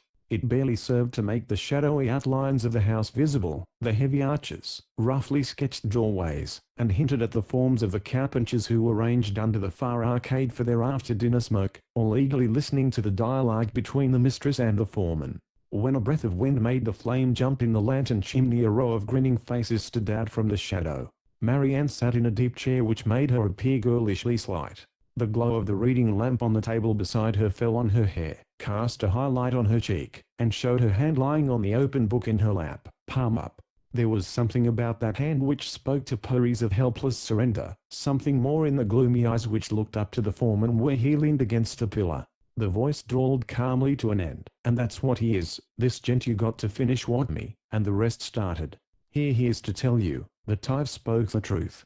With the uncanny western keenness of vision, Harvey had caught sight of the approaching Paris from the corner of his eye. He turned now, and welcomed the hunter with a wave of his hand. Marianne drew herself up with her hands clasped together in her lap, and though in this new attitude her face was in complete shadow, Paris felt her eyes burning out at him. His dismissal was at hand, he knew, and then the carelessly defiant speech which was forming in his throat died away. Sick at heart, he realized that he must cringe under the hand which was about to strike, and be humble under the very eye of Harvey. He was no longer free, and the chain which held him was the conviction that he could never be happy until he had met and conquered wild Alcatraz, that he was as incomplete as a holster without a gun or a saddle without stirrups until the speed and the great heart of the stallion were his to control and command. I've heard everything from Lou Harvey, said the girl, in that low strained voice which a woman uses when her self-control is barely as great as her anger, and I suppose I don't need to say that after these days of waiting, Mr. Purries, I'm disappointed. I shall need you no longer. You were free to go without giving notice. The experiment has been unfortunate. He felt that she had searched as carefully as her passion permitted to find a word that would sting him. The hot retort leaped to his lips, but he closed his teeth tight over it. A vision of Alcatraz with the wind and tail and mane galloped back across his memory, and staring bitterly down at the girl he reflected that it was she who had brought him face to face with the temptation of the outlaw horse. Then he found that he was saying stupidly, I'm sure sorry, Miss Jordan. But I guess being sorry don't help much. None at all. And we won't talk any longer about it, if you please. The thing is done. Another failure. Mr. Harvey will give you your pay. You can do the rest of your talking to him. She lowered her head. She opened the book. She adjusted it carefully to the light streaming over her shoulder. She even summoned a faint smile of interest, as though her thoughts were 1,000 miles from this petty annoyance, and back in the theme of the story. Purries, blind with rage, barely saw the details, barely heard the many-throated chuckle from the watchers across the patio. Never in his life had he so hungered to answer scorn with scorn, but his hands were tied. Alcatraz he must have as truly as a starved man must have food, and to win Alcatraz he must live on the Jordan Ranch. He could not speak, or even think, for that maddening laughter was growing behind him. Then he saw the hand of Marianne, and she turned a page, trembled slightly. At that his voice came to him. Lady, I can't talk to Harvey. She answered without looking up, and he hated her for it. Are you ashamed to face him? I'm afraid to face him. That, indeed, brought her head up, and let him see all of her rage translated into cruel scorn. Really afraid? I don't suppose I should be surprised. He accepted the badgering as martyrs accept the anguish of fire. I'm afraid that, if I turn around and see him, Miss Jordan, I ain't going to stop at words. The foreman acted, before she could speak. The laughter across the patio had stopped at Purry's speech. Plainly Harvey must not remain quiescent. He dropped his big hand on the shoulder of Purry's. Look here, bucko, he growled. You're tolerable much of a kid to use man-sized orc. Turn around. He even drew Purry slightly towards him, but the latter persisted facing the girl, even though his words were for the foreman. She was growing truly frightened. Tell Harvey to take his hand off me, said the horsebreaker. He's old enough to know better. If his words needed amplification, it could be found in the wolfish malevolence of his lean face, or in the tremor which shook him. The thin space of a thought divided him from action.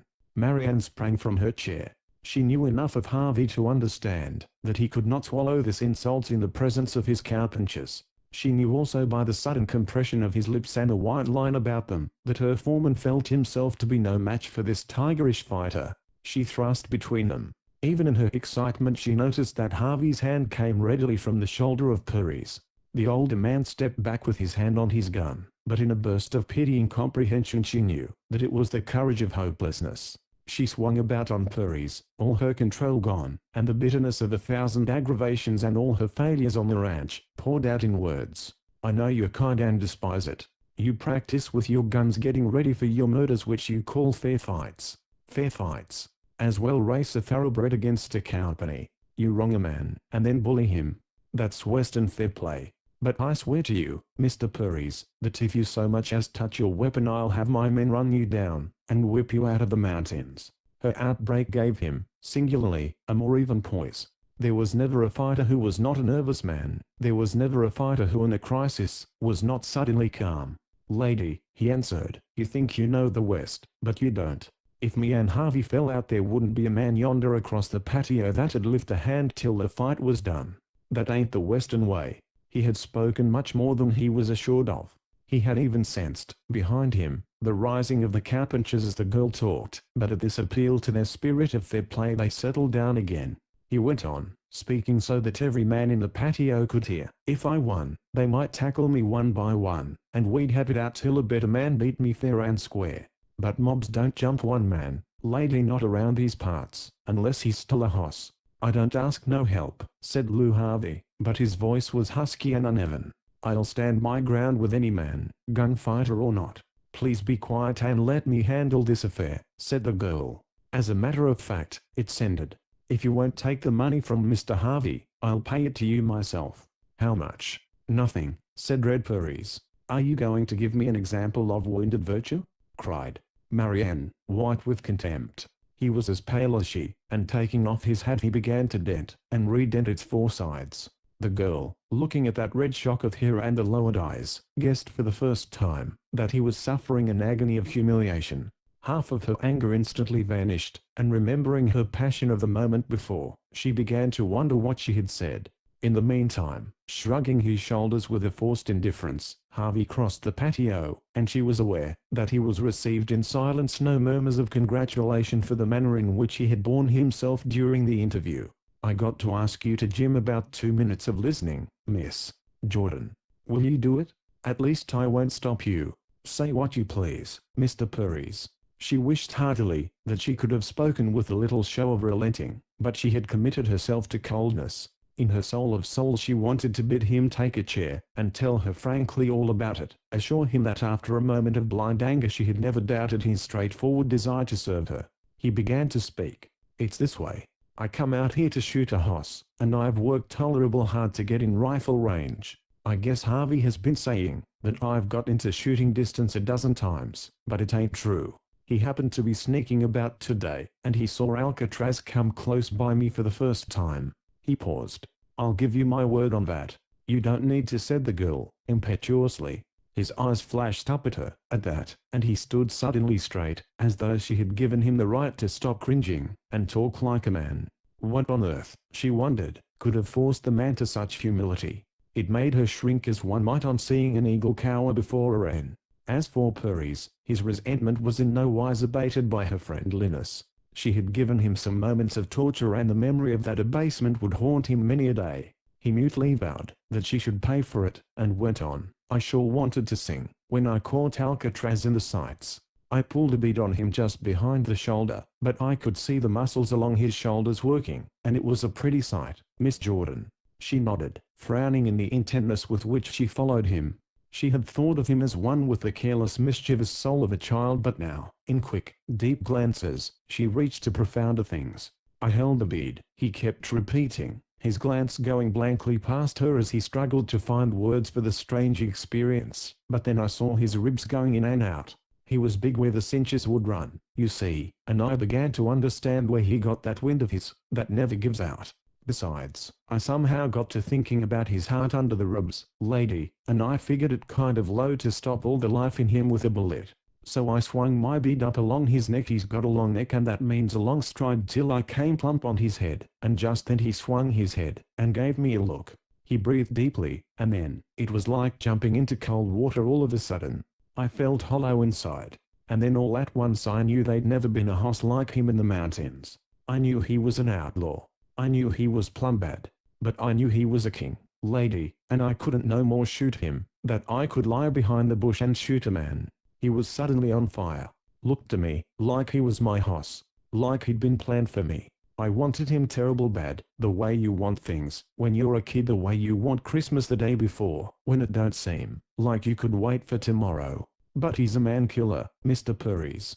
I've seen it. His hand went out to her, and she listened in utter amazement, while he pleaded with all his heart in his voice. Lem have a chance to make him my hoss, murders or not. Lem stay here on the ranch and work, because there's no other good place for hunting him. I know you want them mares, but someday I'll get my rope on him, and then I swear I'll break him, or he'll break me. I'll break him, ride him to death, or he'll pitch me off, and finish me like he finished Cordova. But I know I can handle him. I sure feel it inside of me, lady. Pay? I don't want pay. I'll work for nothing. If I had a stake, I'd give it to you for a chance to keep on trying for him. I know I'm asking a pile. You want the mares and you can get them. The minute Alcatraz is dropped with a bullet, but I tell you straight, he's worth all of them, all 6 and more.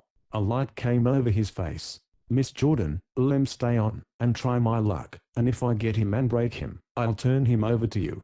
And I tell you, he's the wind on 4 feet.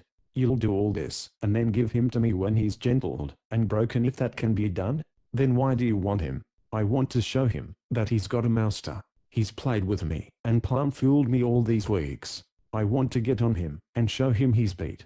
His fierce joy in the thought was contagious. I want to make him turn, when I pull on the reins.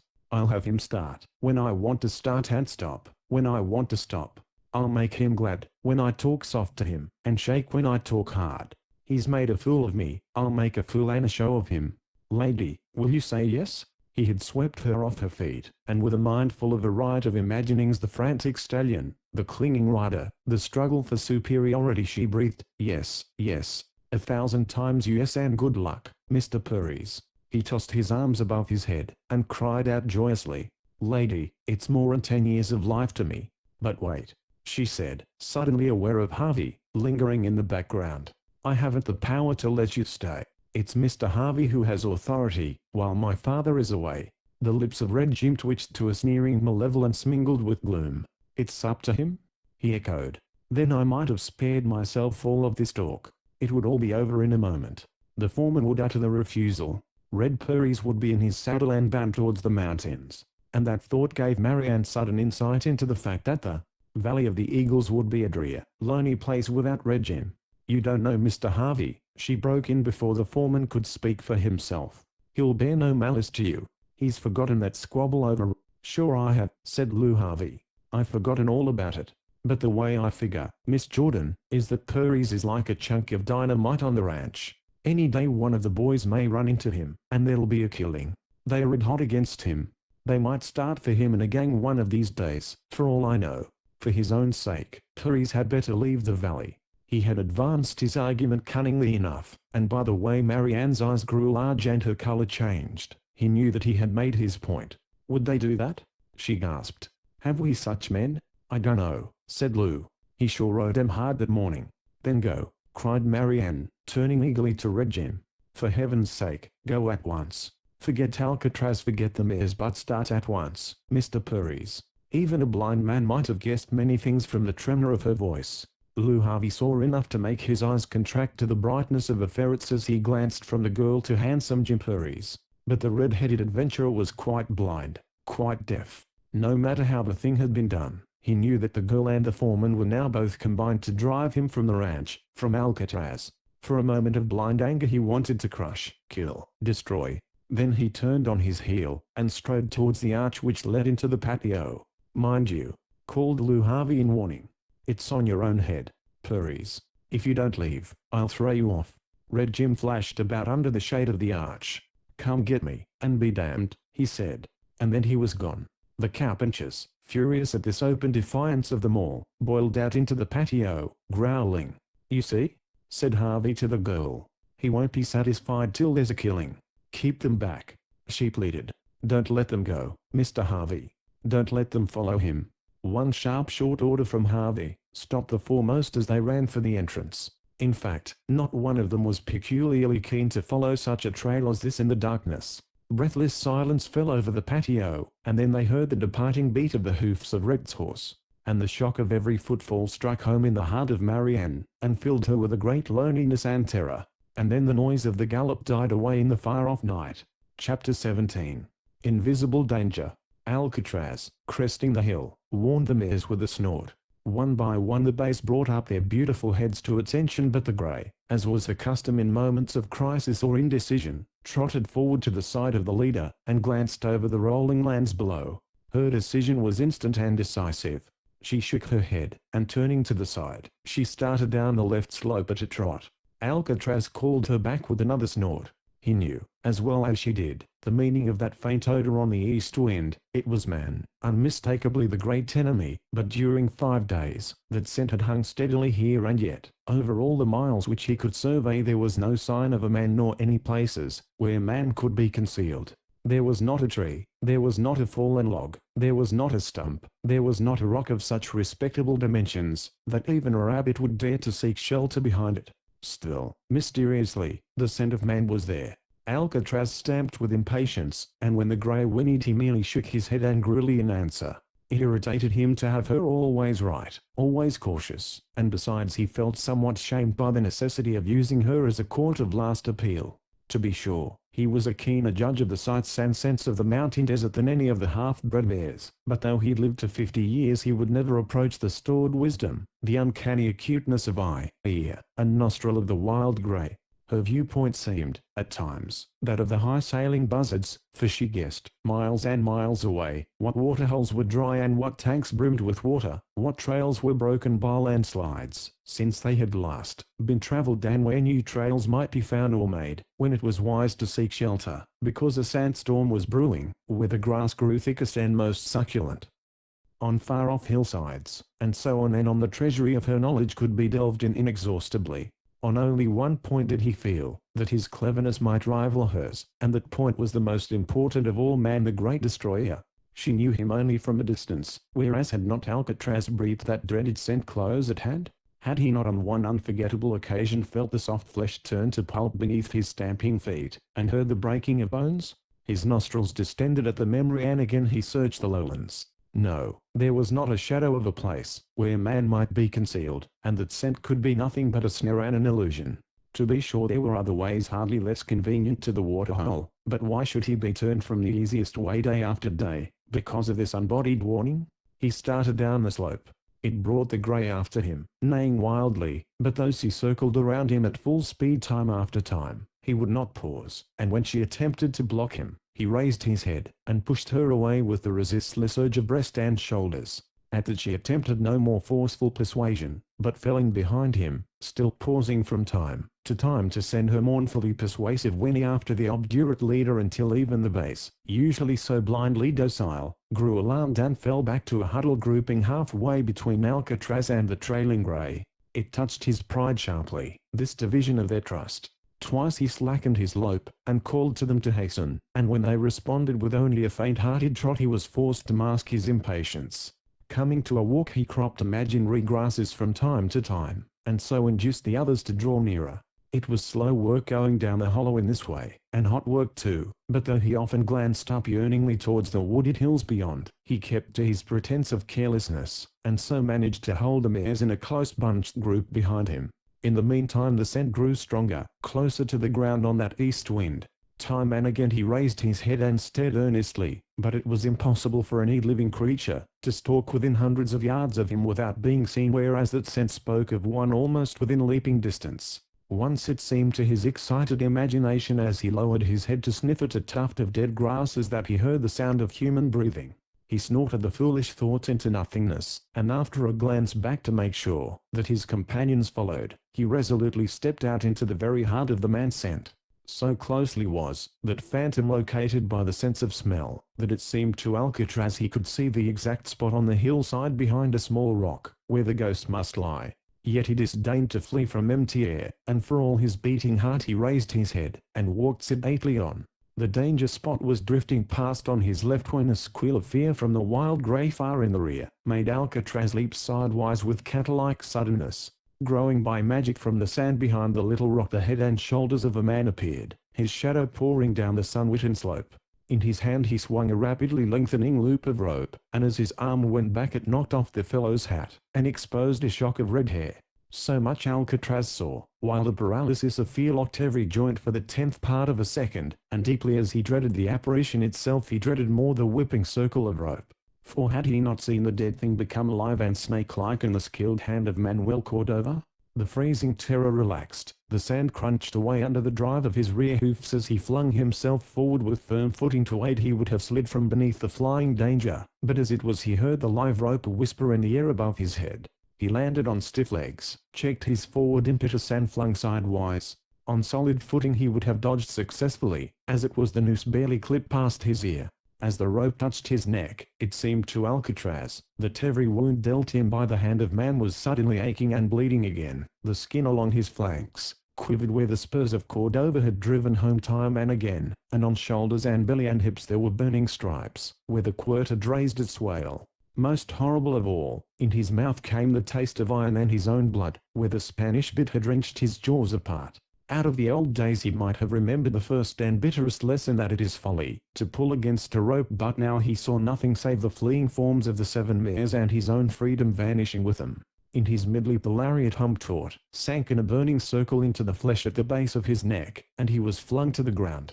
No man's power could have stopped him so short. The cunning enemy had turned a half hitch around the top of that deep-rooted rock. he landed, not inert, but shocked out of hysteria into all his old cunning, that wily savagery which had kept Cordova in fear, tenfold more terrible, since the free life had clothed him with his full strength. The very impetus of his fall he used to help him whirl to his feet, and as he rose he knew what he must do.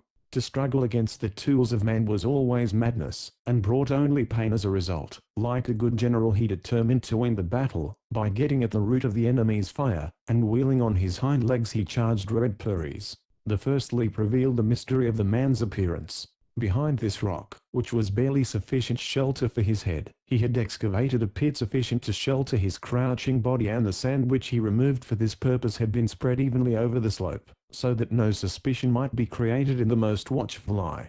He had sprung from his concealment, and was now working to loosen the half-hitch from the rock. As the knot came free Alcatraz was turning, and now Perez faced the charge with the rope caught in his hand. What could he do? There was only one thing, and the stallion saw the heavy revolver bared and leveled at him, a flickering bit of metal. He knew well what it meant, but there was no hope save to rush on. Another stride and he would be on that foul creature, tearing with his teeth, and crushing with his hoofs. And then a miracle happened. The revolver was flung aside, a gleaming arc, and a splash of sand where it struck. Red Perez preferred to risk his life, rather than end the battle, before it was well begun with the bullet. He crouched over the rope, as though he had braced himself to meet the shock of the charging stallion. But that was not his purpose. As the stallion rushed on him, he darted to one side, and the forehoof with which Alcatraz struck merely slashed his shirt down the back.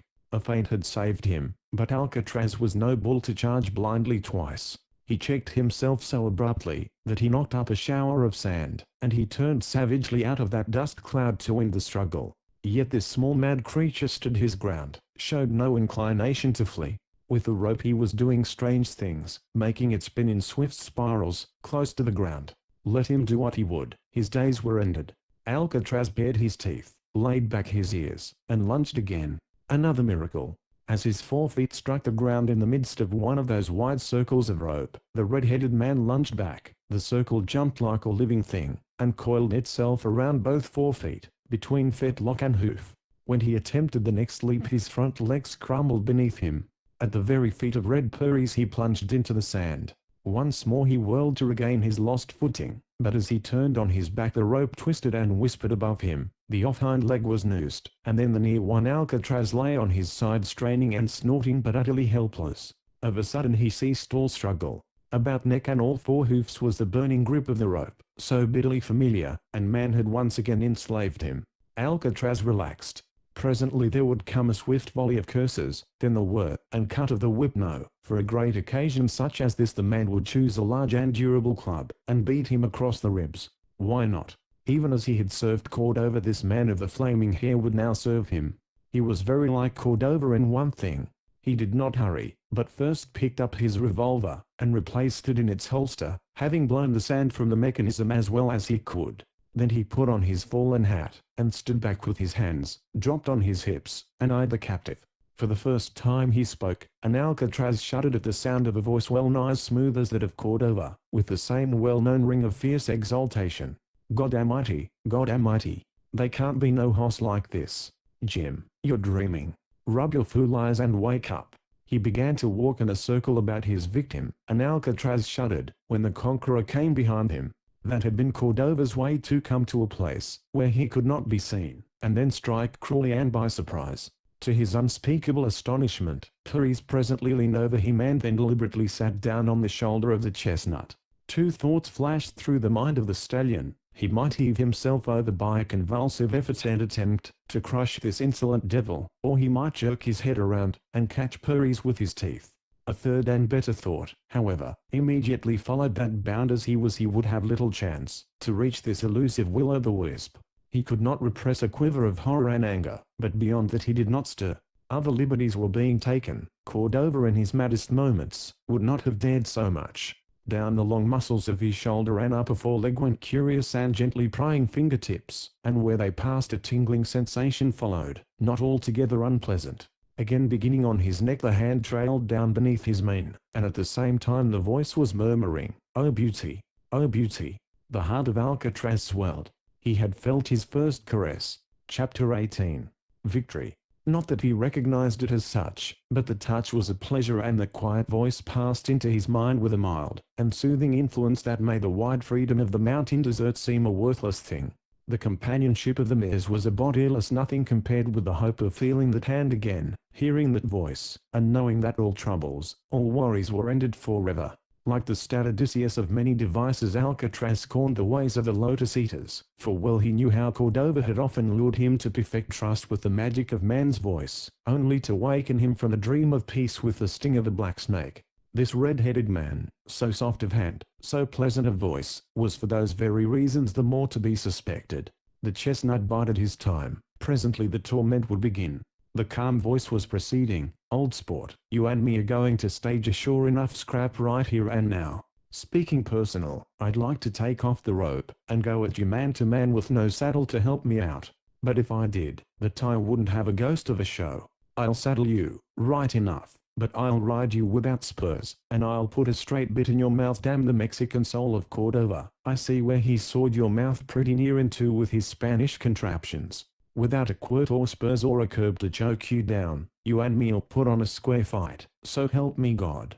Because I think I can beat you, old hoss. Here goes." The stallion listened to the soothing murmur, listened and waited, and sure enough he had not long to stay in expectation. For Purries went to the hole behind the rock and presently returned carrying that flapping, creaking instrument of torture, a saddle. To all that followed the blindfolding, the bridling, the jerk which urged him to his feet, the saddling, Alcatraz submitted with the most perfect docility. He understood now that he was to have a chance to fight for his liberty on terms of equality, and his confidence grew. In the old days that consummate horseman, Manuel Cordova, had only been able to keep his seat by underfeeding Alcatraz to the point of exhaustion, but now, from withers to fetlock joint, the chestnut was conscious of a mighty harmony of muscles and reserves of energy. The wiles which he had learned in many a struggle with the Mexican were not forgotten, and the tricks which had so often nearly unseated the old master could now be executed with threefold energy. In the meantime he waited quietly, assuming an air of the most perfect meekness, with the toe of one hind foot pointed, so that he sagged wearily on that side, and with his head lowered in all the appearance of mild subjection. The cinches bit deep into his flesh. He tasted that horror of iron in his mouth, with this great distinction, that whereas the bits of Manuel Cordova had been heavy instruments of torture, this was a light thing, smooth and straight, and without the wheel of spikes. The crisis was coming. He felt the weight of the rider fall on the left stirrup. The reins were gathered. Then Puri swung lightly into the saddle and, leaning, snatched the blindfold from the eyes of the stallion. One instant Alcatraz waited for the sting of the spurs, the resounding crack of the heavy quirt, the voice of the rider raised in curses, but all was silence. The very feel of the man in the saddle was different, not so much in poundage as in a certain exquisite balance which he maintained, but the pause lasted no longer than a second after the welcome daylight flashed on the eyes of Alcatraz. Fear was a spur to him, fear of the unknown. He would have veritably welcomed the brutalities of Cordova simply because they were familiar, but this silent and clean burden? He flung himself high in the air, snapped up his back, shook himself in mid-leap, and landed with every leg stiff. But a violence which would have hurled another man to the ground left Purries laughing. And were beasts understood, that laughter was a shameful mockery.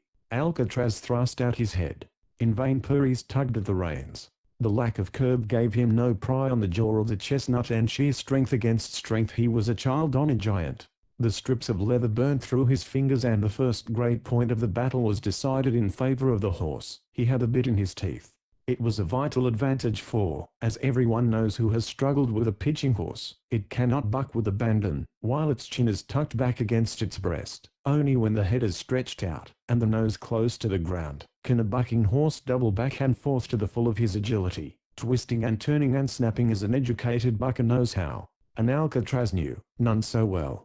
The deep exclamation of dismay from the rider was sweet as music to his malicious ears, and, in sheer joy of action, he rushed down the hollow at full speed, bucking straight and with never a trick attempted. But when the first ecstasy cleared from his brain he found that Purries was still with him, riding light as a creature of mist, rather than a solid mass of bone and muscle. In place of jerking and straining and wrenching, in place of plying the quirt, or clinging with the tearing spurs, he was riding straight up, and obeying every rule of that unwritten code which prescribes the manner in which a gentleman carpenter shall combat with his horse for superiority.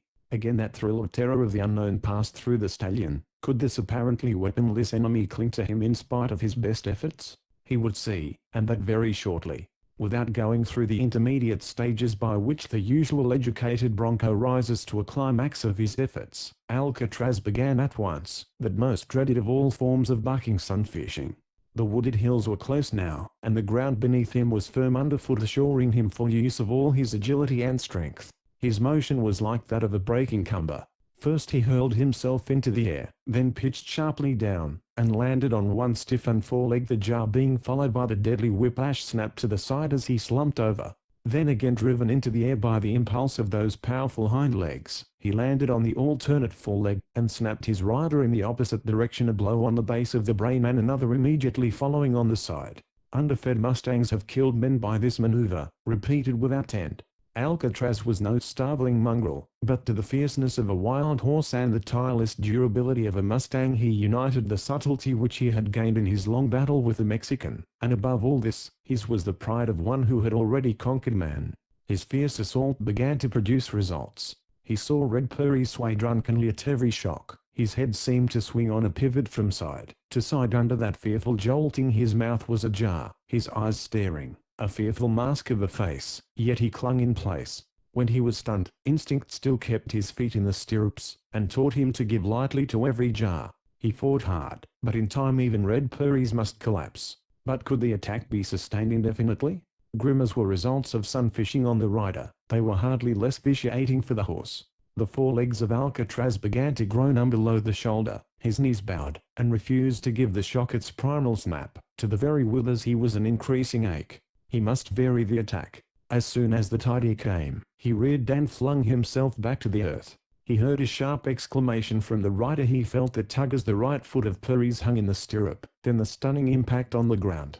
To make sure of his prey he whirled himself to the left, but even so his striking feet did not reach the great enemy. Prairies had freed himself in the last fraction of a second, and pitching headlong from the saddle he rolled over and over in the dirt, safe.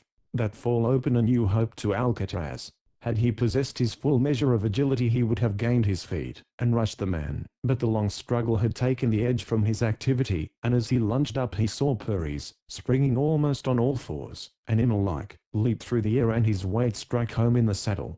Quick, now, before the enemy gained a secure hold, before that reaching foot attained the other stirrup, before the proper balance was struck.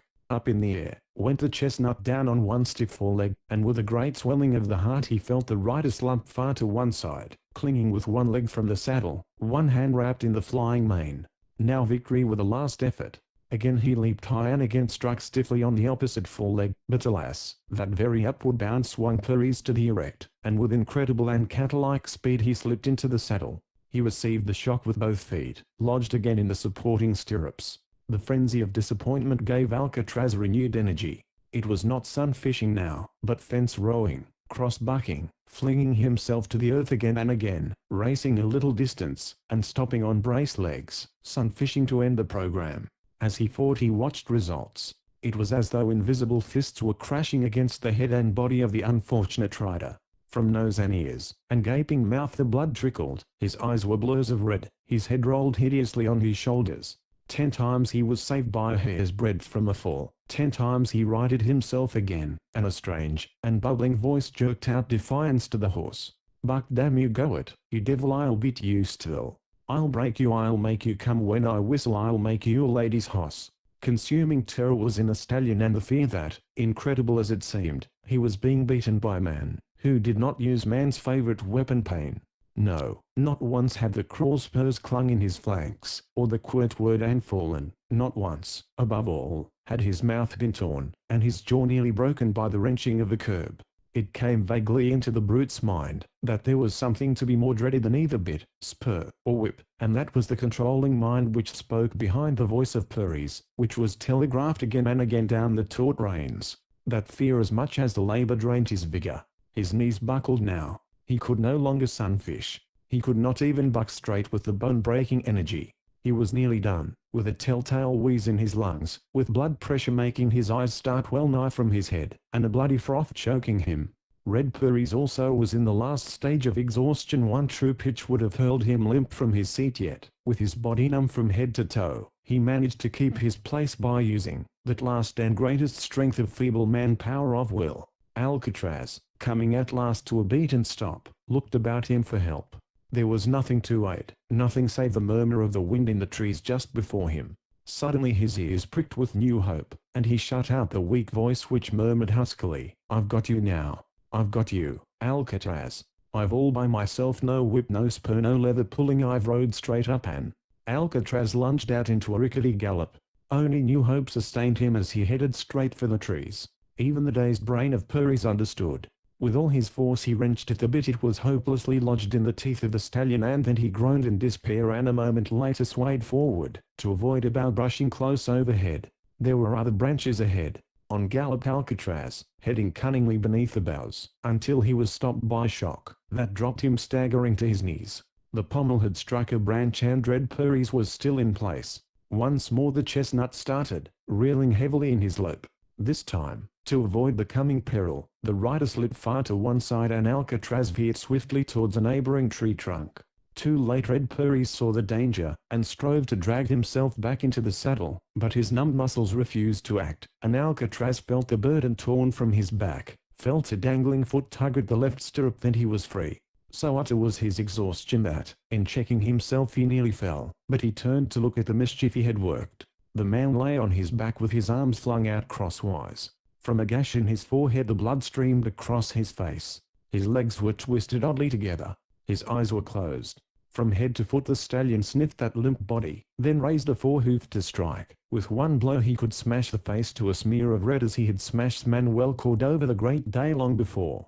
The hoof fell, was checked, and wondering at himself, Alcatraz found that his blow had not struck home. What was it that restrained him? It seemed to the conqueror that he felt again the gentle fingertips which had worked down the muscles of his shoulder and trailed down his neck. More than that, he heard the smooth murmur of the man's voice like a kindly ghost beside him. He dreaded Red Purries still, but hate the fallen rider he could not. Presently a loud rushing of the wind among the branches above made him turn, and in a panic he left the forest at a shambling trot. Chapter 19. Harvey takes a trick. The night before, when Purries rode off from the ranch house, after defying Harvey and his men, his hoofbeats had no sooner faded to nothing than the cowpunchers swarmed out from the patio and into the open, as though they wished to put their heads together and plan the battle which the command of Harvey, tonight, had postponed. All of that was perfectly clear to Marianne. Her call brought Harvey back to her, and she led him at once off the veranda and to the living room, where she could talk secure of interruption, or of being overheard.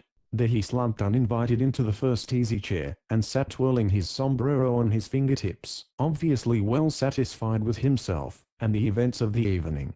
She herself remained standing, carefully turning her back to the light, so that her face might, as much as possible, be in shadow. For she knew it was pale and the eyes unnaturally large. Harvey must not see. He must not guess at the torment in her mind and all the self-revelations which had been pouring into her consciousness during the past few moments. Greatest of all was one overshadowing fact: she loved Red Jim Purries. What did it matter that she had seen him so few times, and spoke to him so few words? A word might be a thunderclap, a glance might carry into the very soul of a man. And indeed she felt that she had seen that proud, gay, impatient soul in Jim. What he thought of her was another matter. That he found a barb between them was plain. But on the night of his first arrival at the ranch, when she sang to him, had she not felt him, once, twice and again, leaning towards her, into her life? And if they met once more, might he not come all the way? But no matter.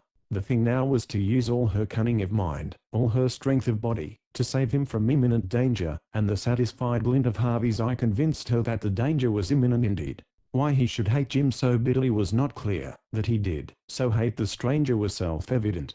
The more she studied her form and the more her terror grew, the more her lonely sense of weakness increased. "Mr. Harvey," she said suddenly. "What's to be done?" Her heart fell. He had avoided her eyes. "I dunno," said Harvey. "You seen tonight that I treated him plumb white. I put my cards on the table. I warned him fair and square. And that's after I'd given him a week's grace. A gent couldn't do any more than that, I guess. He was right, in a way. At least, the whole populace of the mountains would agree that he had given Red Jim every chance to leave the ranch peaceably. And if he would not go peaceably, who could raise a finger against Harvey for throwing the man off by force? But something more has to be done, she said eagerly. It has to be done. Harvey frowned at her. Look here, he said, in a more dictatorial manner than he had ever used before. Why are you so interested in this Burries? She hesitated, but only for an instant. What did such a thing as shame matter when the life of Burries might be saved by a confession? And certainly Harvey would not dare to proceed against Burries if she made such a confession. I'm interested, she said steadily, because he means more to me than any other man in the world. She saw the head of the foreman jerk back, as though he had received a blow in the face. More than your father? In a different way, yes, more than Dad. Harvey rose and stretched an accusing arm towards her. You're in love with Red Burries. And she answered him fiercely, yes, yes, yes, in love with Red Burries. Go tell every one of your men. Shame me as far as you wish. But Mr. Harvey, you won't dare lead a gang against him now. He drew back from her, thrust away by her half-hysteria of emotion. Won't I? Growled Harvey, regarding her from beneath sternly gathered brows. I seen something of this tonight. I guessed it all. Won't I lay a hand on a sneaking hound that comes grinning and talking soft and saying things he don't half mean? Why, it's a better reason for throwing him off the ranch than I ever had before, seems to me. You don't mean that, she breathed. Say you don't mean that. Your dad ain't here. If he was, he'd say the same as me. I got to act in his place. You think you like Burries? Why, you'd be throwing yourself away. You'd break Oliver Jordan's heart. That's what you'd do. Her brain was whirling. She grasped at the first thought that came to her. Then wait till he comes back, before you touch Jim Burries. And let Burries raise the devil in the meantime? He laughed in her face. At least, she cried, her voice shrill with anger and fear, let me know where he is. Let me send for him myself. Dunno that I'm exactly sure about where he is myself, fenced Lou. Harvey.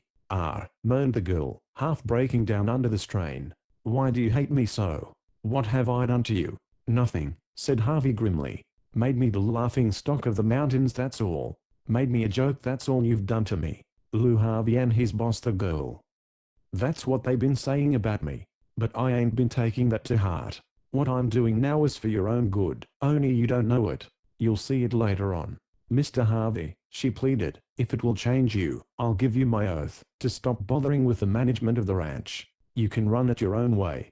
I'll leave if you say the word. But, I know, said Harvey. I know what you'd say. But Lord above, Miss Jordan, I ain't doing this for my own sake. I'm doing it for yours. And your father's. He'll thank me if you don't. Far as Burries goes, He halted. She had sunk into a chair, collapsed into it, rather, and lay there half fainting with one arm thrown across her face. Harvey glowered down on her a moment, and then turned on his heel, and left the house. He went straight to the bunkhouse, gathered the men about him, and told them the news. Boys, he said, the cat's out of the bag. I found out everything, and it's what I've been fearing. She started begging me to keep off Red Jim's trail. Wouldn't hear no reason. I told her there wasn't nothing for me to gain by throwing him off the ranch, except that he'd been ordered off, and he had to go. It'd make a joke of me and all of you boys if the word got around that one gent had laughed at us and stayed right in the valley when we told him to get out. A fierce volley of curses bore him out. Well, said Harvey, then she come right out and told me the truth. She's in love with Burries. She told me so herself. They gaped at him. They were young enough, most of them, and lonely and romantic enough, to have looked on Marianne with the sort of sad longing which their sense of humor kept from being anything more aspiring. But to think that she had given her heart so suddenly and so freely to this stranger was a shock. Harvey reaped the harvest of their alarmed glances with a vast inward content. Every look he met was an incipient gun leveled at the head of Red Jim. Didn't make no bones about it, he said. She plumb begged for him. Well, boys, she ain't going to get him. I think too much of old man Jordan to let his girl run off with a man-killing vagabond like this. Burries. He's good looking, and he talks dead easy. That's what's turned the trick. I guess the rest of you would back me up? The answer was a growl. I'll go bust his neck, said Little Joe furiously. One of them heartbreakers, I figure. First thing, said the foreman, is to see that she don't get to him. If she does, she'll sure run off with him. but she's easy kept from that. Joe, you and Shorty watch the house corrals tonight, will you? And don't let her get through to a hoss by talking soft to you. They vowed that they would be adamant. They vowed it with many oaths. In fact, the rage of the cowpunchers was steadily growing. Red Purries was more than a mere insolent interloper who had dared to scoff at the bandit powers of the Valley of the Eagles. He was far worse. He was the most despicable sort of sneak and thief, for he was trying to steal the heart and ruin the life of a girl. They had looked upon the approaching conflict with Purries as a bitter pill that must be swallowed for the sake of the Valley of the Eagles outfit. They looked upon it, from this moment, as a religious duty from which no one with the name of a man dared to shrink. Little Joe and Shorty at once started for the corral. The others gathered around the foreman for further details, but he waved them away, and retired to his own bunk. For he never used the little room at the end of the building which was set aside for the foreman. He lived and slept, and ate among his cowpunchers, and that was one reason for his hold over them. At his bunk, he produced writing materials scribbled hastily. Dear Jordan, hell has busted loose. I played Purries with the long rope. I gave him a week, because Miss Jordan asked me to. But at the end of the week he still wasn't ready to go. Seems that he's crazy to get Alcatraz. Talks about the horse like a drunk talking about booze. Plumb disgusting. But when I told him to go tonight, he up and said there wasn't enough men in the valley to throw him off the ranch. I would have taken a fall out of him for that, but Miss Jordan stepped in and kept me away from him. Afterwards I had a talk with her. She begged me not to go after Purries, because he would fight, and that meant a killing. I told her I had to do what I'd said I'd do. Then she busted out and told me that she loved Purries. Seemed to think that would keep me from going after Purries. She might have known that it was the very thing that would make me hit the trail. I'm not going to stand by and see a skunk like Purries run away with your girl while you ain't on the ranch. I've just given orders to a couple of the boys to see that she don't get a horse to go out to Purries. Tomorrow or the next day I'll settle his hash. This letter may make you think that you'd better come back to the ranch, but take my advice and stay off. I can handle this thing better while you're away. If you're here you'll have to listen to a lot of begging and crying. Come back in a week and everything will be cleared up. Take it easy, and don't worry none. I'm doing my best for you and your daughter, even if she don't know it. Sincerely, Lou Harvey. This letter, when completed, he surveyed with considerable complacence. If ever a man were being bound to another by chains of inseparable gratitude, Oliver Jordan was he. Indeed, the whole affair was working out so smoothly, so perfectly, that Harvey felt the thrill of an artist sketching a large and harmonious composition. In the first place, Red Jim Purries, whom he hated with unutterable fervor, because the younger man filled him with dread, would be turned, as Harvey expressed it, into buzzard food, and Harvey would be praised for the act. Oliver Jordan, owing the preservation of his daughter from a luckless marriage to the vigilance of his foreman, could never regret the life contract which he had drawn up. No doubt that contract, as it stood, could never hold water in the law, but Jordan's gratitude would make it proof. Last of all, and best of all, when Purries was disposed of, Marianne would never be able to remain on the ranch. She would go to forget her sorrow among her school friends in the East, and Harvey, undisputed lord and master of the ranch, could bleed it white in half a dozen years and leave it a mere husk, overladen with mortgages. No wonder a song was in the heart of the foreman as he sealed the letter. He gave the message to Slim, and added directions. You'll be missing from the party, he said, as he handed over the letter, but the party we have with Purries is apt to be pretty much like a party with a wild cat. You can thank your stars you'll be on the road when it comes off. And Slim had sense enough to nod in agreement. Chapter 20. The Trap Shuts. In one matter Lou Harvey had acted none too quickly. Shorty and Little Joe arrived at the corral in time to find Marianne in the very act of leading out her pony. They told her firmly and gently that the horse must go back, and when she defied them, they astonished her by simply removing her hand from the lead rope and taking the horse away. In vain she stormed and threatened. In vain, at length, she broke into tears. Either of them would have given an arm to serve her, but in fact they considered they were at that moment rendering the greatest service possible. They were saving her from herself. She fled back to the house again, finally, and threw herself face down on her bed in an agony of dread, and helplessness, and shame. Shame because from Little Joe's brief remarks, she gathered that Harvey had already spread the news of her confession. But shame and fear were suddenly forgotten.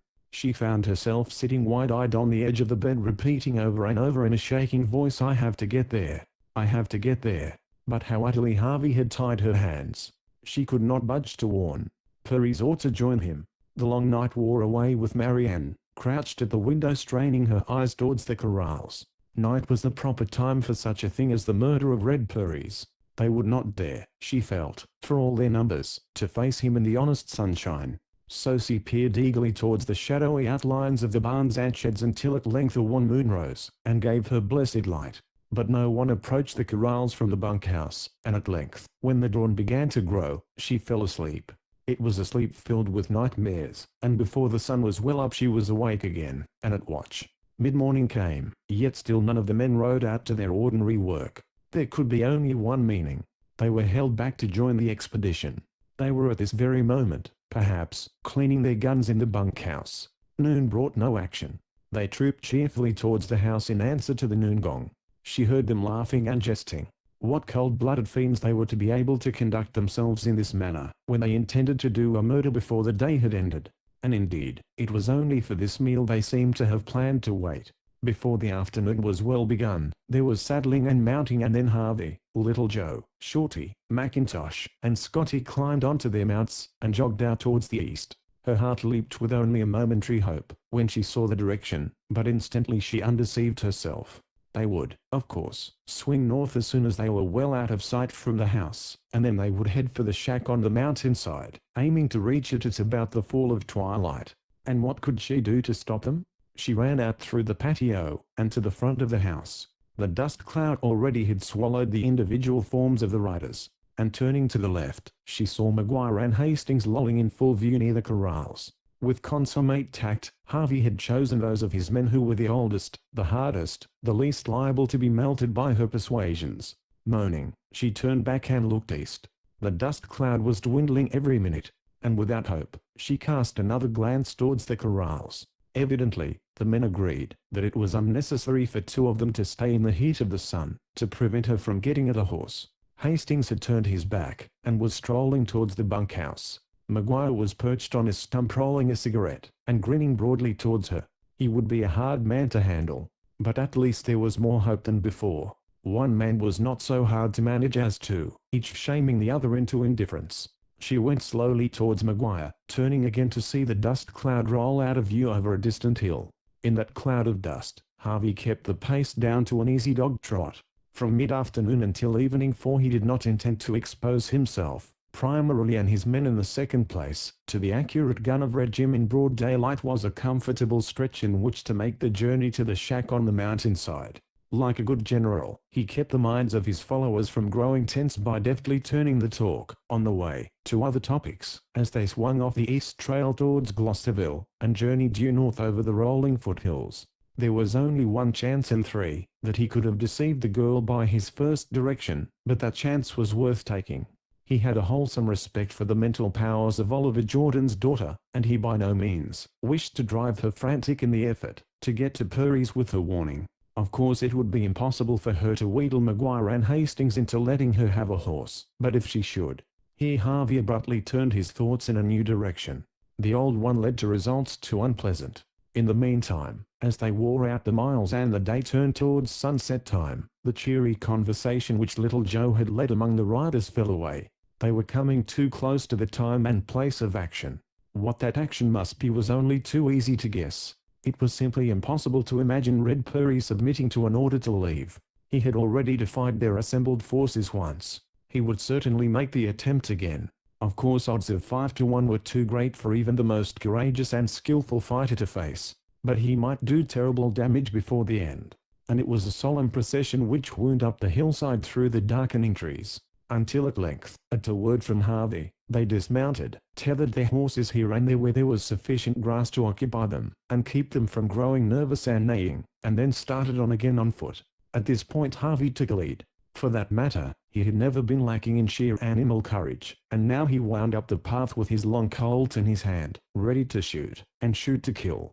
Once or twice small sounds made him pause, uneasy. But his progress was fairly steady, until he came to the edge of the little clearing, where the shack stood. There was no sign of life about it. The shack seemed deserted. Thick darkness filled its doorway and the window, though the rest of the clearing was still permeated with the faint afterglow of the sunset. "He ain't here," said Little Joe softly, as he came to the side of the watchful foreman. "Don't be too sure," said the other. "I'd trust this Purries, and take about as many chances with him as I would with a rattler in a 6x6 room. Maybe he's in there playing possum, waiting for us to make a break across the clearing. That'd be fine for Red Jim, damn his heart." Little Joe peered back at the anxious faces of the others, as they came up the path one by one. He did not like to be one of so large a party held up by a single man. In fact, Joe was a good deal of a warrior himself. He was new to the Valley of the Eagles, but there were other parts of the mountain desert where his fame was spread broadcast. There were even places where sundry officers of the law would have been glad to lay hands upon him. "Well," quoth Joe, "we'll give him a chance. If he ain't a fighting man, but just a plain murderer, we'll let him show it." And so saying, he stepped boldly out from the sheltering darkness of the trees, and strode towards the hut, an immense and awesome figure in the twilight. Lew Harvey followed at once. It would not do to be outdared by one of his crew in a crisis as important as this. But for all his haste the long strides of Joe had brought him to the door of the hut many yards in the lead, and he disappeared inside. Presently his big voice boomed. "He ain't here." Plum vanished. They gathered in the hut at once. "Where's he gone?" asked the foreman, scratching his head. "Maybe he ain't acting as big as he talked," said Shorty. "Maybe he slid over the mountains." "Strike a light, somebody," commanded the foreman. 3 or 4 sulphur matches were scratched at the same moment on trousers, made tight by cocking the knee up. Each match glimmered through sheltering fingers with dull blue light, for a moment, and then as the sulphur was exhausted, and the flame caught the wood, the hands opened, and directed shafts of light here and there. The whole cabin was dimly illumined for a moment, while man after man thrust his burning match towards something he had discovered. "Here's his blankets, all mussed up. Here's a pair of boots. Here's the frying pan right on the stove." They wandered here and there, lighting new matches until Little Joe spoke. "No use, boys," he declared. "Purries has hopped out. Wise gent, at that. He seen the game was too big for him, and I don't blame him for quitting. Ain't nothing here that he'd come after. Them boots are wore out. The blankets and the cooking things he got from the ranch. Look at the way the blankets are piled up. Shows he quit in a rush and started away. When a gent figures on coming back, he tidies things up a little, when he leaves in the morning. No, boys, he's gone. Main thing to answer is, if he ain't left the valley, why ain't he here in his shack now? Maybe he's hunting that damn hoss?" suggested the foreman, but his voice was weak with uncertainty. "Hunting Alcatraz after dark?" queried Little Joe. There was no answer possible. The last glow of twilight was fading to deep night. The trees on the edge of the clearing seemed to grow taller and blacker each moment. Certainly if it were well nigh impossible to hunt the stallion effectively in daylight, it was sheer madness to hunt him at night. Every moment they waited in the cabin, the certainty that Purries had left the valley grew greater. It showed in their voices, for every man had spoken softly at first, as though for fear the spirit of the inhabitant of the shack might drift near unseen and overhear. Now their words came loud, disturbing and startling Harvey in the midst of his thoughts, as he continued wandering about the cabin, lighting match after match, striving in vain to find something which would reawaken his hopes. But there was nothing of enough worth to induce Purries to return, and finally Harvey gave up. "We'll start on," he said at length. "You boys ride along. I'll give the place another look." As a matter of fact, he merely wished to be alone, and he was dimly pleased as they sauntered off through the trees, their voices coming more and more vaguely back to him, until the far-off rattle of hoofs began. The last he heard of them was a high-pitched laugh. It irritated Harvey. It floated back to him thin and small, like mockery. And indeed he had failed miserably. How great was his failure he could hardly estimate in a moment, and he needed quiet to sum up his losses. First of all, he had hopelessly alienated the girl, and while offending her he had failed to serve the rancher. For Red Jim Purries, driven by force from the ranch, would surely return again, to exact payment in full for the treatment he had received. The whole affair was a hopeless muddle. He had staked everything on his ability to trap Purries and destroy him, thereby piling upon the shoulders of Oliver Jordan a burden of gratitude which the rancher could never repay. But now that Purries was footless, he became a danger imperiling not only Jordan but Harvey himself. The trap had closed and closed on nothing. The future presented to Harvey stark ruin. So enthralling was the gloom of these thoughts, that the foreman did not hear the thudding hoofs of a horse which trotted up through the trees. Not until horse and rider appeared in the clearing was Harvey roused, and then in the first glance by the size and the tossing head of the approaching pony, he recognized the horse of Red Perry's. Chapter 21.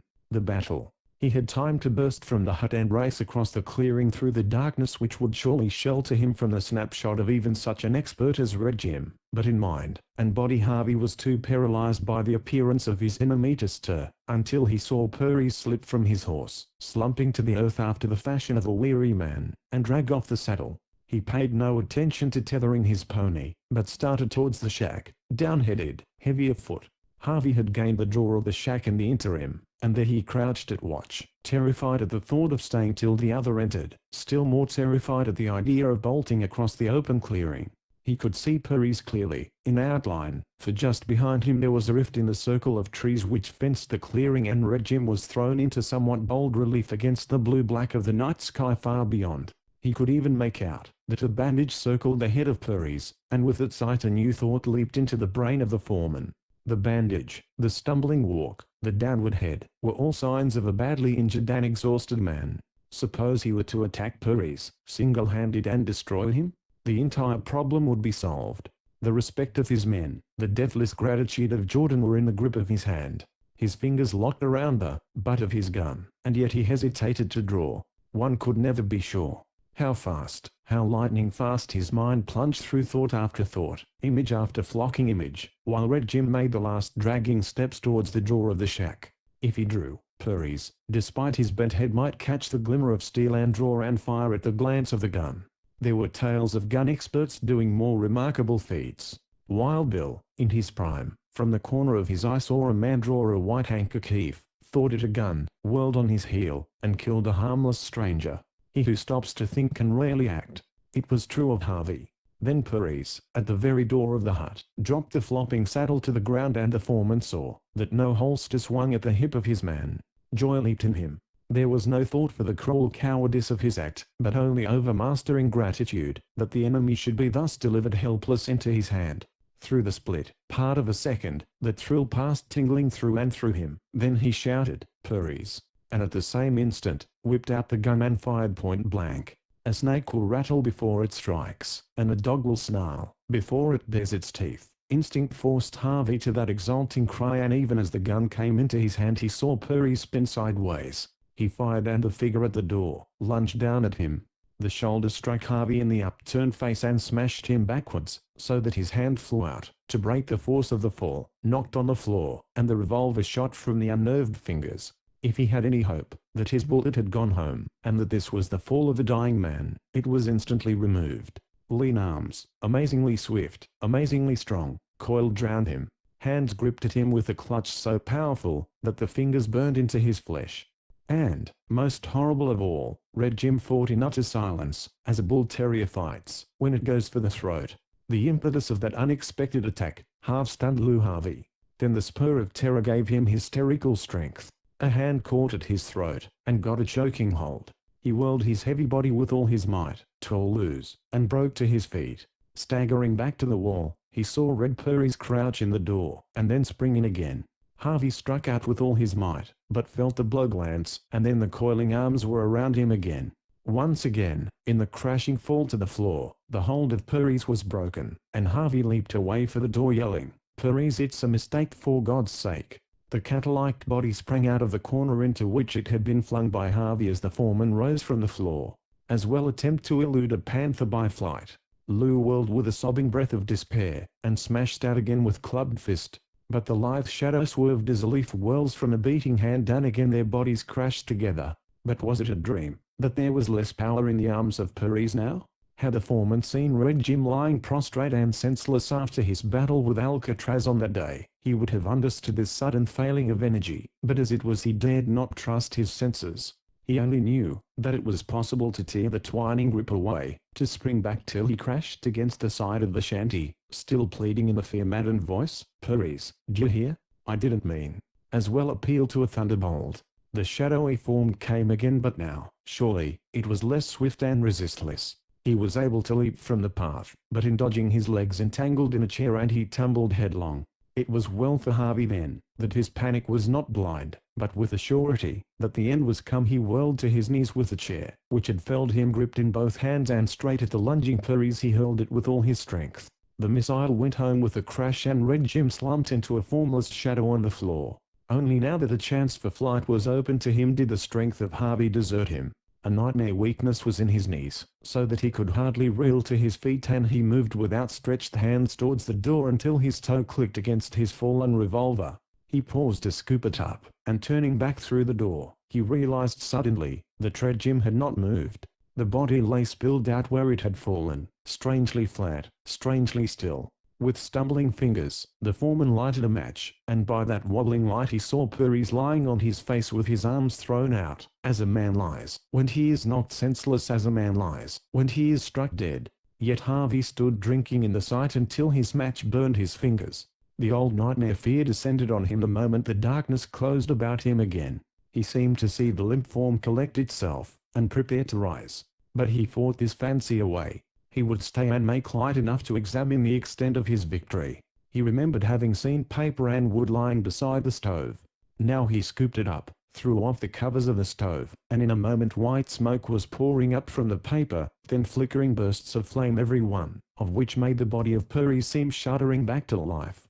But presently the fire rose, and Harvey could clearly see the cabin, sadly wrecked by the struggle, and the figure of Purries still moveless. Even now he went with gingerly steps, the gun thrust out before him. It seemed a miracle that this tigerish fighter should have been suddenly reduced to the helplessness of a child. Holding the gun ready, he slipped his left hand under the fallen man, and after a moment, faintly but unmistakably, he felt the beating of the heart. Let it be ended, then. He pressed the muzzle of the revolver into the back of Purries, but his finger refused to tighten around the trigger. No, the powder burn would prove he had shot his man from behind, and that meant hanging. A tug of his left hand flopped the limp body over, but then his hands were more effectually tied than ever, for the face of the unconscious man worked strangely on him. It's him now, thought Harvey, or me later on. But still he could not shoot. Helpless as a child whited, the comparison entered his mind. He studied the features, very pale beneath the bloody bandage, which Purries had improvised, when he recovered from his battle with the stallion. He was very young, terribly young. Harvey was unnerved. But suppose he let Purries come back to his senses, wakened those insolent blue eyes, started that sharp tongue to life, then it would be a very much easier matter to shoot. So Lou went to the door, took the rope from Red Jim's saddle, and with it bound the arms of Purries to his side. Then he lifted the hanging body, how light a weight it was, and placed it in a chair, where it doubled over, limp as a loosely stuffed scarecrow. Harvey tossed more wood on the fire, and when he turned again, Purries was showing the first signs of returning consciousness, a twitching of his fingers. After that his senses returned with astonishing speed. In the space of a moment or two he had straightened in the chair, opened dead eyes, groaned faintly, and then tugged against his bonds. It seemed that biting of the rope into his arm muscles cleared his mind. All in an instant he was staring straight into the eyes, and into the thoughts of Harvey with full understanding. I see, said Purries, it was the chair that turned the trick. You're lucky, Harvey. It seemed to Harvey a wonderful thing that the red-headed man could be so quiet about it, and most wonderful of all that Purries could look at anything in the world, rather than the big Colt which hung in the hand of the victor. And then, realizing that it was his own comparative cowardice that made this seem strange, the foreman gritted his teeth. Shame softens the heart sometimes, but more often it hardens the spirit. It hardened the conqueror against his victim, now, and made it possible for him to look down on Red Jim with a cruel satisfaction.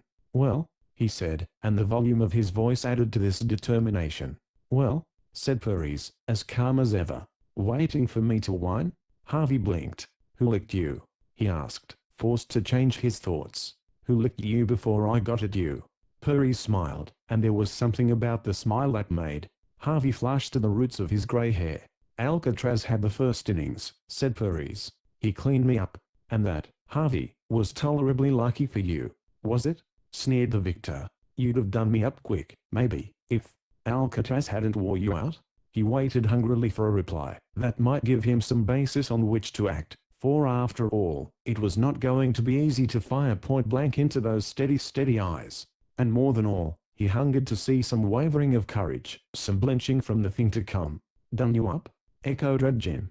And he ran his glance slowly thoughtfully over the body of the foreman.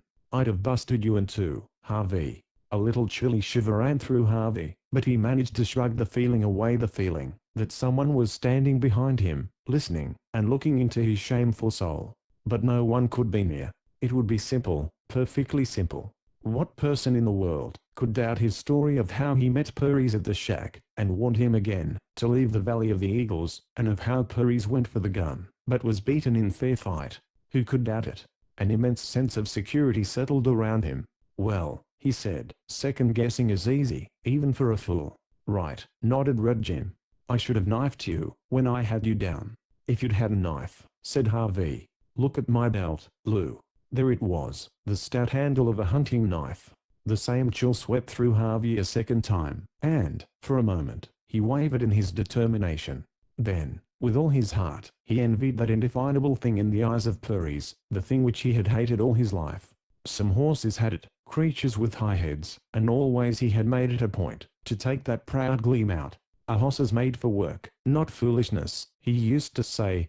Here it was, looking out at him from the eyes of his victim. He hated it, he feared and envied it, and from the very bottom of his heart he yearned to destroy it, before he destroyed Purries. "You know," he said with sudden savagery, "what's coming?" "I'm a pretty good guesser," nodded Red Jim.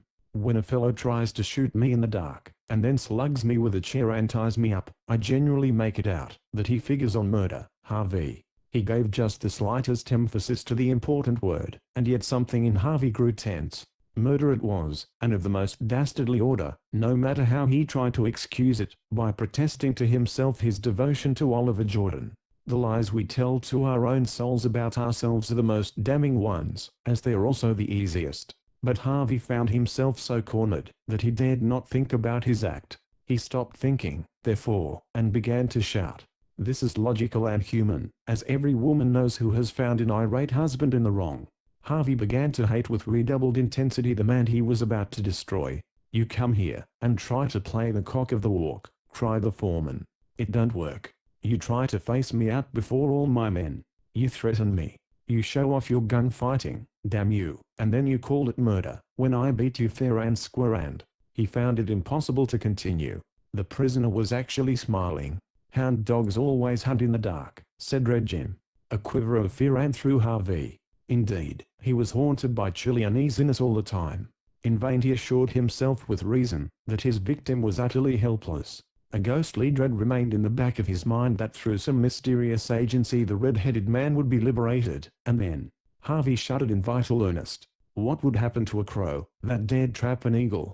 "I'm due back at the ranch," said Harvey, "to tell him how you jumped me here, while I was waiting here quiet to warn you again, to get out of the Valley of the Eagles peaceable. Before I go, Purries, is there anything you want done? Any messages you want to leave behind you?" And he set his teeth, when he saw that Purries did not blanch. He was perfectly quiet. Nearness to death sometimes acts in this manner. It reduces men to the unaffected simplicity of children. "No message, thanks," said Red Jim. "Nobody to leave them to, and nothing to leave but a horse that somebody else will ride, and a gun that somebody else will shoot." "And the girl?" said Lou Harvey. And a thrill of consummate satisfaction passed through him, for Ed Purries had plainly been startled out of his calm. "A girl? You know what I mean. Marianne Jordan." He smiled knowingly. "Well," said Purries, breathing hard. "Why, you fool," cried the foreman, "don't you know she's gone plumb wild about you? Didn't she come begging to me to get you out of trouble?" "You lie," burst out Purries. But by his roving glance, by the sudden outpouring of sweat which gleamed on his forehead, Harvey knew that he had shaken his man to the soul. By playing carefully on this string, might he not reduce even this carefree fighter to trembling love of life? Might he not make Red Purries cringe? All cowards feel that their own vice exists in others. Harvey, in his entire life, had dreaded nothing saving Red Jim, and now he felt that he had found the thing which would make life too dear to Purries to be given up with a smile. "Begging? I'll tell a man she did," nodded Harvey. "It's because she's plumb generous. She thought that might turn you. Why, she don't hardly know me, don't she?" sneered Harvey. "You don't figure her right. She's one of the hit or miss kind. She hated me the minute she laid eyes on me, hated me for nothing. And you knocked her off her feet the first shot. That's all there is to it. She'd give the Valley of the Eagles for a smile from you." He saw the glance of Puri's wander into thin distance and soften. Then the eye of Red Jim returned to his tormentor, desperately. The blow had told better than Harvey could have hoped. "And me a plain tramp below for me," said Purries to himself. He added suddenly, "Harvey, let's talk man to man." "Go on," said the foreman, and set his teeth to keep his exultation from showing. 5 minutes more, he felt, and Purries would be begging like a coward for his life. Chapter 22. Maguire sleeps. Never did a fox approach a lion with more discretion than Marianne approached the careless figure of Maguire. His very attitude was a warning that her task was to be made as difficult as possible.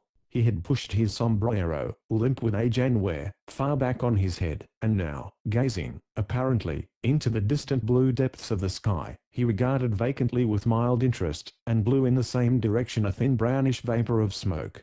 Obviously he expected an argument, he was leading her on. And just as obviously he wanted the argument merely for the sake of killing time.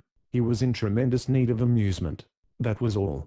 She wanted to go straight to him with a bitter appeal to his manhood, to his mercy as a man. But she realized that this would not do at all. A strenuous attack would simply rouse him.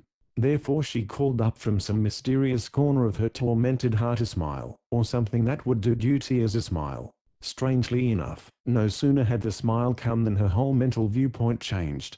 It became easy to make the smile real. Half of her anxiety fell away, and dropping one hand on her hip, she said cheerfully to Maguire, "You look queer as a prison guard, Mr. Maguire." She made a great resolve, that moment, that if she were ever safely through the catastrophe which now loomed ahead, she would diminish the distance between her and her men and form the habit of calling them by their first names.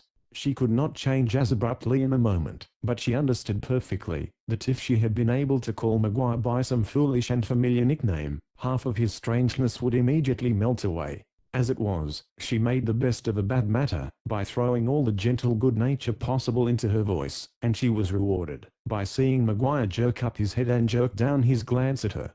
At the same time, he crimsoned to the eyes, changing his weathered complexion to a flaring, reddish brown. "Prison guard?" said Maguire. "Me? Well," answered Marianne, "that's the truth, isn't it? You're the guard, and I'm the prisoner." "I'm watching these hosses," said Maguire. "That's all. They ain't no money could hire me to guard a woman." "Really?"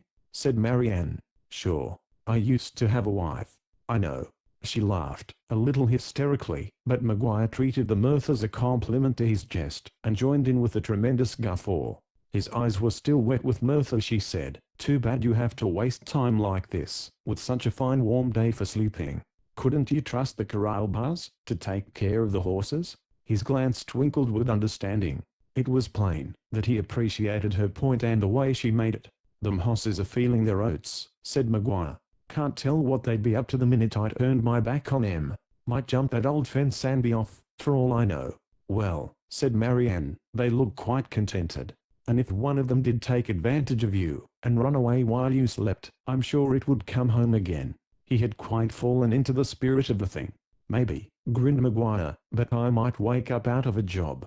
"Well," said Marianne, "there have been times when I would have weighed 1 hour of good sleep against 2 jobs as pleasant as this. How much real damage might that sleep do? If it took me out of the job? Oh, I don't know. Might take another month before I land at a place as good. Surely not as long as that. But isn't it possible that your sleep might be worth 2 months' wages to you, Mr. Maguire?"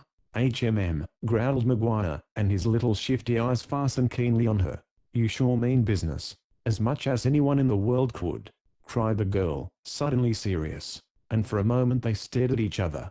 "Lady," said Maguire at length, "I begin to feel sort of yawny and sleepy, like." "Then sleep," said Marianne, her voice trembling in spite of herself. "You might have pleasant dreams, you know, of a murder prevented, of a man's life saved." Maguire jerked his sombrero low over his eyes. "You think it's as bad as that?" he growled, glaring at her. "I swear it is." He considered another moment. "Then, you'll have to excuse me, Miss Jordan. But I'm so plumb tired out I can't hold up my end of this talk no longer." So saying, he dropped his head on both his doubled fists, and she lost sight of his face. It had come so inconceivably easily, this triumph, that she was too dazed to move, for a moment. Then she turned, and fairly raced for the corral. It had all been the result of the first smile with which she went to Maguire, she felt. And as she saddled her bay in a shed a moment later, she was blessing the power of laughter. It had given her the horse. It had let her pass through the bars. It placed her on the open road, where she fled away at a swift gallop, only looking back, as she reached the top of the first hill, to see Maguire still seated on the stump. But now his head was canted far to one side, and she had no doubt that he must be asleep in very fact. Then the hill rose behind her, shutting out the ranch, and she turned to settle to her work. Never in her life and she had ridden cross-country on blood horses in the east had she ridden as she rode on this day.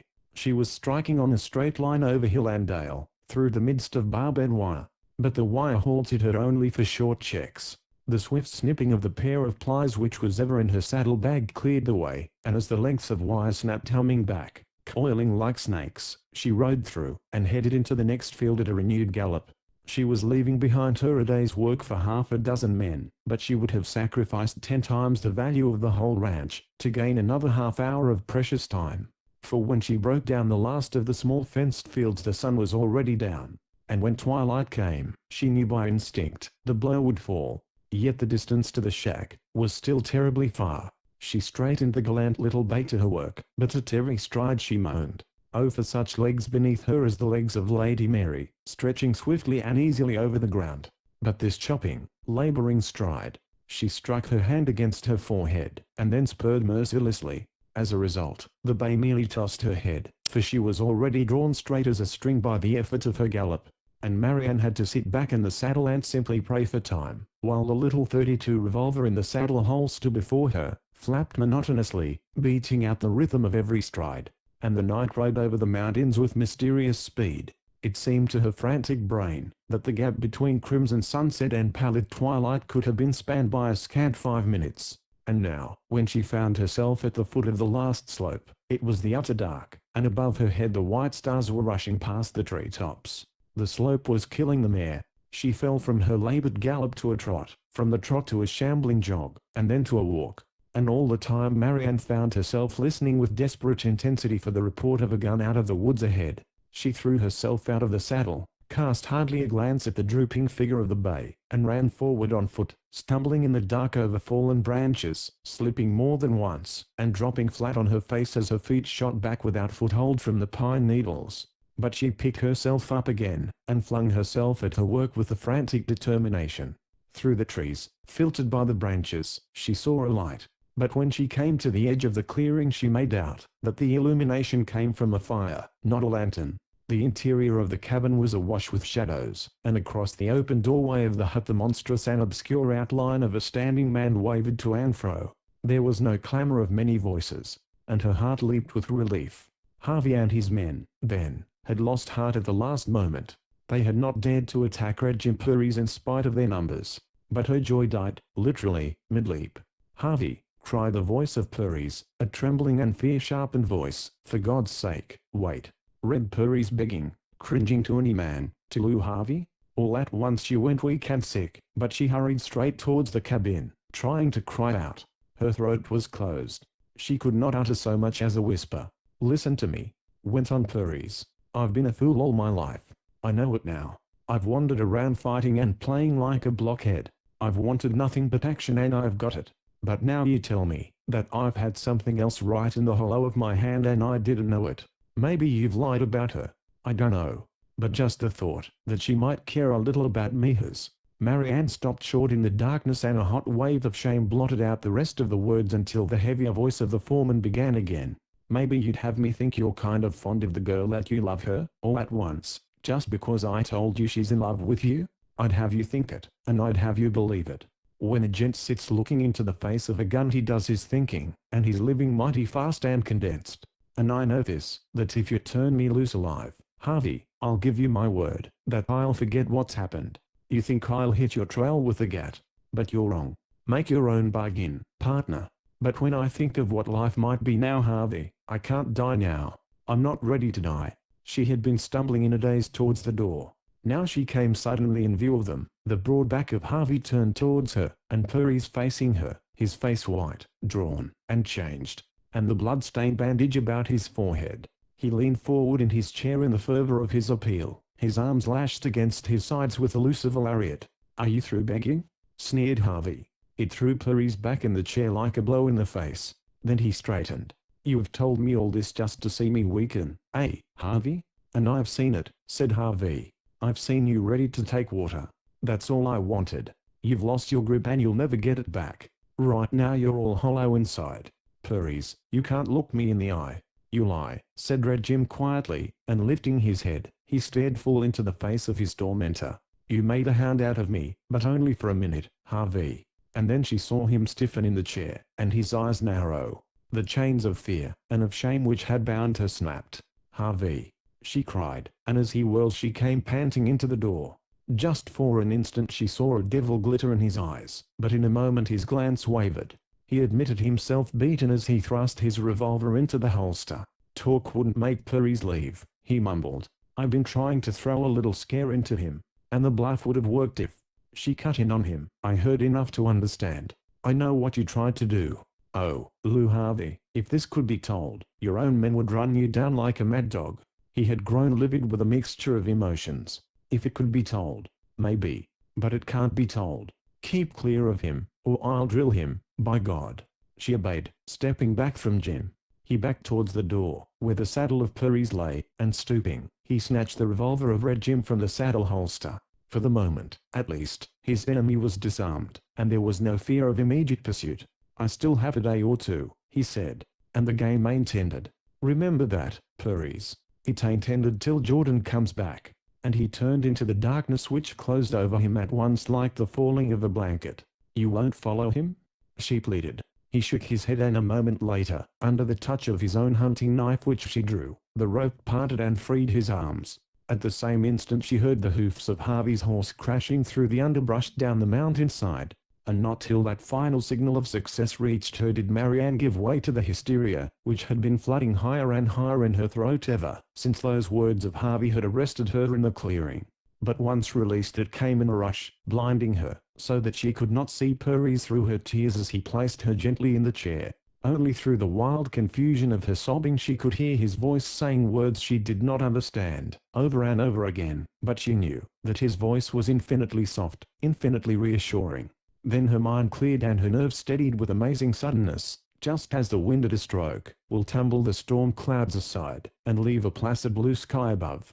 She found Red Jim kneeling beside the chair with his arms around her, and her head on his shoulder, wet with her tears. For the first time she could hear, and really understand what he had been saying over and over again. He was telling her that he loved her, would always love her, that he could forgive Lou Harvey, even because of the message which he had brought. Had she confessed everything, then, in the hysteria? Had she confirmed what Lou Harvey said? Yes, for the voice of Red Jim was unquestioning, cherishing as men will the thing which they love and own. "You're better now?" he asked at length. "Yes," she answered. "I'm weak and ashamed, and what have I said to you? Something that's made me happier than a king. And I'll make it a thing you'll never have to regret, so help me God." He raised her to her feet. "Now you have to go home at once. And you? Harvey will come hunting me again tomorrow, and he'll have his men with him. He doesn't know I've forgotten him. He thinks it's his life or mine, and he'll try to run me down." "The sheriff," she cried fiercely. "That's where I'm going. To Gloucesterville to hide like a coward, where the sheriff can look out for me.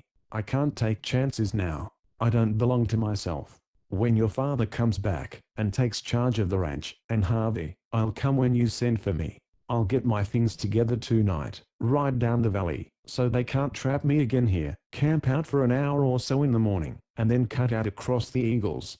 But you're strong enough to ride home?" She nodded, and they walked side by side out across the clearing, and down towards the place where she had left the bay. And it seemed to Marianne, leaning a little on the arm of Red Jim, that she had shifted the whole burden of her worries onto the shoulders of her lover. Her troubles disappeared. The very sound of his voice assured her of happiness forever. They found the bay. The tough little Mustang was already much recuperated, and Purry swept Marianne into the saddle. She leaned to kiss him. In the dark her lips touched the bandage around his head. "It's where Harvey struck you down," she exclaimed. "Jim, you can't try to cross the mountains so terribly hurt." "It's only a scratch," he assured her. "I met Alcatraz today, and he won again. But the third time." Marianne shivered. "Don't speak of him. He haunts me, Jim. The very mention of him takes all the happiness out of me. I feel almost as if there were a bad fate in him." But you promise that you won't stay to take one final chance? You won't linger in the valley to hunt Alcatraz again? You'll ride straight across the mountains when the morning comes? I promise, answered Puris. But afterwards, as he watched her drift away through the darkness, calling back to him from time to time until her voice dwindled to a bird note and then faded away, Red Jim prayed in his heart of hearts that he would not chance upon sight of the stallion in the morning, for if he did, he knew that the first solemn promise of his life would be broken. Chapter 23. Lobo. The dawn of the next day came cold and grey about Alcatraz, grey because the sheeted clouds that promised a storm were covering the sky, and cold with a wind out of the north. When he lifted his head, he saw where the first rains had covered the slopes of the Eagle Mountains with tenderest green, and looking higher, the snows were gathering on the summits. The prophetic thickening of his coat foretold a hard winter. Now he was on watch with the mares in the hollow behind and himself on the crest, rarely turning his head from a wisp of smoke which rose far south. He knew what that meant.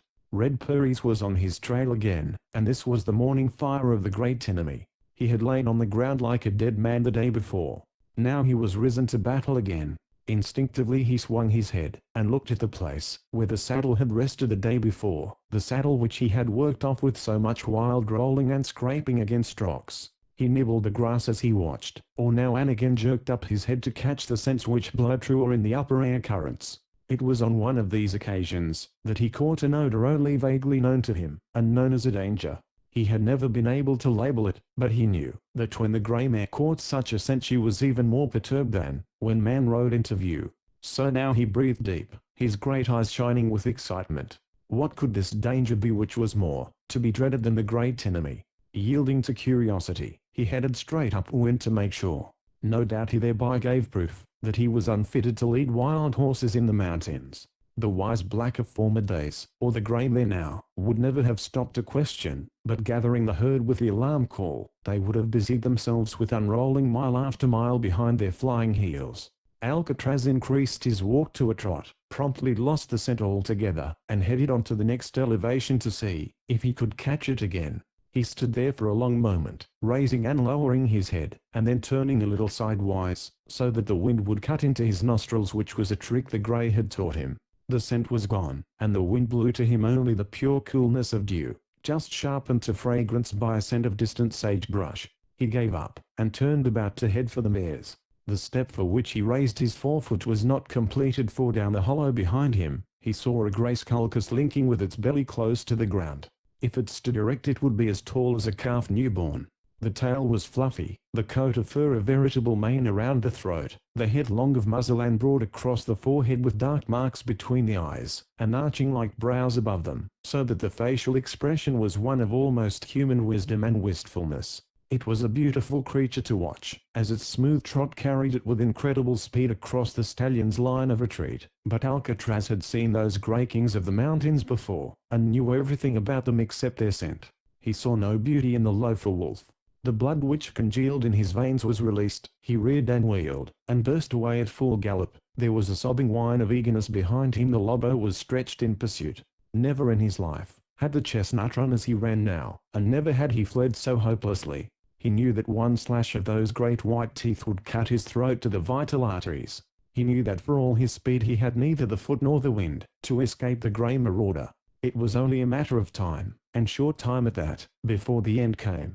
The loafer prefers young meat, and as a rule will cut down a yearling cold, or dine on warm veal, it's chewing cold flesh, and feeding only once from every kill, the Lobo being the Lucullus of beasts of prey. But this prowler had either found scanty fare in a long journey across the mountains, or else he wished to kill now for pure deviltry, and not from hunger. At any rate, he slid over the ground like the shadow of a cloud driven in a storm. Already he gained fast, and yet he had not attained top speed. When he did, he would walk up on the chestnut as the latter could walk up on the mares of his herd. Over a hill bolted Alcatraz, and beneath him, he saw a faint hope of escape, the flash of water where a brook, new swelled by the rains, was running bankful, a noisy torrent. He went down the slope like the wind, struck the level at such speed that the air stung his nostrils, and leaped from the firm gravel at the edge of the stream. The far bank seemed a mighty distance as he soared high. The water rushed broad and swift beneath him, no swimming if he struck that bubbling current, and then, A last pitch forwards in mid-air, a 4-foot strike ground. The bank crushed in beneath his weight, and then he was scrambling to the safety beyond, and reeling into a new gallop. Behind him, he saw the shadowy pursuer skim down the slope, fling into the air, and drop out of sight. Had he reached the shore? 10 seconds no longer. An ominous head appeared. Certainly he had fallen short, and landed in the furious current. Alcatraz dropped his heart-breaking pace to a moderate gallop, but as he did so he saw a form which dripped with water scramble into view 50 yards downstream. The Lobo had managed to reach safety after all, and now he came like a bullet to end the chase. There was only half a hope left to Alcatraz, and that was to turn and attempt to leave the wolf again at the water jump, but now his renewed panic paralyzed all power of thinking. He did not even do the next best thing, race straight away in a true line, but bearing off first to the left, and then to the right, he shot across the hills in a miserably wavering flight. The Lobo came like doom behind him. The chill of the water had enraged him. Besides, he did not often have to waste such time and energy to make a kill, and now, bent on a quick ending, the fur which fringed his lean belly cut the dew from the grass as he stretched to his full and matchless speed. Alcatraz saw and strained forward, but he had reached his limit, and the wolf gained with the passage of every second. Another danger appeared. Off to the side and well ahead, spurring his mount to top effort, came Red Purries, who must have marked the chase with his glass. Alcatraz gave him not a glance, not a thought. What was the whisper and burn of a rope? What was even the hum of a bullet compared with the tearing teeth of the lofer wolf? So he kept to his course, stretched straight from the tip of his nose to the end of his flying tail, and marking from the corner of his eye that the Lobo still gained vital inches at every leap. The horseman to his left shot over a hill, and disappeared into the hollow beyond. He would be a scant 100 yards away, when Alcatraz raced by, if indeed he could keep beyond reach of the wolf, as long as this, and that was more than doubtful impossible. For the grey streak had shot from behind until it now was at his tail, at his flank, with red tongue lolling, and the sound of its panting audible. Half a minute more, and it would be in front and heading him, and when he whirled the creature would spring. And so it happened. The killer swept to the front and snapped at the flash of the teeth. Alcatraz wheeled, saw the monster leave the ground, and then a limp weight struck his shoulder, and rolled heavily back to the ground, but not until he had straightened away on his new course did Alcatraz hear the report of the rifle, so much had the bullet outdistanced the sound. He looked back. Red Purries sat in his saddle with a rifle coming slowly down from his shoulder. The lofer wolf lay with a smear of red across one side of his head. Then a hill rose behind the stallion and shut off his view. He brought down his gait to a stumbling canter, for now a great weakness was pouring through his legs, and his heart fluttered and trembled like the heart of a yearling when it first feels the strain and burn of the rope. He was saved, but by how small a margin. He was saved, but in his mind grew another problem. Why had the great enemy chosen to kill the wolf and spare the horse? And how great was his greatness who could strike down from afar that king of flesh-eaters in the very moment of a kill? But he knew, very clearly, that he had been in the hollow of the man's hand, and had been spared, and that he had been rescued from certain death. Was not the scent of the wolf's pelt still in his nostrils as the creature had leaped? He came to the brook, and snorted in wonder. In a sane moment he would never have attempted that leap. For that matter, perhaps, no other horse between the seas would have ever dreamed of the effort. Alcatraz headed up the stream for a narrow place, shaking his head at the roar of the current.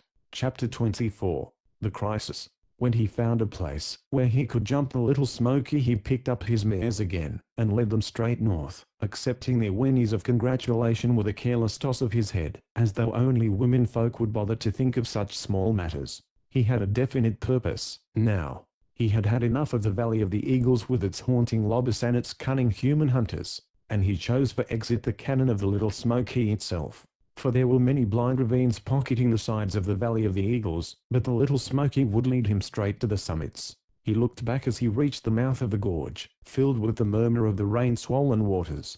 Purries was drifting towards them, and Alcatraz tossed his head and struck into a canter. It was a precaution which he never abandoned, for while the great enemy was most to be feared, there were other human foes, and such a narrow-throated gorge as this would ideally serve them as a trap. He shortened his lope so as to be ready to whirl away as he came to the first winding between the rugged walls of the valley, but the ground was clear before him, and calling up his lagging herd, he made on towards a sound of falling water ahead. It was a new sound to Alcatraz in that place, for he remembered no cataract in this gorge. But every watercourse had been greatly changed since the rains began, And who could tell what alterations had occurred here? Who, indeed, could have guessed it? For as he swung about the next bend he was confronted by a sheer wall of rock over which the falling torrent of the Little Smoky was churned to white spray by projecting fragments. Far above, the side of the mountain was still marked by a raw wound, where the landslide had swept, cutting deeper and deeper, until it choked the narrow ravine with an incalculable mass of sand, crushed trees, and a rubble of broken stone. It had dammed the Little Smoky, but soon topping the obstruction, the river now poured over the crest, and filled the valley with a noise of rushing and shouting so caught up by echoes that Alcatraz seemed to be standing inside a whole circle of invisible waterfalls. He wondered at that sight for only an instant, then, as the meaning drove home to him, he wheeled and raced down the valley.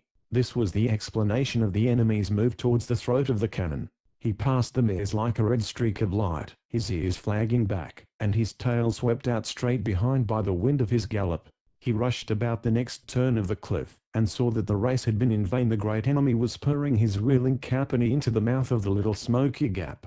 The chestnut made his calculations without slackening his pace. The man was in the valley, but he had not yet reached that narrow throat, where his lariat was of sufficient radius to cover the space between the wall of the cannon and the stream. However, he was in excellent position to maneuver for a throw in case Alcatraz tried to slip by. Therefore he now brought his pony to a slow lope, and loosening his rope, he swung the noose in a wide circle. He was ready to plunge to either side and cast the lariat. Being nearer to the river than to the cannon wall, it was in the latter direction that the stallion found the wider free space, and towards it, accordingly, he directed his flight, running as he had only run when the loafer wolf dogged his heels. It was only a feint. His eye was too keen in the calculation of distances and relative speeds not to realize that the company would beat him to the goal, yet he kept up his furious pace, even when Puris had checked his horse to a trot. Straight on swept Alcatraz, until he saw the glitter of the hunter's eyes beneath the wide brim of his sombrero. Then he braced his legs, knocking up a small shower of sand and rocks, swerved to the left, and bolted for the river bank. Even as he made the move, though blinded by the fierceness of his own effort, he knew that it would be a tight squeeze. Had the pony under Puris possessed half of its ordinary speed of foot, it would easily have headed the fugitive, or at the least, brought its rider in rope throw. Now, outworn by the long trail that had followed, the little animal stumbled, and almost fell when Puris' with iron hand swung it around. That blunder lost fatal yards, but still it did its honest best. It was a veteran of many a roundup. No pony in the arduous work of cutting out was surer of eye or quicker of foot, and now this dodging back and forth brought a gleam into the bronco's eyes.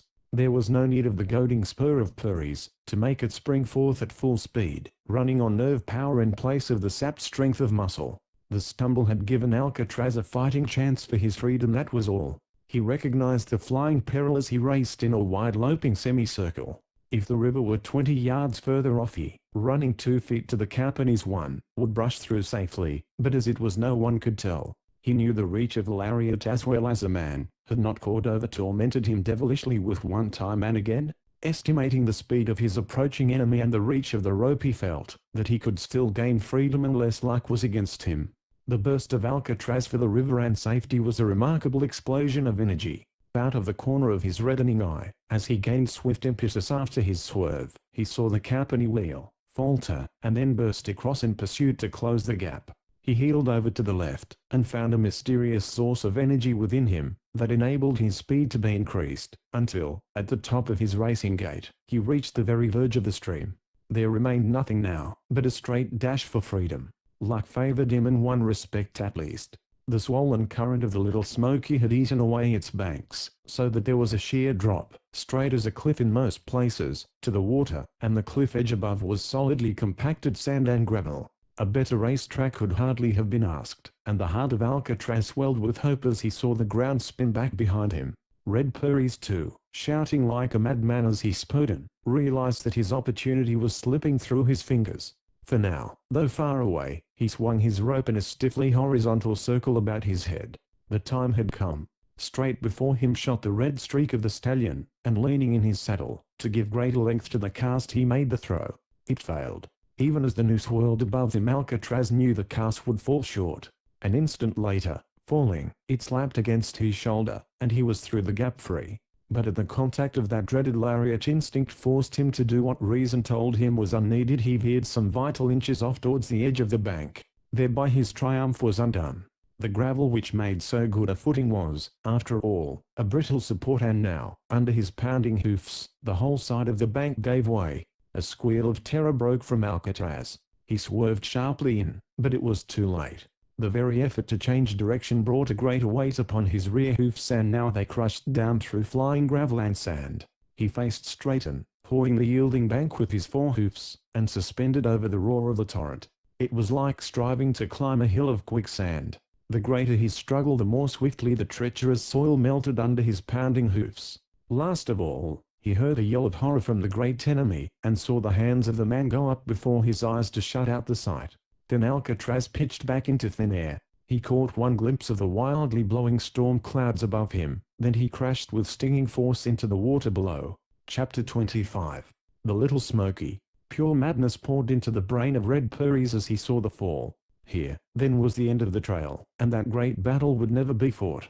Groaning, he rode to the bank of the stream, mechanically gathering up the rope as he went. He saw below him nothing but the rush of water, white riffles showing its speed. An occasional dark stake whirled past the trunks of trees which the Little Smoky had chewed away from their foothold on its sides.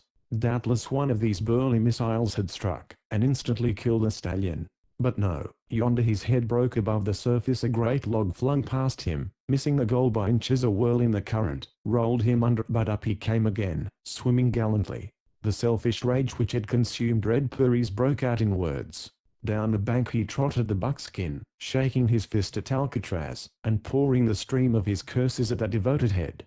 Was this the reward of labor, the reward of pain and patience through all the weeks, the sleepless nights, the weary days? Drown, and be damned! Shouted Red Purries, and as if in answer, the body of the stallion rose miraculously from the stream, and the hunter gasped his incredulity. Alcatraz was facing upstream, half his body above the surface. The explanation was simple. At this point the Little Smoky abated its speed a little, and had dropped a load of rolling stones and sand. An hour later it might be washed away, but now it made a strong bank with the current skimming above the surface. On this the stallion had struck, and whirling with the current he faced towards the source of the valley, and looked into the volleying waters. Here, surely, was a sight to make a weakling tremble. But to the astonishment of Purries, he saw the head of the stallion raised, and the next moment the thunder of his neigh rang high above the voices of the river, as though he bade defiance to his destroyer, as though he called on the God of gods to bear witness that he died without fear. By the eternal, breathed Red Purries, smitten with awe, and the next instant, the ground giving way beneath him, Alcatraz was bowled over and over, only to come up again farther down the stream. He turned his head. Far away he made out a line of horsemen, grey, ghostly figures miles away. Harvey was keeping to his word, then. But the thought of his own danger did not hold Red Purries for a moment. Down there in the thundering water Alcatraz was dying. The heart of Red Purries went out to the dauntless chestnut. He spurred down the bank, until he was even with the struggler. He swayed far out, riding the mustang so near the brink, that the poor creature shuddered. He clapped his hands about his lips, and the hunter screamed encouragement to the hunted, yelled advice, shrieked his warnings, when tree trunks hurtled from behind. It seemed to Red Purries that Alcatraz was not a brute beast, but a soul about to perish. So much do brave men love courage. Then he saw, 100 yards away, that the bank of the stream fell away, until it became a gradually shoaling beach to the water edge. With a shout of hope he raced to this point of vantage, and flung himself from the saddle. Then, grasping the rope, he ran into the stream, until it foamed with staggering force about his hips. But would Alcatraz live among those sweeping tree trunks, and come within casting distance of the rope? Even if he did, would the rope catch around that head, of which only the nose and eyes were showing? Even if it caught, could the stallion be drawn to shoal water without being strangled by the slip knot? Had Purries been a calm man he would have discarded the 1000th chance which remained after all of these possibilities. He would have looked, instead, to his company which was now cantering away towards liberty in the rear of the flying squadron of mares. But Purries saw, and lived for only one thing. Down came that brave head, but now with the ears flattened, for in the fury of the river his strength was being rapidly exhausted. Down the current it came, momentarily nearer but always with dangers shooting about it. Even while Purries looked, a great tree from which the branches had not yet been stripped rushed from behind. The hunter's yell of alarm was drowned by the thousand voices of the little Smoky, and over that head the danger swept. Red Purries closed his eyes and his head fell, but when he looked again the tree was far downstream and the stallion still swam in the central current, but now near, very near. Only the slender outer branches could have struck him, and these with barely sufficient force to drive him under. Purries strode still further into the wild water, until it foamed about his waist, and stretching out his arms he called to the stallion. Had he possessed 10 times the power of voice he could not have made himself heard above the rioting of the little Smoky, but his gesture could be seen, and even a dumb beast could understand it. The chestnut, at least, comprehended, for to the joy of Purries he now saw those gallant ears come forward again, and turning as well as he could, Alcatraz swam stoutly for the shore. In the hour of need, the great enemy had become his last hope, but his progress towards the sloping bank was small. For every inch he fought to the bank the current carried him a foot downstream, yet those inches gained in the lateral direction were every one priceless. Finally Purries swung the lariat, and shot it through the air. Fair and true the circle struck above the head of the stallion and the hunter shouted with hysterical triumph. A moment later he groaned as the current whirled the rope over the head of Alcatraz and downstream. Yet he fought the hopeless fight. Staggering in the currents, beaten from his footing time and again, Purries stumbled downstream gathering his rope for a new cast as he went. Neither had the chestnut abandoned the struggle. His last efforts had swerved him about and now he headed upstream with the water foaming about his red, distended nostrils, but still through the whipping spray his great eyes were fixed on Purries. As for the man, there was a prayer in the voice with which he shouted, "Alcatraz!" and hurled the rope again. Heavy with the water it had soaked up, the noose splashed in a rough circle around the head of the swimmer, and then cut down into the water. Hand over hand he drew in the slack, felt resistance, then a jar, that toppled him from his foothold. The noose had indeed caught around the neck of the stallion, but the success threatened to be his ruin.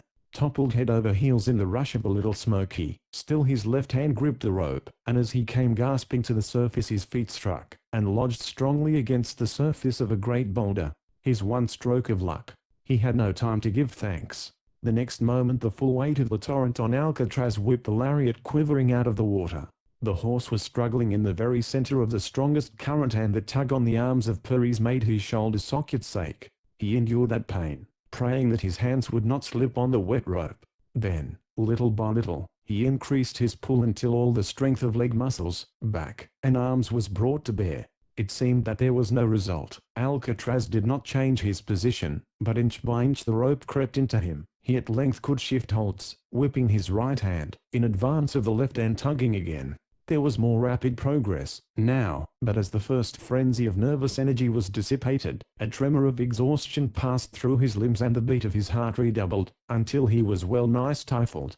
True, the rope was coming in hand over hand now, but another danger. The head of Alcatraz was sinking, his nostrils distended to the bursting point, his eyes red and bulging from their sockets. He was being throttled by the grip of the slip knot, and an instant later his head disappeared beneath the surface. Then all weakness passed from Red Purries. There was invigorating wine in the air he breathed, a vast power clothed him suddenly, and while the frenzy endured he drew Alcatraz swiftly in from the gripping currents, and to the comparatively mild swirl of water where he stood. Wavering, distorted, and dim as an image in a dull mirror, he saw the form of the horse float towards him beneath the water. Still the frenzy was on him. It enabled him to spring from his place, tear the strangling noose from the neck of the stallion, and lifting that lifeless head in both hands struggle towards the shore. The water buoyed a weight which he could not otherwise have budged. He stumbled in the shoaling gravel to his knees, rose again lifting and straining, until blackness rushed across his eyes, and he pitched forward on his face. He wakened in a whipping rain that stung the back of his neck, and as he propped himself on his arms he found that he had been lying across the neck and shoulders of the stallion. That much of him, and the slender forelegs, was clear of the water. But had he not brought a dead thing to land? He bent his cheek to the nostrils of Alcatraz, but he felt no breath. He came reeling to his knees, and slid his hand beneath the water to the heart of the horse. He felt no reassuring throb.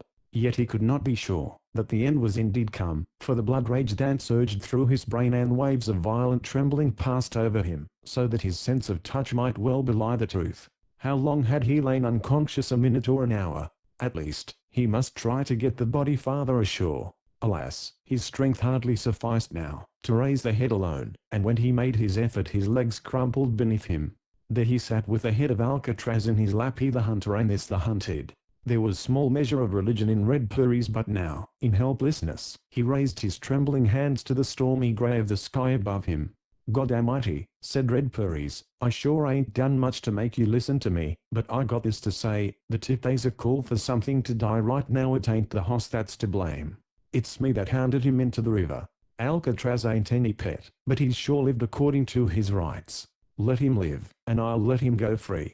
I got no right to him. I didn't make him. I never owned him. But let him stand up on his four legs again. Let me see him go galloping once more, the finest hoss that ever bucked a fool man out of the saddle, and I'll call it quits." It was near to a prayer, if indeed this were not a prayer in truth. And glancing down to the head on his lap, he shivered with superstitious wonder.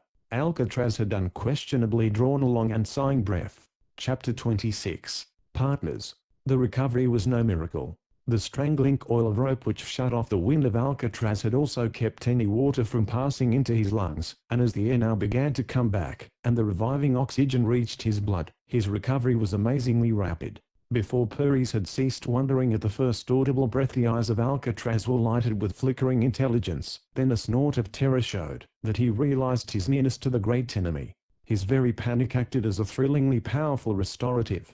By the time Purry's got weakly to his feet, Alcatraz was lunging up the river bank, scattering gravel and small rocks behind him, and Purry's made no attempt to throw the rope again. He allowed it to lie limp and wet on the gravel, but turning to watch that magnificent body shining from the river, he saw the lines of Harvey's hunters coming swinging across the plain, riding to the limit of the speed of their horses. This was the end, then. In 10 minutes, or less, they would be on him, and he without a gun in his hands. As though he saw the same approaching line of riders, Alcatraz whirled on the edge of the sand, but he did not turn to flee. Instead, he lifted his head, and turned his bright eyes on the great enemy, and stood there trembling at their nearness. The heart of Purry's leaped. A great hope which he dared not frame in thought, rushed through his mind, and he stepped slowly forward, his hand extended, his voice caressing. The chestnut winced one step back, and then waited, snorting. There he waited, trembling with fear, chained by curiosity, and ready to leap away in arrowy flight should the sun wink on the telltale brightness of steel or the noosed rope dart whispering through the air above him. But there was no such sign of danger. The man came steadily on with his right hand, stretched out palm up in the age-old token of amity, and as he approached he kept talking. Strange power was in that voice, to enter the ears of the stallion and find a way to his heart of hearts. The fierce and joyous battle note which he had heard on the day of the great fight was gone, and in its place was a fiber of piercing gentleness. It thrilled Alcatraz as the touch of the man's fingers had thrilled him on another day. Now he was very near, yet Purry's did not hurry, did not change the quiet of his words. By the nearness his face was become the dominant thing. What was there between the mountains so terrible and so gentle, so full of awe, of wisdom, and of beauty, as this human face? Behind the eyes the outlaw horse saw the workings of that mystery which had haunted his still evenings in the desert the mind. Far away the grey mare was neighing plaintively, and the scared company trailed in the distance wondering why these free creatures should come so close to man, the enslaver. But to Alcatraz the herd was no more than a growth of trees. Nothing existed under the sky saving that hand ceaselessly outstretched towards him, and the steady murmur of the voice. He began to wonder what would happen if he waited until the fingertips were within a hair's breadth of his nose. Surely there would be no danger, for even if the great enemy slid onto his back again he could not stay, weak as Red Purry's now was. Alcatraz winced, but without moving his feet, and when he straightened the fingertips touched the velvet of his nose. He stamped and snorted to frighten the hunter away, but the hand moved dauntlessly high and higher. It rested between his eyes, it passed across his head, always with that faint tingle of pleasure trailing behind the touch, and the voice was saying in broken tones, "Some damn fools say they ain't a god. Some damn fools. Something for nothing. That's what he gives. Steady, boy, steady." Between perfect fear and perfect pleasure, the stallion shuddered. Now the great enemy was beside him with a hand slipping down his neck. Why did he not swerve and race away? What power chained him to the place? He jerked his head about, and caught the shoulder of Purry's in his teeth. He could crush through muscles and sinews and smash the bone. But the teeth of Alcatraz did not close, for the hunter made no sign of fear or pain. "You're considerable of an idiot, Alcatraz, but you don't know no better," the voice was saying. "That's right, let go that hold. In the old days I'd have had my rope on you quick over wink. But what good in that? The hoss I love ain't a down-headed mean-hearted man-killer like you used to be. It's the Alcatraz that I've seen running free here in the Valley of the Eagles. And if you come with me, you come free, and you stay free. I don't want to set no brand on you. If you stay it's because you like me, boy, and when you want to leave the corral gate will be sure open. Are you coming along? The fingers of that gentle hand had tangled in the mane of Alcatraz, drawing him softly forward. He braced his feet, snorting, his ears back. Instantly the pressure on his mane ceased. Alcatraz stepped forward. By God, breathed the man. It's true. Alcatraz, old hoss, d'you think I'd ever have tried to make a slave out of you, if I'd guessed that I could make you a partner? Behind them, the rattle of volleying hoofs was sweeping closer. The rain had ceased. The air was a perfect calm, and the very grunt of the racing horses was faintly audible and the cursing of the men as they urged their mounts forward. Towards this approaching fear, Alcatraz turned his head. They came as though they would run him into the river. But what did it all mean? So long as one man stood beside him, he was shielded from the enmity of all other men. That had been true even in the regime of the dastardly Cordova. Steady, gasped Red Purries. They are coming like bullets. Alcatraz, old-timer. Steady. One hand rested on the withers, the other on the back of the chestnut, and he raised himself gingerly up. Under the weight the stallion shrank catwise, aside, and down. But there was no wrench of the curb in his mouth, no biting of the cinches. In the old days of his colthood, a bare-legged boy used to come into the pasture and jump on his bare back. His mind flashed back to that the bare brown legs. That was before he had learned that men ride with leather and steel. He waited, holding himself strongly on leash, ready to turn loose his whole assortment of tricks, but Purries slipped into place almost as lightly as that dimly remembered boy in the pasture. To the side, that line of rushing riders was yelling and waving hats. And now the light winked and glimmered on naked guns. "Go," whispered Purries at his ear. "Alcatraz," and the flat of his hand slapped the stallion on the flank. Was not that the old signal out of the pasture days, calling for a gallop? He started into a swinging canter, and a faint half-choked cry of pleasure from the lips of his rider tingled in his ears. For your born horseman reads his horse by the first buoyant moment, and what Red Jim Purries read of the stallion surpassed his fondest dreams. A yell of wonder rose from Harvey and his charging troop. They had seen Red Jim come battered and exhausted from his struggle with the stallion the day before, and now he sat upon the bare back of the chestnut, a miracle. "Shoot!" yelled Harvey. "Shoot for the man.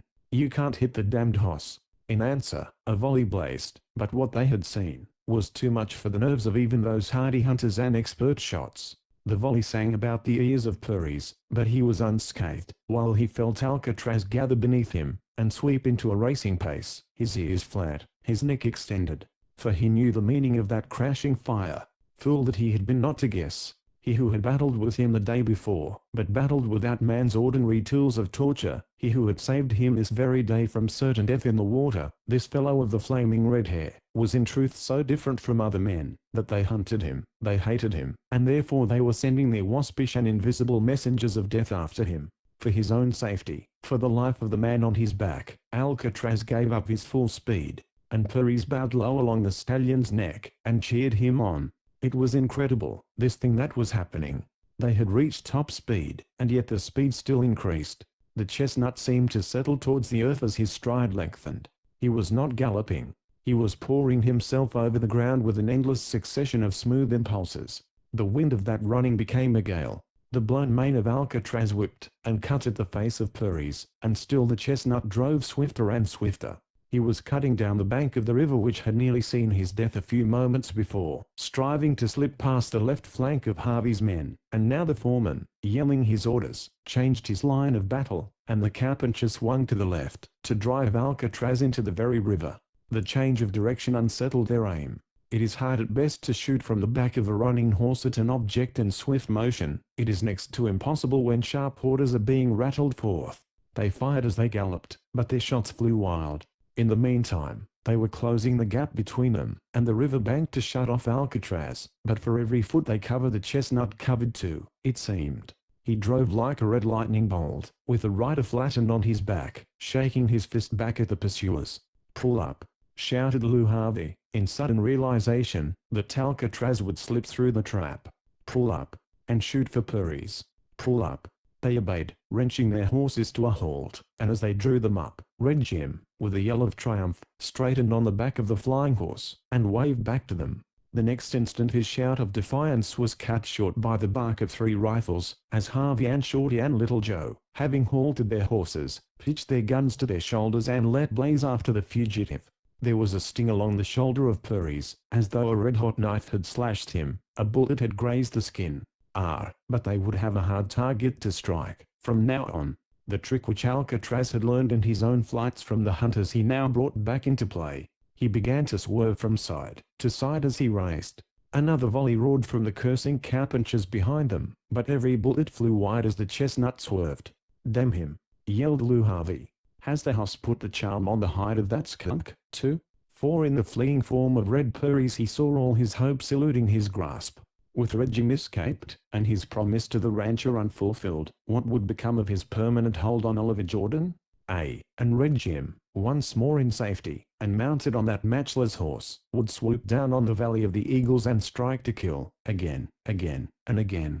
No wonder there was an agony shrill in the voice of the foreman as he shouted, once more. Up went the shining barrels of the rifles, followed the swerving form of the horseman for a moment, and then, steadied to straight, gleaming lines, they fired at the same instant, as though in obedience to an unspoken order, and the form of Red Purry's was knocked forward on the back of Alcatraz. Someplace in his body one of those bullets had struck. They saw him slide far to one side.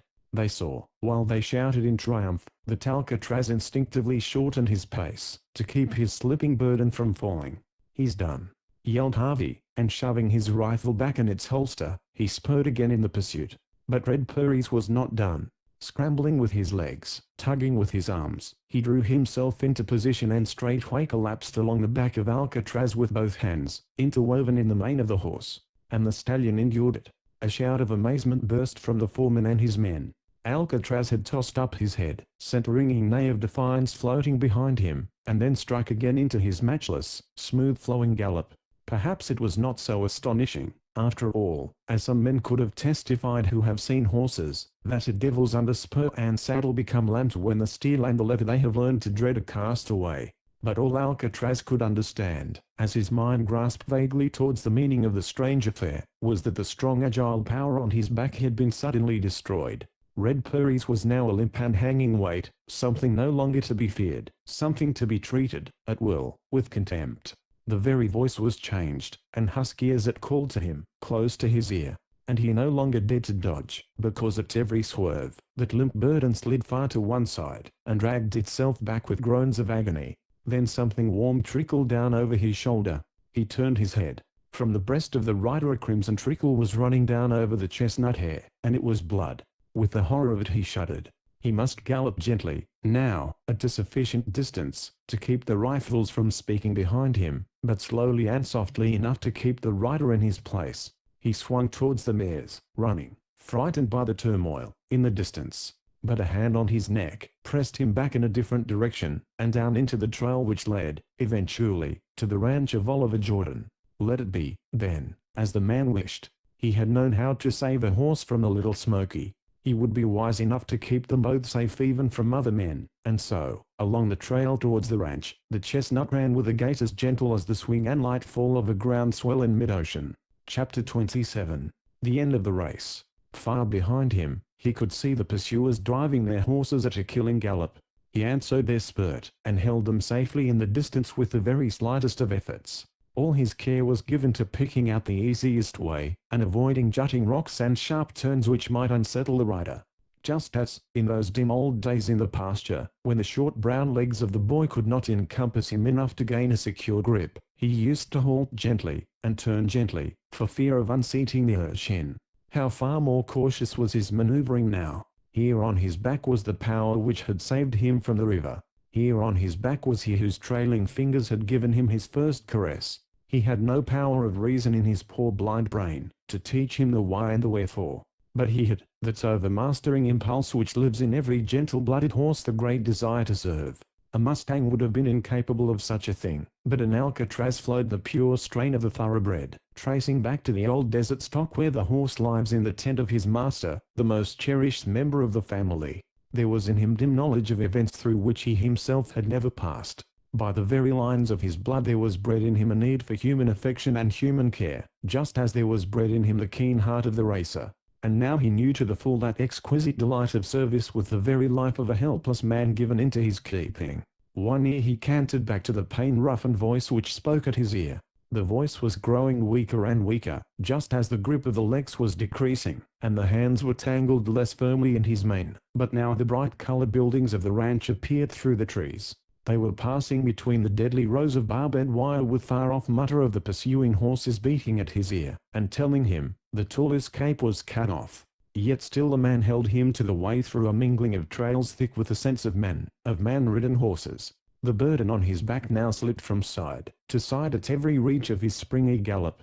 They came in sight of the ranch house itself. The failing voice rose for one instant into a hoarse cry of joy. Far behind rose a triumphant echo of shouting. Yes, the trap was closed, and his only protection from the men riding behind was this half-living creature on his back. Out from the arched entrance to the patio ran a girl.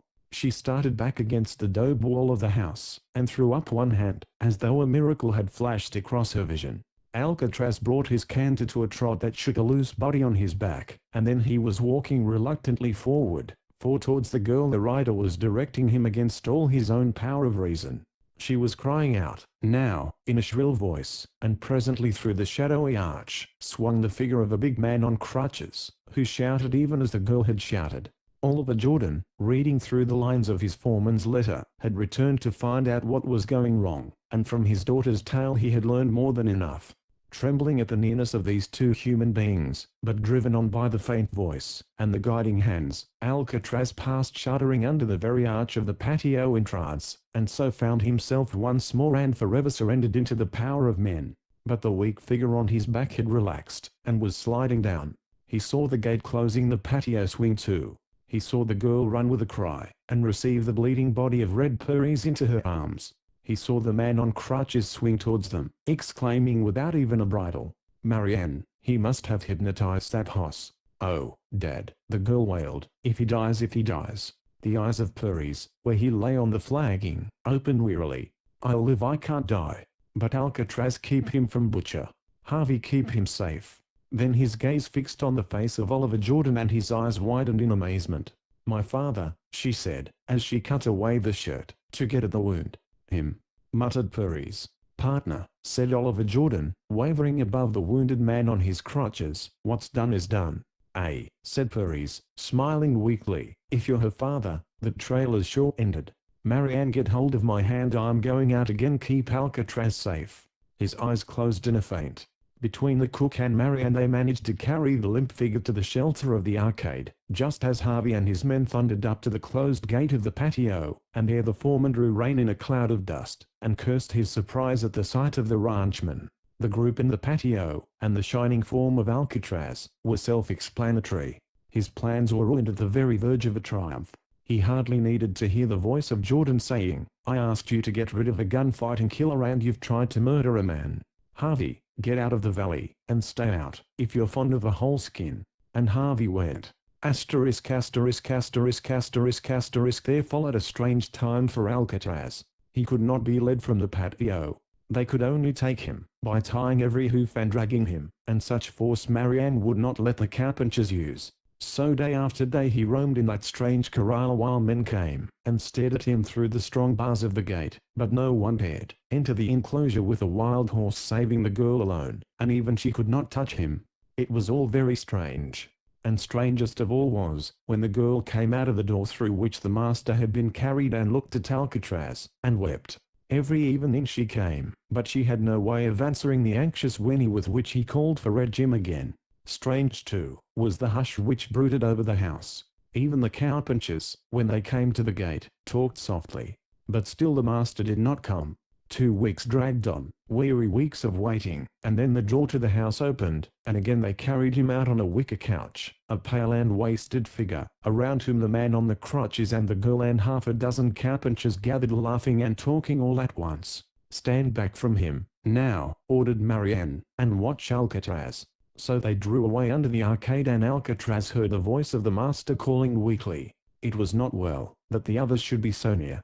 For how could one tell from what hand a rope might be thrown, or in what hand a gun might suddenly flash? But still the voice called, and Alcatraz went slowly, snorting his protest and suspicion, until he stood at the foot of the couch, and stretching forth his nose, still with his frightened glance fixed on the watchers, Alcatraz sniffed the hand of Red Jim.